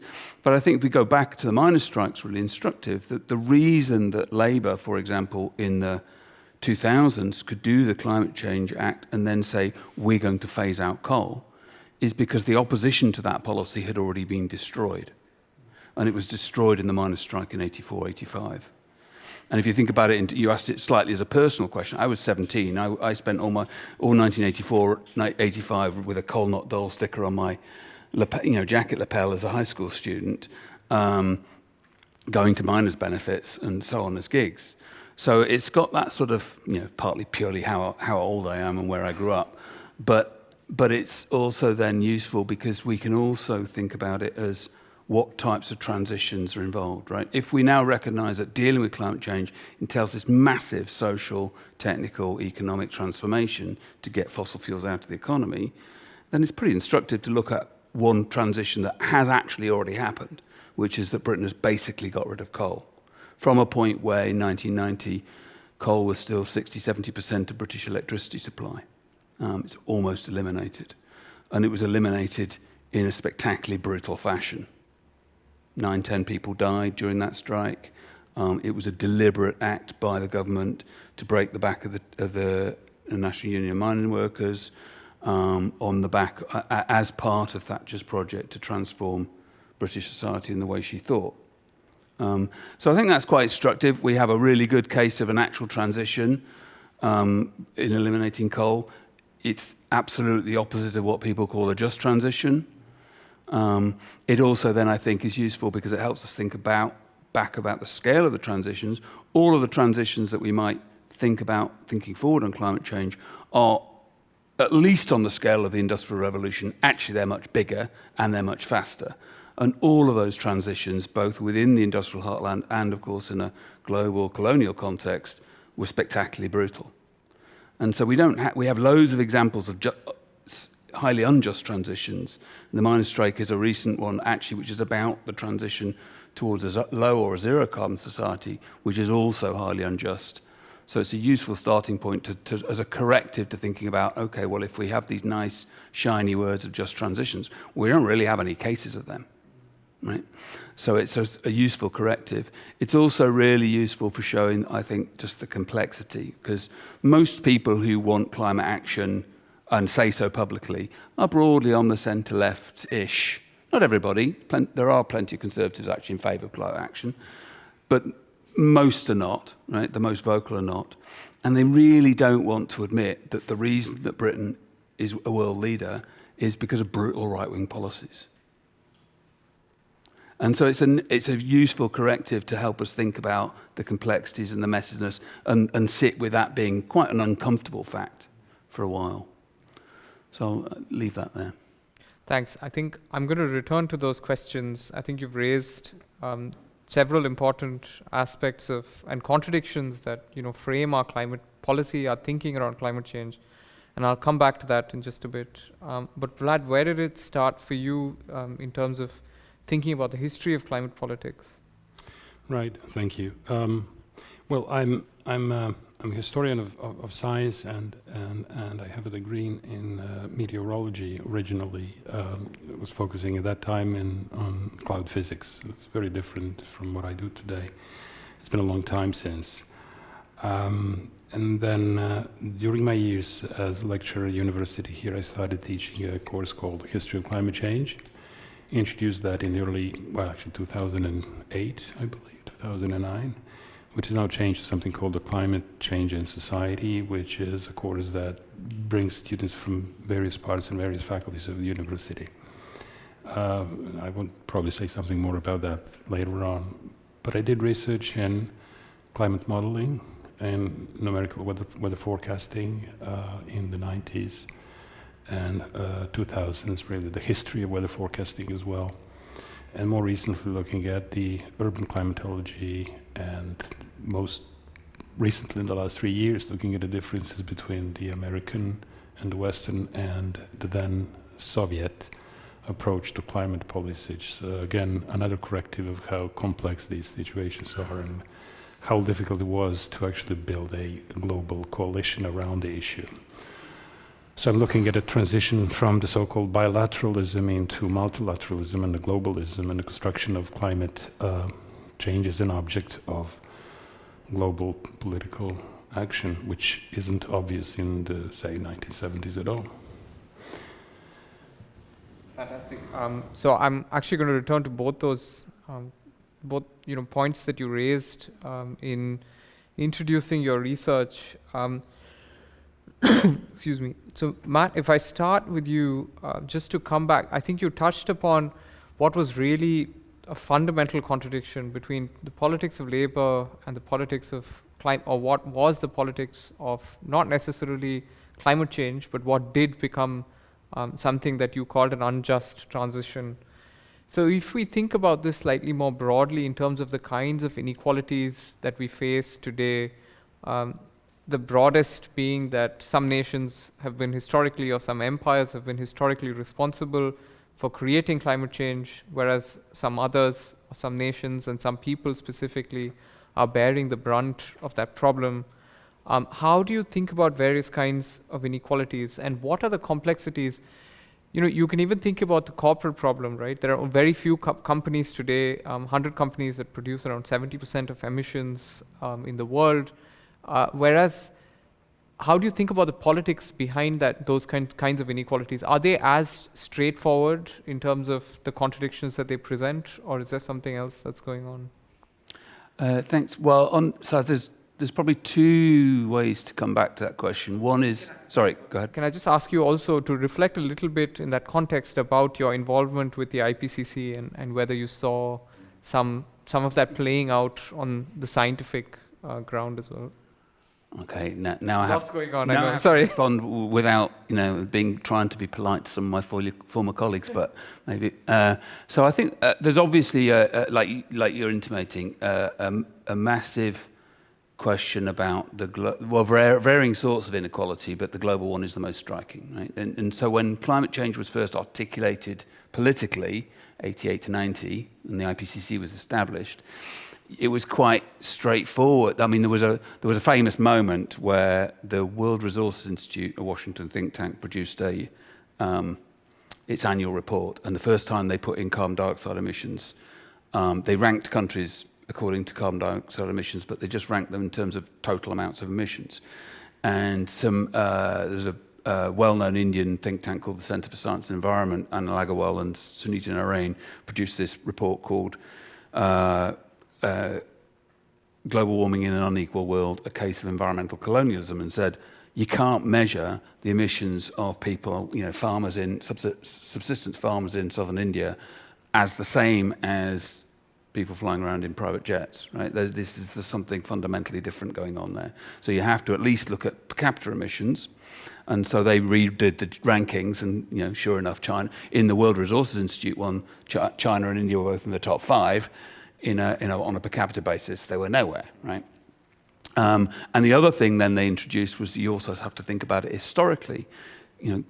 Greenhouse gases are essentially what gets called a stock problem, not a flow problem, right? It's the accumulation of gases in the atmosphere that would normally be ways that we think about it. Vlad might have good histories of the science of those types of questions as well, which are quite always more complicated than that I've just suggested.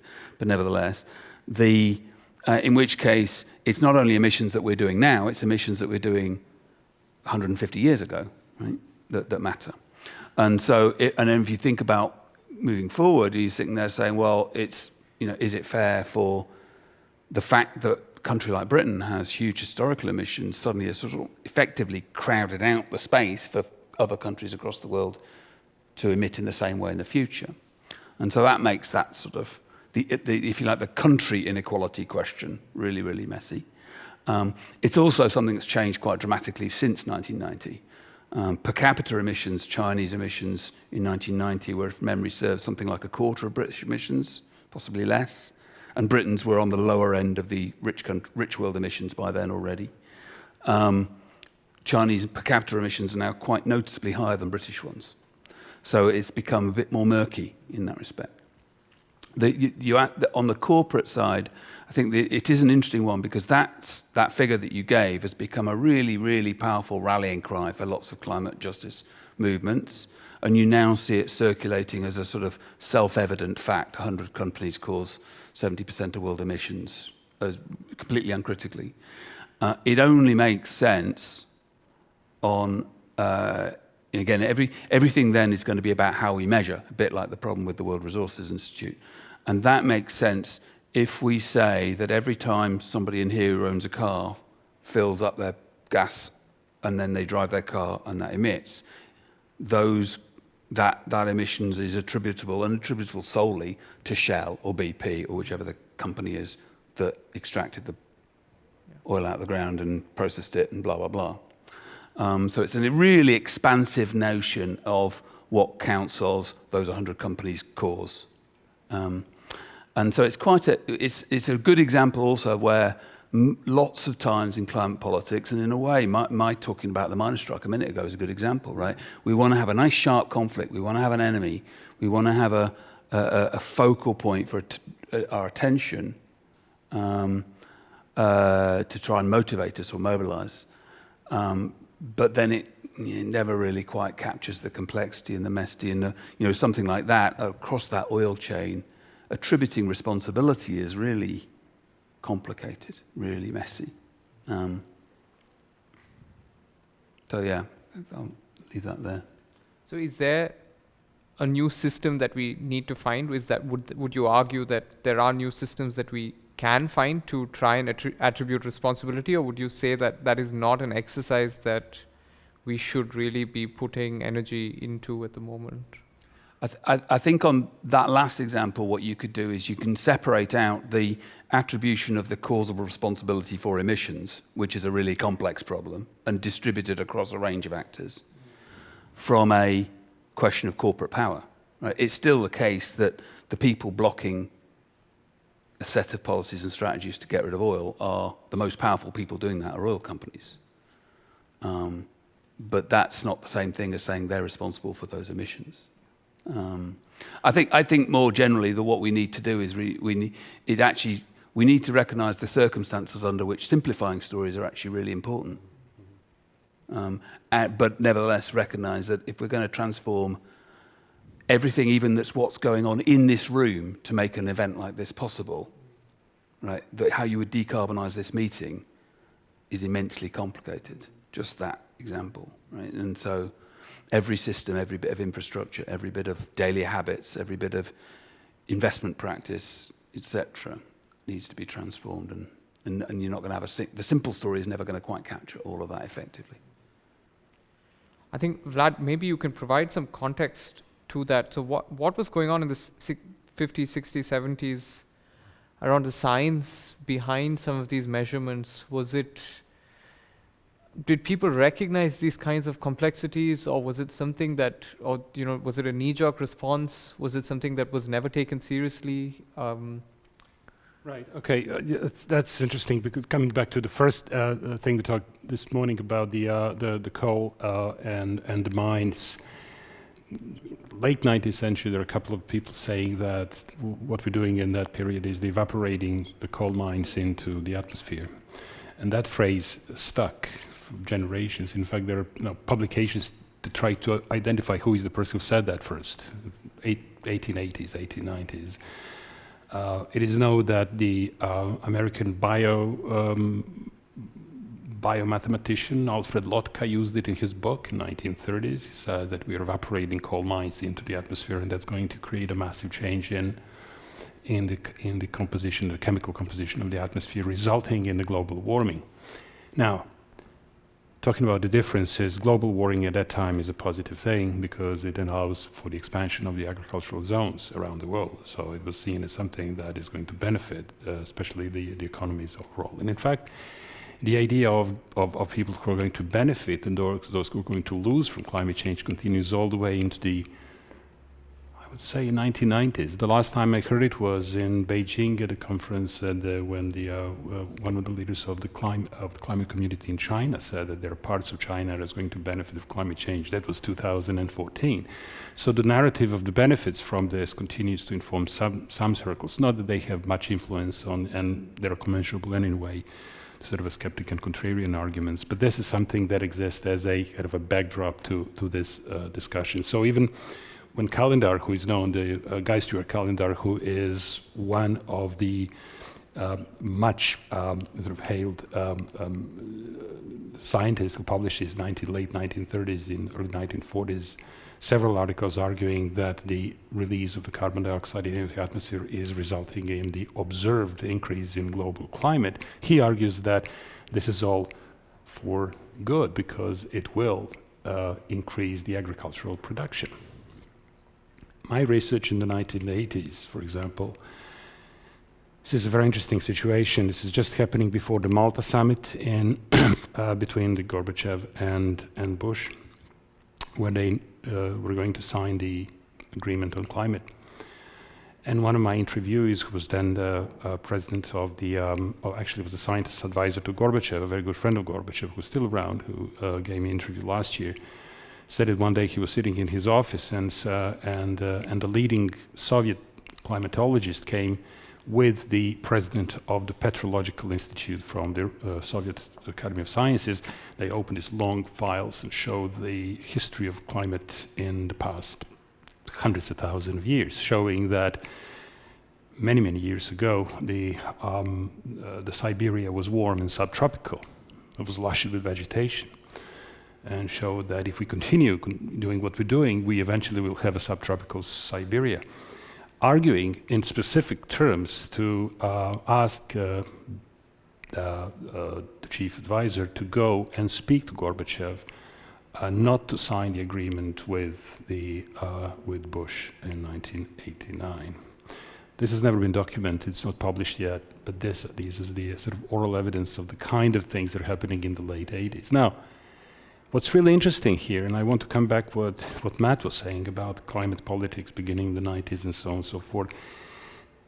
There is an interesting idea that we can invert the primacy between science and politics here. The usual story is sort of a linear narrative in which you have scientists who discover the effect of greenhouse accumulation in the atmosphere is going to translate in the rise of a global temperature, which is resulting in all kinds of other thermodynamic processes in the atmosphere, including the increase of the extreme weather events and so forth, which we subscribe today as a scientific truth. Now, the standard narrative suggests that once we know this, we simply have to find a way to politically, manage the problem by mitigation and reducing carbon fuels, so forth. Now, what's interesting, if we go back to 1970, early 1970s with the world food crisis, which is the result of quote-unquote natural anomalies, at that time was perceived as a natural, and probably were natural anomalies, in this Hell region in Siberia, in the anchovy fisheries in Chile, in various parts of Africa and South America, a massive, massive change in agricultural products at that time. The result of this food crisis, which also coincided with the OPEC crisis and many other things, including the end of Bretton Woods, including the beginning of sort of a fluidity of financial capital around the world with globalization, the 1970s becomes a sort of a period in which climate emerges as a economic and political entity, entirely independent of CO2. That's been forgotten partly because historians tend to write the tunnel histories in which they look for CO2 history all the way back, trace it to Tyndall, to Fourier, and then go into Calendar, and then Roger Revelle, and eventually get to the IPCC. But climate itself, the change in climatic patterns during the 1970s made all governments around the world worry about climate. And if you look at the statements from that period, they said we have to fundamentally think about climate as a political entity, as an economic entity. Margaret Thatcher famously, in the early 80s, said, "Are you telling me that I should be worried about the weather?" That's a quote. That's the magnitude of the shift in the political attitude to climate, regardless of the driving mechanism of its change. So this is what I call a sort of a political and historical placenta for the embryonic development of the CO2-based climate concern, which then develops into the 90s and all the way to today. So that provided a framework for the politicians, UK politicians, American. The reasons why the United States passes the so-called Climate Program Act in 1979 is specifically, number one, to improve the productivity of American economy. Managing climate risk enables competitiveness. Okay? The same reason why the UK is passing the Climate Act at the point.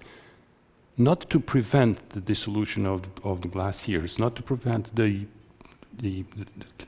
species extinction, not to prevent the future of mankind. No, to protect the productivity, to become more competitive in the global market. And climate, properly managed, properly understood, and properly taken care of in terms of risk assessment, is the enemy or rather is the friend of growth. So that's the story that's been lost in the kind of retrospective tunnel histories mostly based on CO2. And that's an interesting sort of inversion that happens during the 1980s, when the majority of scientists and politicians start to focus more on CO2 because of the economic consequences of the mitigation policies then first promulgated as some sort of an energy control and the fossil fuel control as well. Wow, I mean that's quite immense. And I think from both of you, what I'm sensing is there are these deep complexities, difficulties in terms of trying to think about it in a linear, straitjacketed way. You know, there's the food crisis that's emerging, but simultaneously there is awareness that you don't know exactly what climate change is going to do in the 1960s, 70s. Many people are arguing that in fact it is good for agricultural productivity, which is quite incredible. That's not a history that I was aware of. But how do you then, I suppose, translate some of this complexity into teaching? How do you, your classrooms, Matt, if we start with you, is this something that young students are able to grasp, that that these contradictions between labor movements and between climate movements, the kinds of movements that young people that we see today, that many of them are participants in, are they able to grasp these kinds of complexities? Are you able to engage with them within the classroom? Yeah, I think so. I mean, it's very difficult in, let's say, so I teach a master's course on climate politics and sometimes a third-year undergraduate one. And it's 10 weeks of 2 hours of seminar. It's pretty difficult to get through that. It's such a vast topic, whichever angle we come at it. So usually what I try and do I have some sort of, you have to go in some ways you go in theoretically, because then you can synthesize, you can draw on readings that synthesize quite a lot of stuff, but they don't necessarily always have enough background. So I usually now combine those sort of thematic readings across the weeks with a group project that they each do focused on a particular country. And the country always has its limits, because sometimes it's the connections between countries that make it really interesting, but you've got to limit it some way. So, and then the idea would be that it enables them to go into deep, like I've had students working on the Maldives, obvious reasons in some ways. And then you get students working on China and the US and more obvious countries. I always have students working on Chile, for reasons, so you mentioned Chile and the food crisis are important at that point, but it's now, of course, crucial because it's where all the lithium is. So that enables them to go into sort of, the messiness to take that example of really suddenly having this eye-opener of like, what's going on in lithium mining and copper mining, and if we're going to end up with a clean energy economy that's based entirely on renewables and batteries and so on, what's the politics of that, right? And then they suddenly get into who's getting expropriated off the land, or who can no longer grow food on the land because it's getting despoiled with mining tailings. Of course, exactly like large swathes of South Wales, Northern England, and the northeast of England were from coal mines in a previous generation. But nevertheless, but that's also not then a distinction between a bad old fossil economy and a brilliant new clean economy, right? It's actually always going to be messier than that. So the group that works on Chile always learns the most. That's what I've learned from doing this, because they suddenly get that sort of eye-opener. But it does enable them to sort of to use the current buzzword jargon, a deep dive into one space where that complexity unfolds, and yet, because then in the seminars they're always coming back in, and there's 11, 12 countries being put into the mix that then enable them to sort of compare and work out that. So that's one way into that, but it is really difficult for them to do that. And obviously the last 2 years have been particularly difficult, but that's the same for everybody. I mean, that's a question I think that is a struggle for, well, not just students, but how clean is green energy and clean energy, and what fallouts is that going to have? I mean, these are the scientific debates that we're having right now, which follow on from what we had in the 50s, 60s, 70s about something like carbon, as you suggested. What about you, Vlad? How does teaching this work for you? Are you able to convey some of the complexities?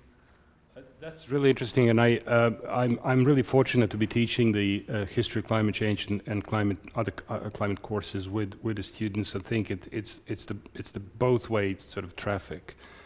I learn immense amount of things from students, especially when they come to write the projects and essays, and I try to facilitate the way of thinking about this. It's very hard, as Matt is saying, is to go and kind of deliver content on a subject that is bigger than anything else we know in terms of environmental sort of politics.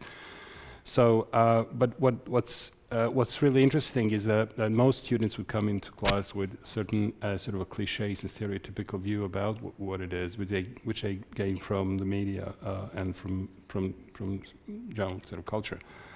So one thing that I try to do by the end of the course is to try to have a kind of a healthy level of complexity. I mean, some students would come and say, well, I'm now more depressed than I was when I came here. Some come for a therapy, some come for a solution. Others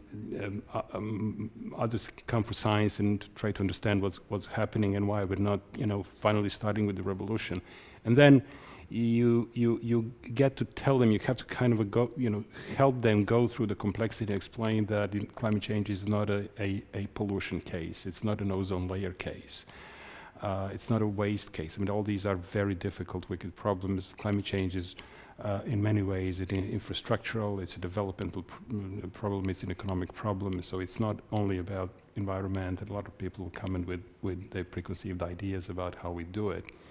And one thing to do it is to use some of the examples from, for example, the emissions statistics, and we look at the emissions coming from the information and communication technology, so the internet, the communication servers and everything else, which is now assessed. And I was just before this going to some of the documents and looking at the numbers, somewhere between 1.9 and 2.9, sometimes even into the 3% of global greenhouse gas emissions coming directly from information and communication technologies, which is now comparable to aviation. Civil aviation is about 3%.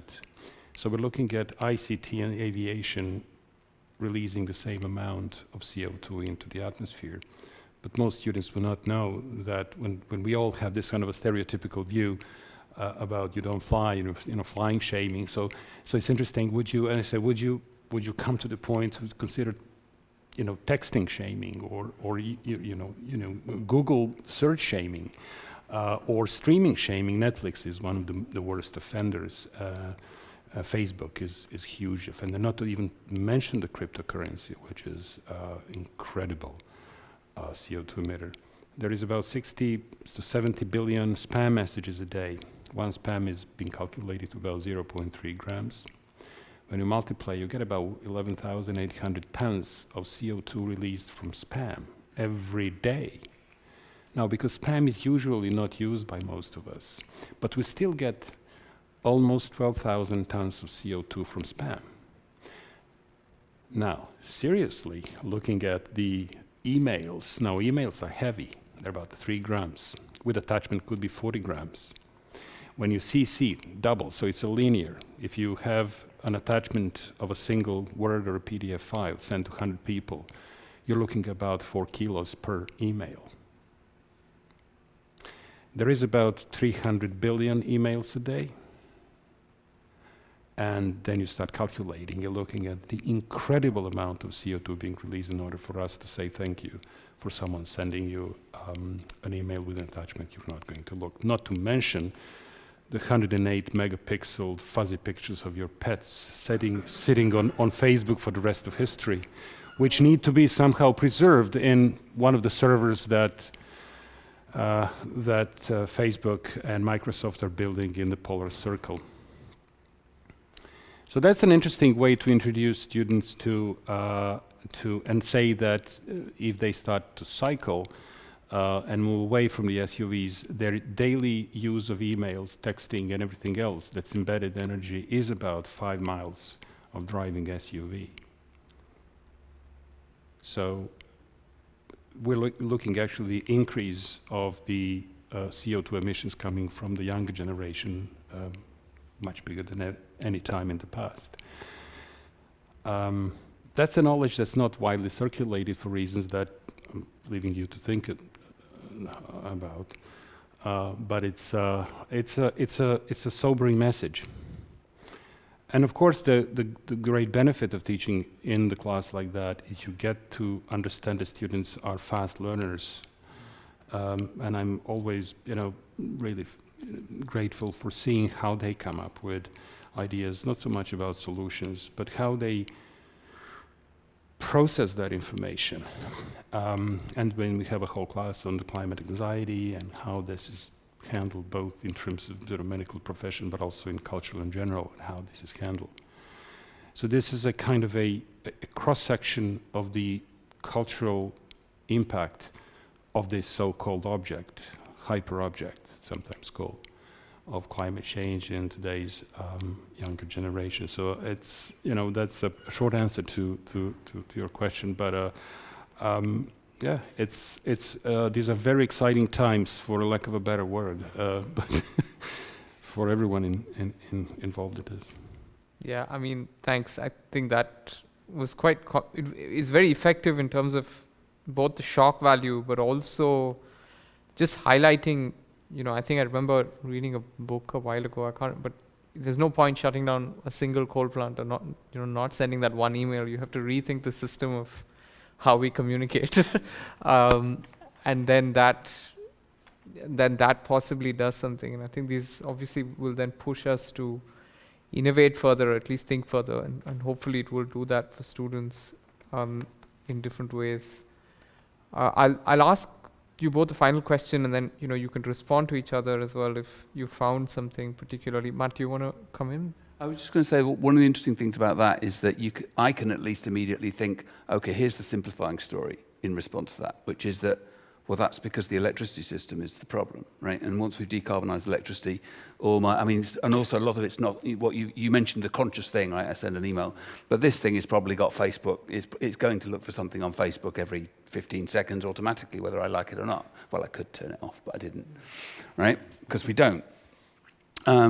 But so one reaction is then the simplifying story. Well, once we decarbonise electricity, we can do what we want with our all our devices.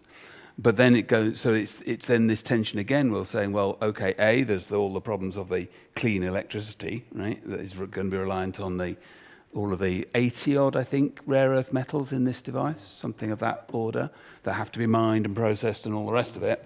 And the electricity generation, and the same thing in the solar photovoltaics and the ton or so of copper in every single wind turbine and the like. So there's then this tension between a simplifying story. Then the other simplifying story is, well, we all just need to learn to live more simply. And somewhere in between is like paying attention to all those messy details, and it's a nice example of that sort of tension, I think, that we're always finding ourselves in. But yeah, sorry. Yeah, no, exactly. I think the easy answer is that we revert to some form of, hunter-gathering years and years ago. And I think, it's not an idea that's new, but of course, somewhere in between, I suppose, lies the messiness, as you rightly said. I suppose, this is something that we struggle with, the email problem. We'd all love fewer emails, I think. But even within the university, we struggle with how do we travel, how do we think about our relationship to the city, how do we think about our space in terms of our own choices within the university, are we making them sustainably in hosting a conference or whatever it is.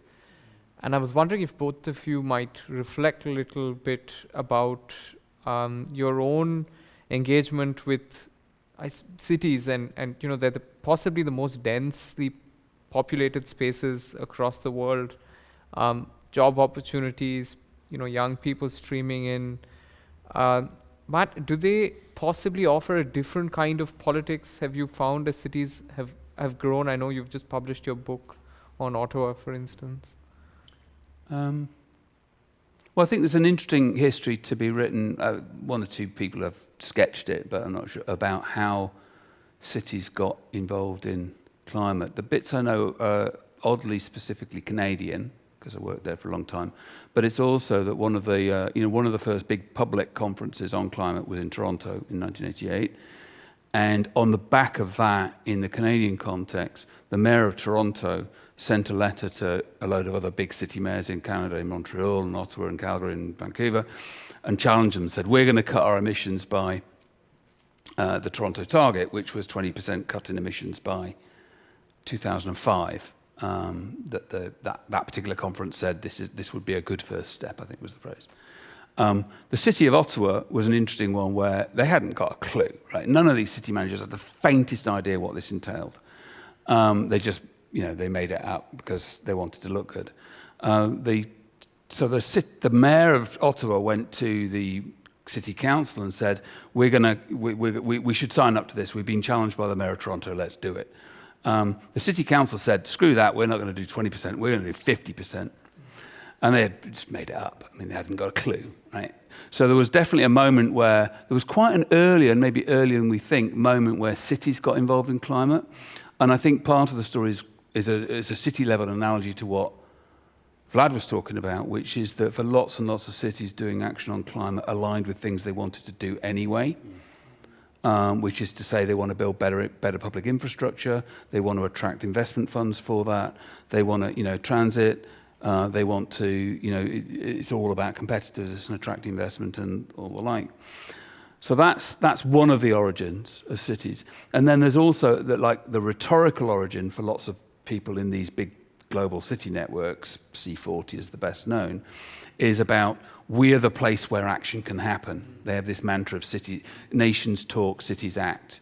But it is the case that if you look at underlying causes of lots of greenhouse gas emissions, it's at the urban scale, and municipal authorities at least have some responsibility. It's about transport, it's about housing, it's about, in large numbers of countries, electricity systems are municipally, Ottawa, where I used to live and work and wrote this book based on material out of it, 40% of the electricity is generated within the city limits from a big hydro plant.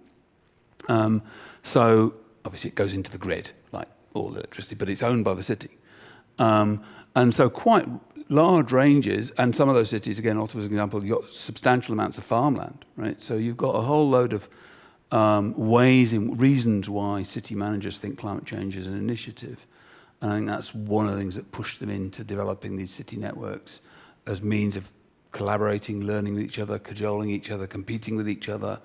It's sort of, but it is the case, if you look at C40, it's you count their emissions up, it's now up to about 20% of global emissions are in those 70-odd cities that are members of that network, because it's the Shanghais, it's the Mumbais, it's the Rios, it's the New Yorks, Mexico City, it's the colossal cities. And again, it's got a nice footnote back to the miners' strike, because the person who established that network was Ken Livingstone, right, a left-wing Labour MP. So, well, when he was mayor of London, right? So it's got a political, ideological dynamic in the British context as well, and he was clearly doing it to annoy Tony Blair as much as anything, right? I mean, I'm sure it's more than just that petty thing, but I think we know enough about Ken Livingstone to know that the pettiness might have been part of it. No, I mean, that's fantastic, and it's a nice way of rounding it off. Vlad, is there then a distinct urban science that's possibly emerging around it? As Matt is saying, it's something to do with what cities were doing in the past. I mean, we know that Stuttgart, the German city of Stuttgart, had within its municipal government a group of urban meteorologists employed by the government to find out ways to reduce the air pollution in the city, partly because it was an industrial city with Porsche and Volkswagen, what have you.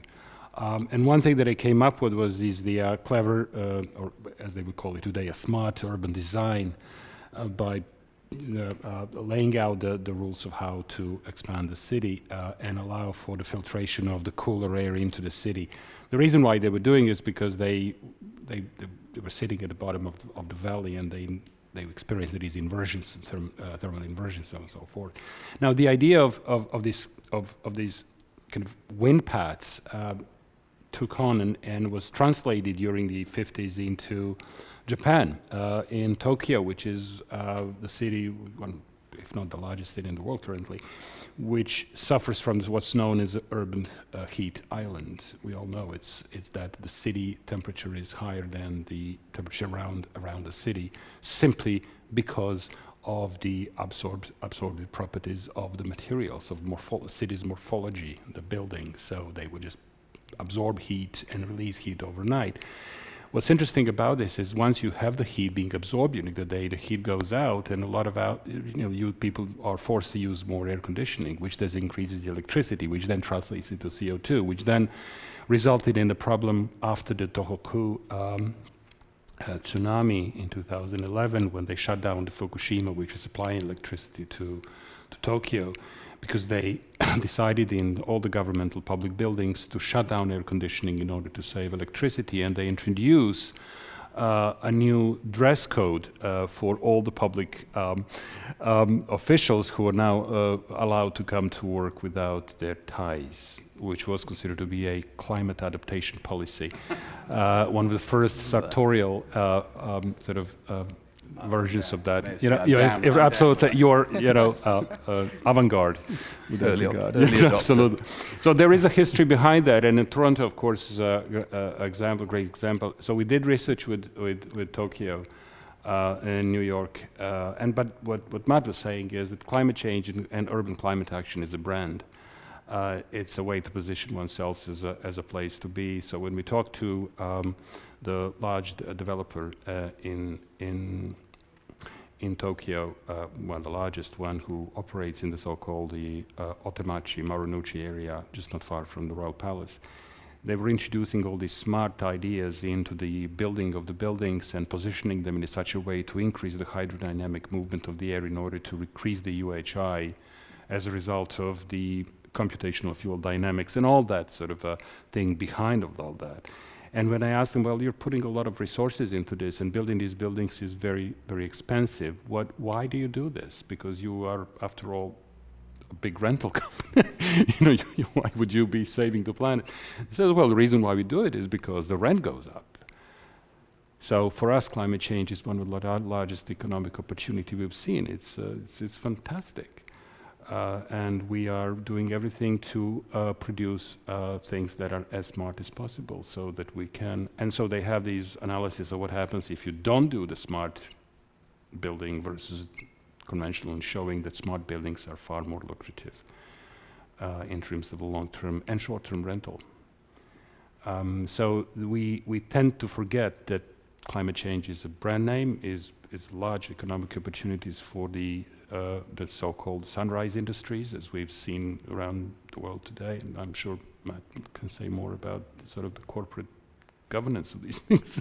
I mean, the branding is very, very powerful. Matt, do you have a response, or should I open it out? No, I think the point to make in a way is that what I think that example's a brilliant one of that. This isn't a question of whether climate change is real or not. This is about what's driving actually how people, what pre-existing dispositions a range of actors, city managers, builders, property developers, financiers, whoever, climate scientists themselves, right, bring to the table, and what shapes how what happens. And it's never going to be, like you say, it's always going to be a mistake to think of it as a linear thing. Oh, we thought, now we know climate change is a problem, we have to do X. It's always, which isn't to say climate change is not a problem, therefore we don't have to do stuff. It's to say that stuff is always going to be determined by other things as well. And we need to work out what those other things are. I agree. I mean, you can argue that the climate change is such an opportunity that it would be foolish to lose it. There are swaths of economy now that cannot afford to be without climate change. It's very deep irony, but we come to that point. Yeah, no, exactly. I think that the branding is part of it, but also, there's never a perfect solution is probably the easy way to say it, but it becomes a kind of linear narrative, and I think what both of you have done is disturb that sense of the linearity in many, many different ways and different spheres. But I just want to open it out now to the audience. If anyone has any questions, and if we do, can you just wait for the microphone and following that? Yes, we have a question there.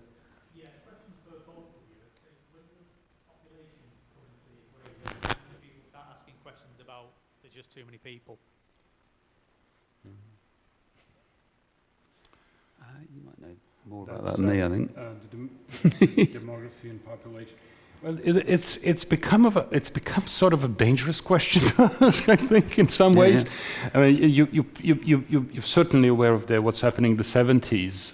Paul Ehrlich's prediction of the population bomb, published in 1968, when the kind of a new Malthusian paradigm was alive and well. And the belief was, and there was a bet between him and Herbert Simon, Ehrlich predicting the population is going to suffer a major breakdown, and there will be not enough food to supply by the end of the century. Nothing like this happened. In fact, things are actually much better than anticipated. He lost the bet. It's a really interesting question because it is a political question as well. What sort of a political institution would have a mandate to consider demographics as a climate policy, and how would that be operationalized, instituted, and legislated? So the sort of a top-down approach, would that work? Populations of, yes, for obvious reasons they're a factor because of consumers. I mean, when you look at the Chinese middle classes now are bigger than the population of Europe. So that's going to expand. We're going to have another Europe in 20, 30 years that we have to feed and sell vehicles to, lithium, non-lithium, but still. But I don't know, what's your feeling of that? I was going to maybe add a couple of things. One is, you mentioned irony. One irony on the Malthusian side is that the Limits to Growth report from 1972 has, if memory serves, about 3 lines on what they were then calling the CO2 problem. You might remember Vlad probably knows the page number, but it's the one moment where they don't connect it to their underlying model and they say it's fine, technology will save us, nuclear power is going to be fine, right? So the moment where, from that point of view of that particular framing of environmental politics, where population was central to the picture, they never went there because they thought, actually, this isn't a real issue. It'll be fine, nuclear will save us. But I think the other way then is I think it's, in a way, I mean, it bubbles up under occasionally, but nobody really makes it. You don't read an IPCC report and people make population a central issue at all. You'd struggle to find it in there as a thing. It's an underlying factor, but they'll always be much more focused on technological change, consumption levels, etc. Choices in terms of energy, underlying energy systems, and so on. And the population will be lost in the noise of that. The way it comes up, I think, is in terms of the emissions accounting point that I made about the World Resources Institute and that conflict about how do we measure and attribute responsibility to emissions, especially to different countries. Right, so in that early framing that was attempted by, probably just clumsily, I don't think there was an explicit design, nobody accused them of some conspiracy, but the framing of the World Resources Institute, which just went by absolute emissions per country, that then put China and India both, and Brazil, I think, in the top 5 countries, was very quickly and very readily shot down by Agarwal and Narain. And everyone went and took their version and said, well, that makes an enormous amount of sense. And it sort of killed it, really, quite effectively. I mean, it's not that questions of inequality and how you measure emissions went away entirely, but the pure framing of where you entirely discount the per capita question really just never survived that assault, I don't think. Yeah. Do you think that it's because it's taboo that people just don't want to hear that there's too many people? Well, I think it's also because it's demonstrably not actually a very persuasive argument. That actually, if you want to look at the driver and the increases in emissions over time, that the energy sources, consumption levels, and that dimension is actually, even if you want to reduce it to some classic. The classic equation of that Malthusian era was IPAT, right? Impact equals population times affluence or times technology. And even if you want to reduce it in that sort of mathematical way, actually when you look at the increases in greenhouse gas emissions, the P bit is not a very important factor in in those numerical assessments. Obviously, the actual ones are going to be much more complicated than just 4 numbers, but once they become a more complicated thing, the population bit, it just doesn't actually explain very much. Originally, I think the concern was with the food from the 70s, and especially the limits to growth. But when you look at the statistics today, about 30% of the food in the United States is wasted before the expiration date. So there is more food than needed, at least in that country, not necessarily elsewhere. But it gives you a sense that it went the other way around in some places. Probably I wouldn't be surprised if the situation is similar in this country. Not maybe to that extent, but... I think also the solutions to that are quite profoundly illiberal in terms of the politics around it. I think that explains why it might be a taboo, right? But it doesn't. There's a separate point about that. Actually, it doesn't really. Much of a, yeah. You wouldn't get a big bang for your buck in terms of trying to reduce emissions if you spent your time focused on population. Yeah. Even if you thought you could do it and morally you thought it was acceptable. It was justified. Yeah. Are there other questions? We have a gentleman there. Thanks. Yeah, thank you for your talk, indeed. My question sort of is around issues that have come up in the recent past, like acid rain and the UHCs that have been solved. I say solved, but yeah, kind of, that were taken seriously and dealt with. Are we with climate change in a different league here, that it's so much more complex that it's impossible to come to an agreement? You mentioned nuclear being a solution, as was put forward in the limits to growth. I wasn't aware that that was one of the suggestions they made, because I still see nuclear being bandied around, but as a solution to climate change, but it can't come quickly enough, it seems. So it's an irrelevance, it's a costly irrelevance. And indeed, the techno fix, that we're all waiting for, this carbon capture, is it going to come soon enough to stay within 1.5 degrees, do you think? Given that 1.2 we're seeing sort of dramatic things going on, and beyond 1.5 we will see, according to David King, sort of population having to migrate from areas that are uninhabitable across swathes of Africa and Australia, etc. Do you want to start? I mean, the short answer to the first bit of the question is it immeasurably, is it more complex than the answer to the fairly straightforward yes to that question, right? But acid rain, you essentially had two principal sources of nitrogen oxides coming out the back of cars and sulfur dioxide coming out of coal-fired power stations. I oversimplified, but both of those had relatively straightforward technical fixes. But I don't think it's solved. I mean, there's still a massive acid rain problem in Northeast Asia in particular, and it's not completely gone away from Swedish lakes or Ontario and Quebec lakes from the places they were getting those emissions from.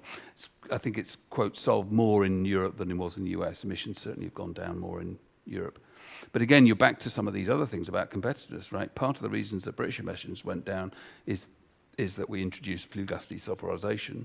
Part of the reason is also that that the Thatcher government destroyed the coal mining union and the coal industry, and so it's effects of other things going on more than the actual policy adopted. So it's partly also, if you think that the obvious answer to the nuclear problem, as well as the it'll take too long, which I totally agree with, is, well, that won't get the methane out of your milk. Right? It's too heterogeneous in terms of the sources of the things we do in daily life that are, it won't deal with it might deal with your emails problem, possibly, but except it can't come in quickly enough. But it definitely won't deal with the things that are non-energy system related, which is actually quite significant, 30-40% of emissions, depending on how you measure those things. All right. fantastic. I think we're out of time. I'm going to thank both our guests. Thank you so much, Matt. Thank you, Vlad. And thank you all for coming today. Thanks.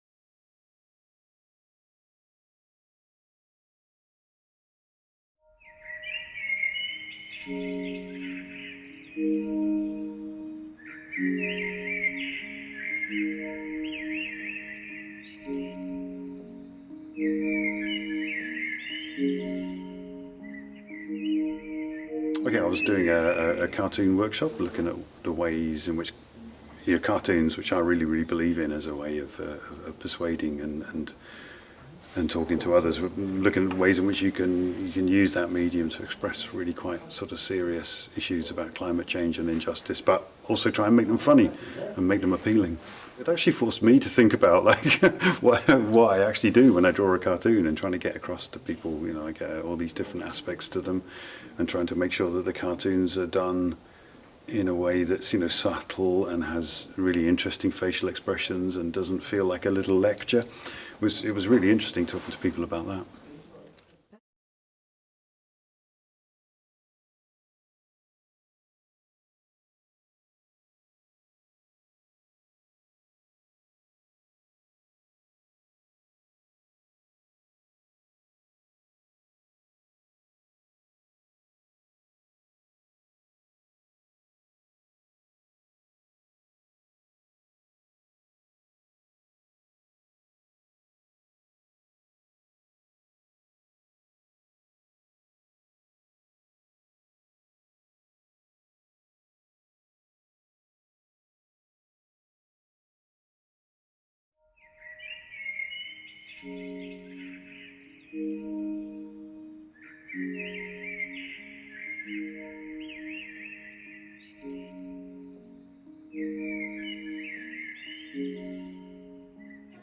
Our session was about a new phenomenon that we are calling right-wing eco-populism. I'm Carlos van Tongeren. I work at the University of Manchester, and this is part of a project that I'm working on with two colleagues that were also present at the session. So we're seeing in recent months that right-wing parties across the world are changing their views and their policies and their discourses on climate change. Previously, most of those parties, they were denying the severity and also the existence of the climate change as such. Now we're seeing that they're increasingly moving towards a new view where they're not denying climate change, but they're rather spreading fear about the arrival of new immigrant communities as a consequence of climate change. And other ideas that are feeding into a new kind of view on climate change that we're calling right-wing populism.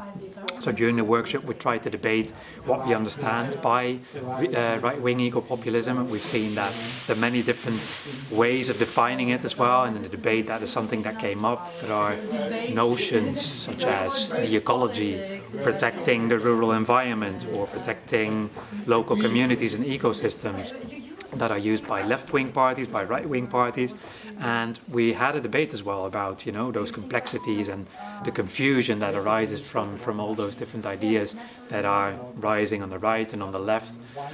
So that is basically what the session was about. We tried to unpack this whole new idea, and we tried also to clarify together with all the attendees some of these confusions, because we believe that it's important, if we want to understand the risks of right-wing eco-populism, we also need to understand what those parties and movements are defending and how we can pose alternatives to them. I was very happy with it. It was we were expecting a critical audience, because I think everybody that is present here is very concerned about the climate change and has a very thoughtful views on this whole issue. So I think it was very instructive for us as well to be able to learn from the views from the audience. It's a very complicated question. We try to compare different parties, different movements, and even in some cases, you know, it's very debatable to what extent is a party right-wing or populist or not populist. So yeah, I think it was positive in the sense that that we learned a lot from the debate.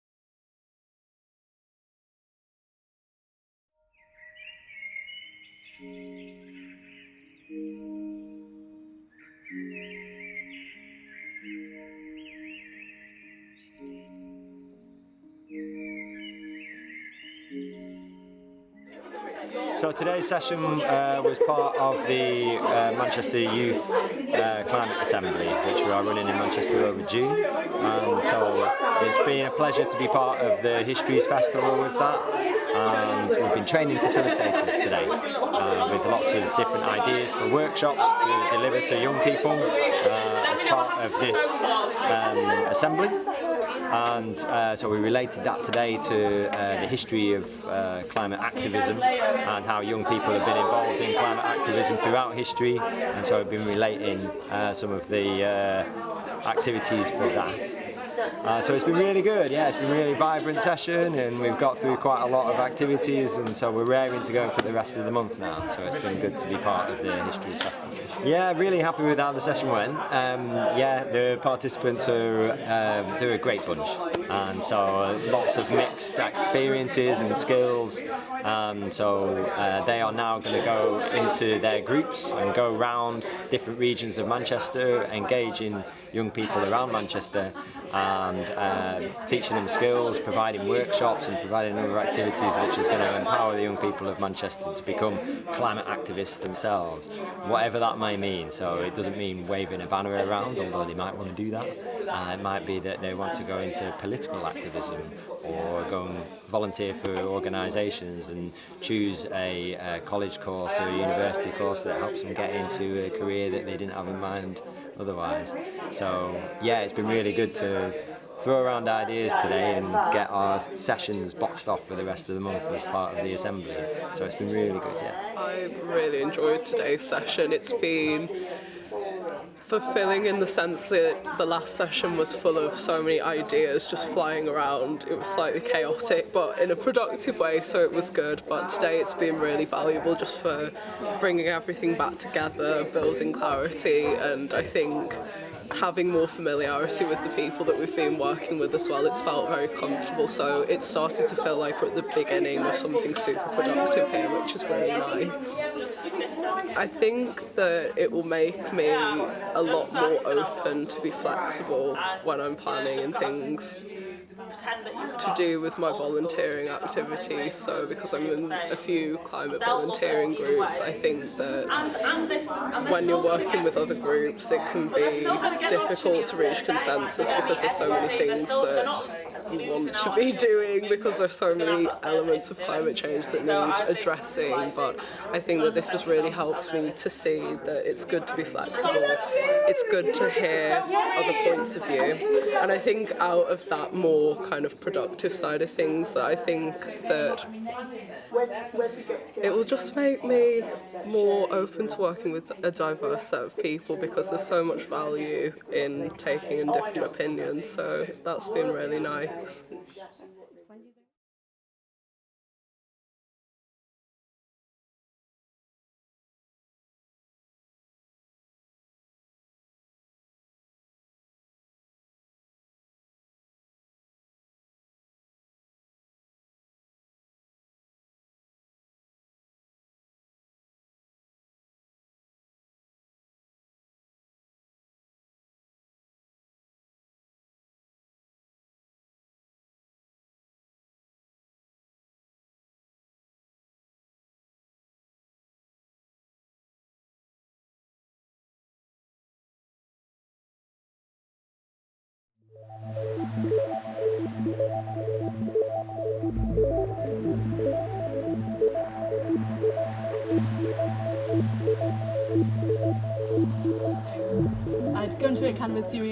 mostly anecdotal stuff around hitchhiking, and was quite pleasantly surprised that it was like a lot more philosophical, really, like quite a lot of insight around the human nature and values and ideas of the trust economy, which is a term I hadn't come across before, but I will definitely be looking more into, and just puts a positive spin on something that I think has been demonised, particularly for like women travelling on their own for quite a long time. So it was really positive talk.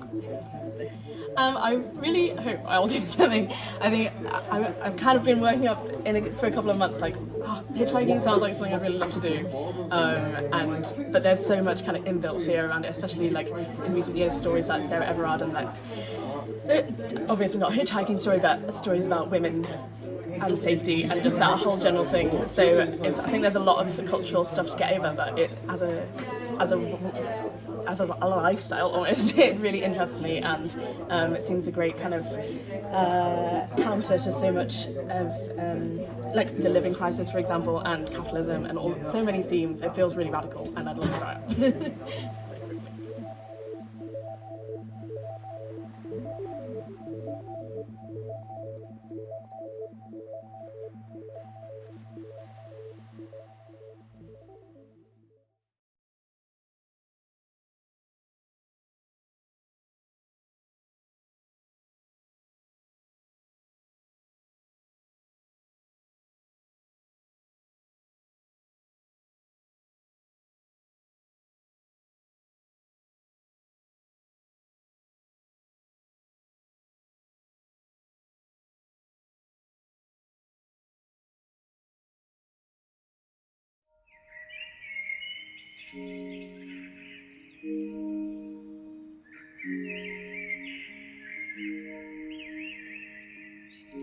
I mean, one thing that we need to be really careful about is that corporations, fossil fuel companies, chemical companies, big agri, the food companies have got us to a point where it's very difficult to reverse the crisis we're in, the climate crisis and the environmental crisis.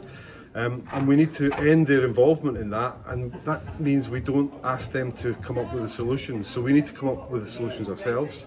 They need to be publicly funded and not for profit, or else we're really not going to get out of the mess that we find ourselves in the crisis of climate change. Yeah, it was a really good discussion, and a good discussion about how we get to a system that doesn't have to profit from everything, because if we have a system that just profits from everything, then it can't be sustainable. So yeah, it was a really good discussion. I'm really grateful to people who came. The session was really good. It was on eco side with Dave Whyte. It was all about the history of the corporation and how it's existed to kind of extract resources and how it's driving climate change. Yeah, the session made me really think about things, made me think about how corporations act, how we might be able to kind of rein them in, and how I might be able to control them and bring them like into control, really. So yeah, it's really thought-provoking. Might make me get involved in some campaigns or think about some things I could do, really.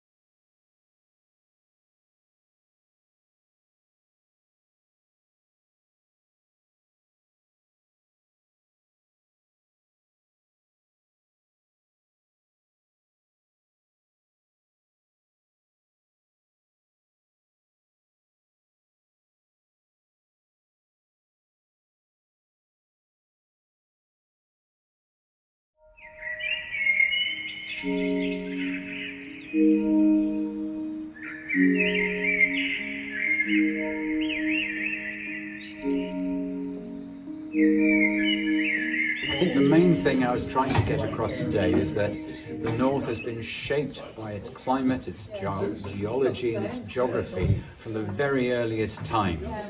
That England has been divided by a ridge of Jurassic limestone, and its hard rocks, its mountains and rivers, north and west, were seen as a factor holding back its economy for centuries.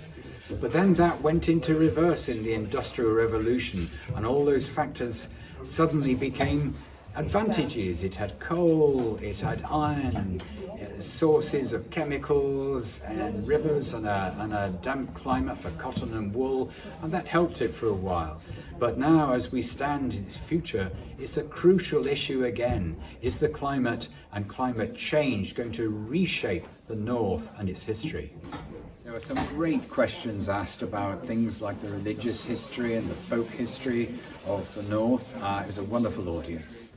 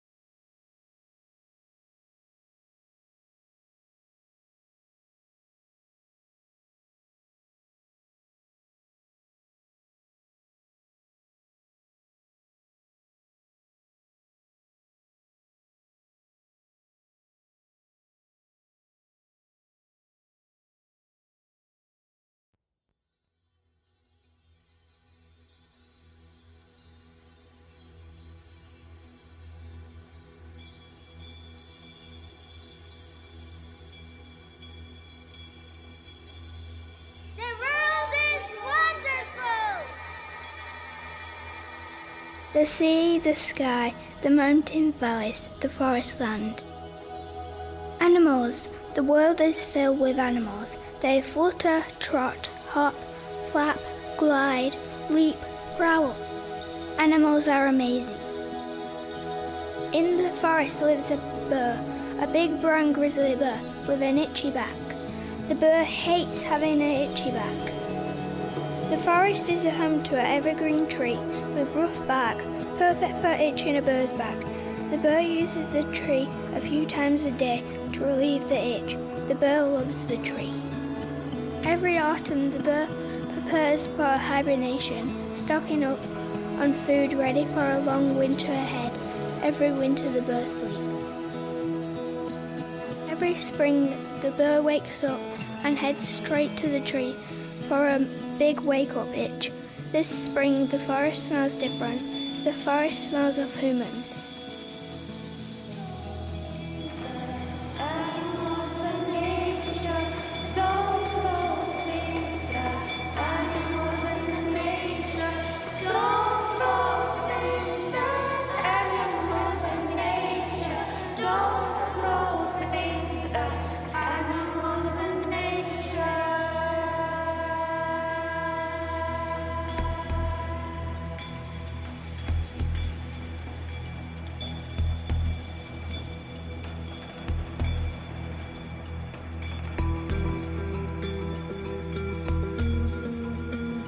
The trees have gone, the humans have cut them down. The humans move on. The humans move on to the next forest. This forest has luscious leaves on the trees and is filled with wildlife. The forest is amazing.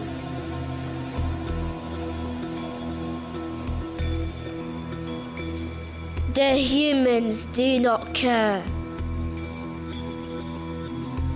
The humans need the land to grow palm oil trees. Smoke, flames, fire.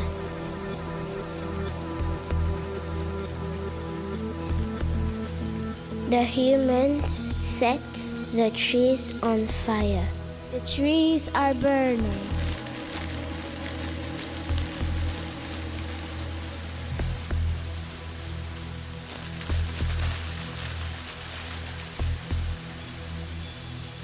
The orangutans lived in the trees.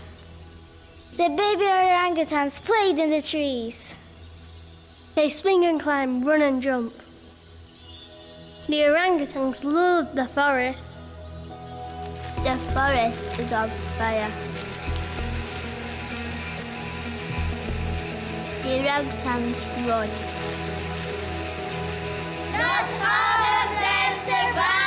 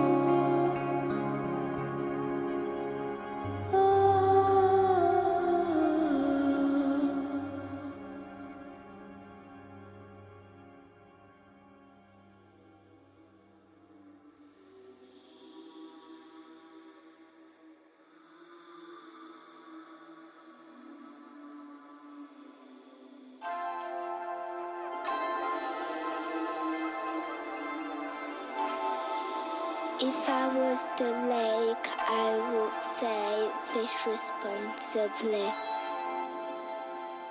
If I was a turtle, I would say stop throwing litter, keep our environment safe. If I was a bee, I would say stop cutting down trees.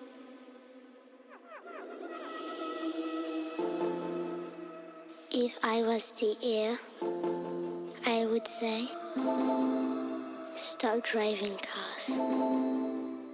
I want the sound to think what nature will say.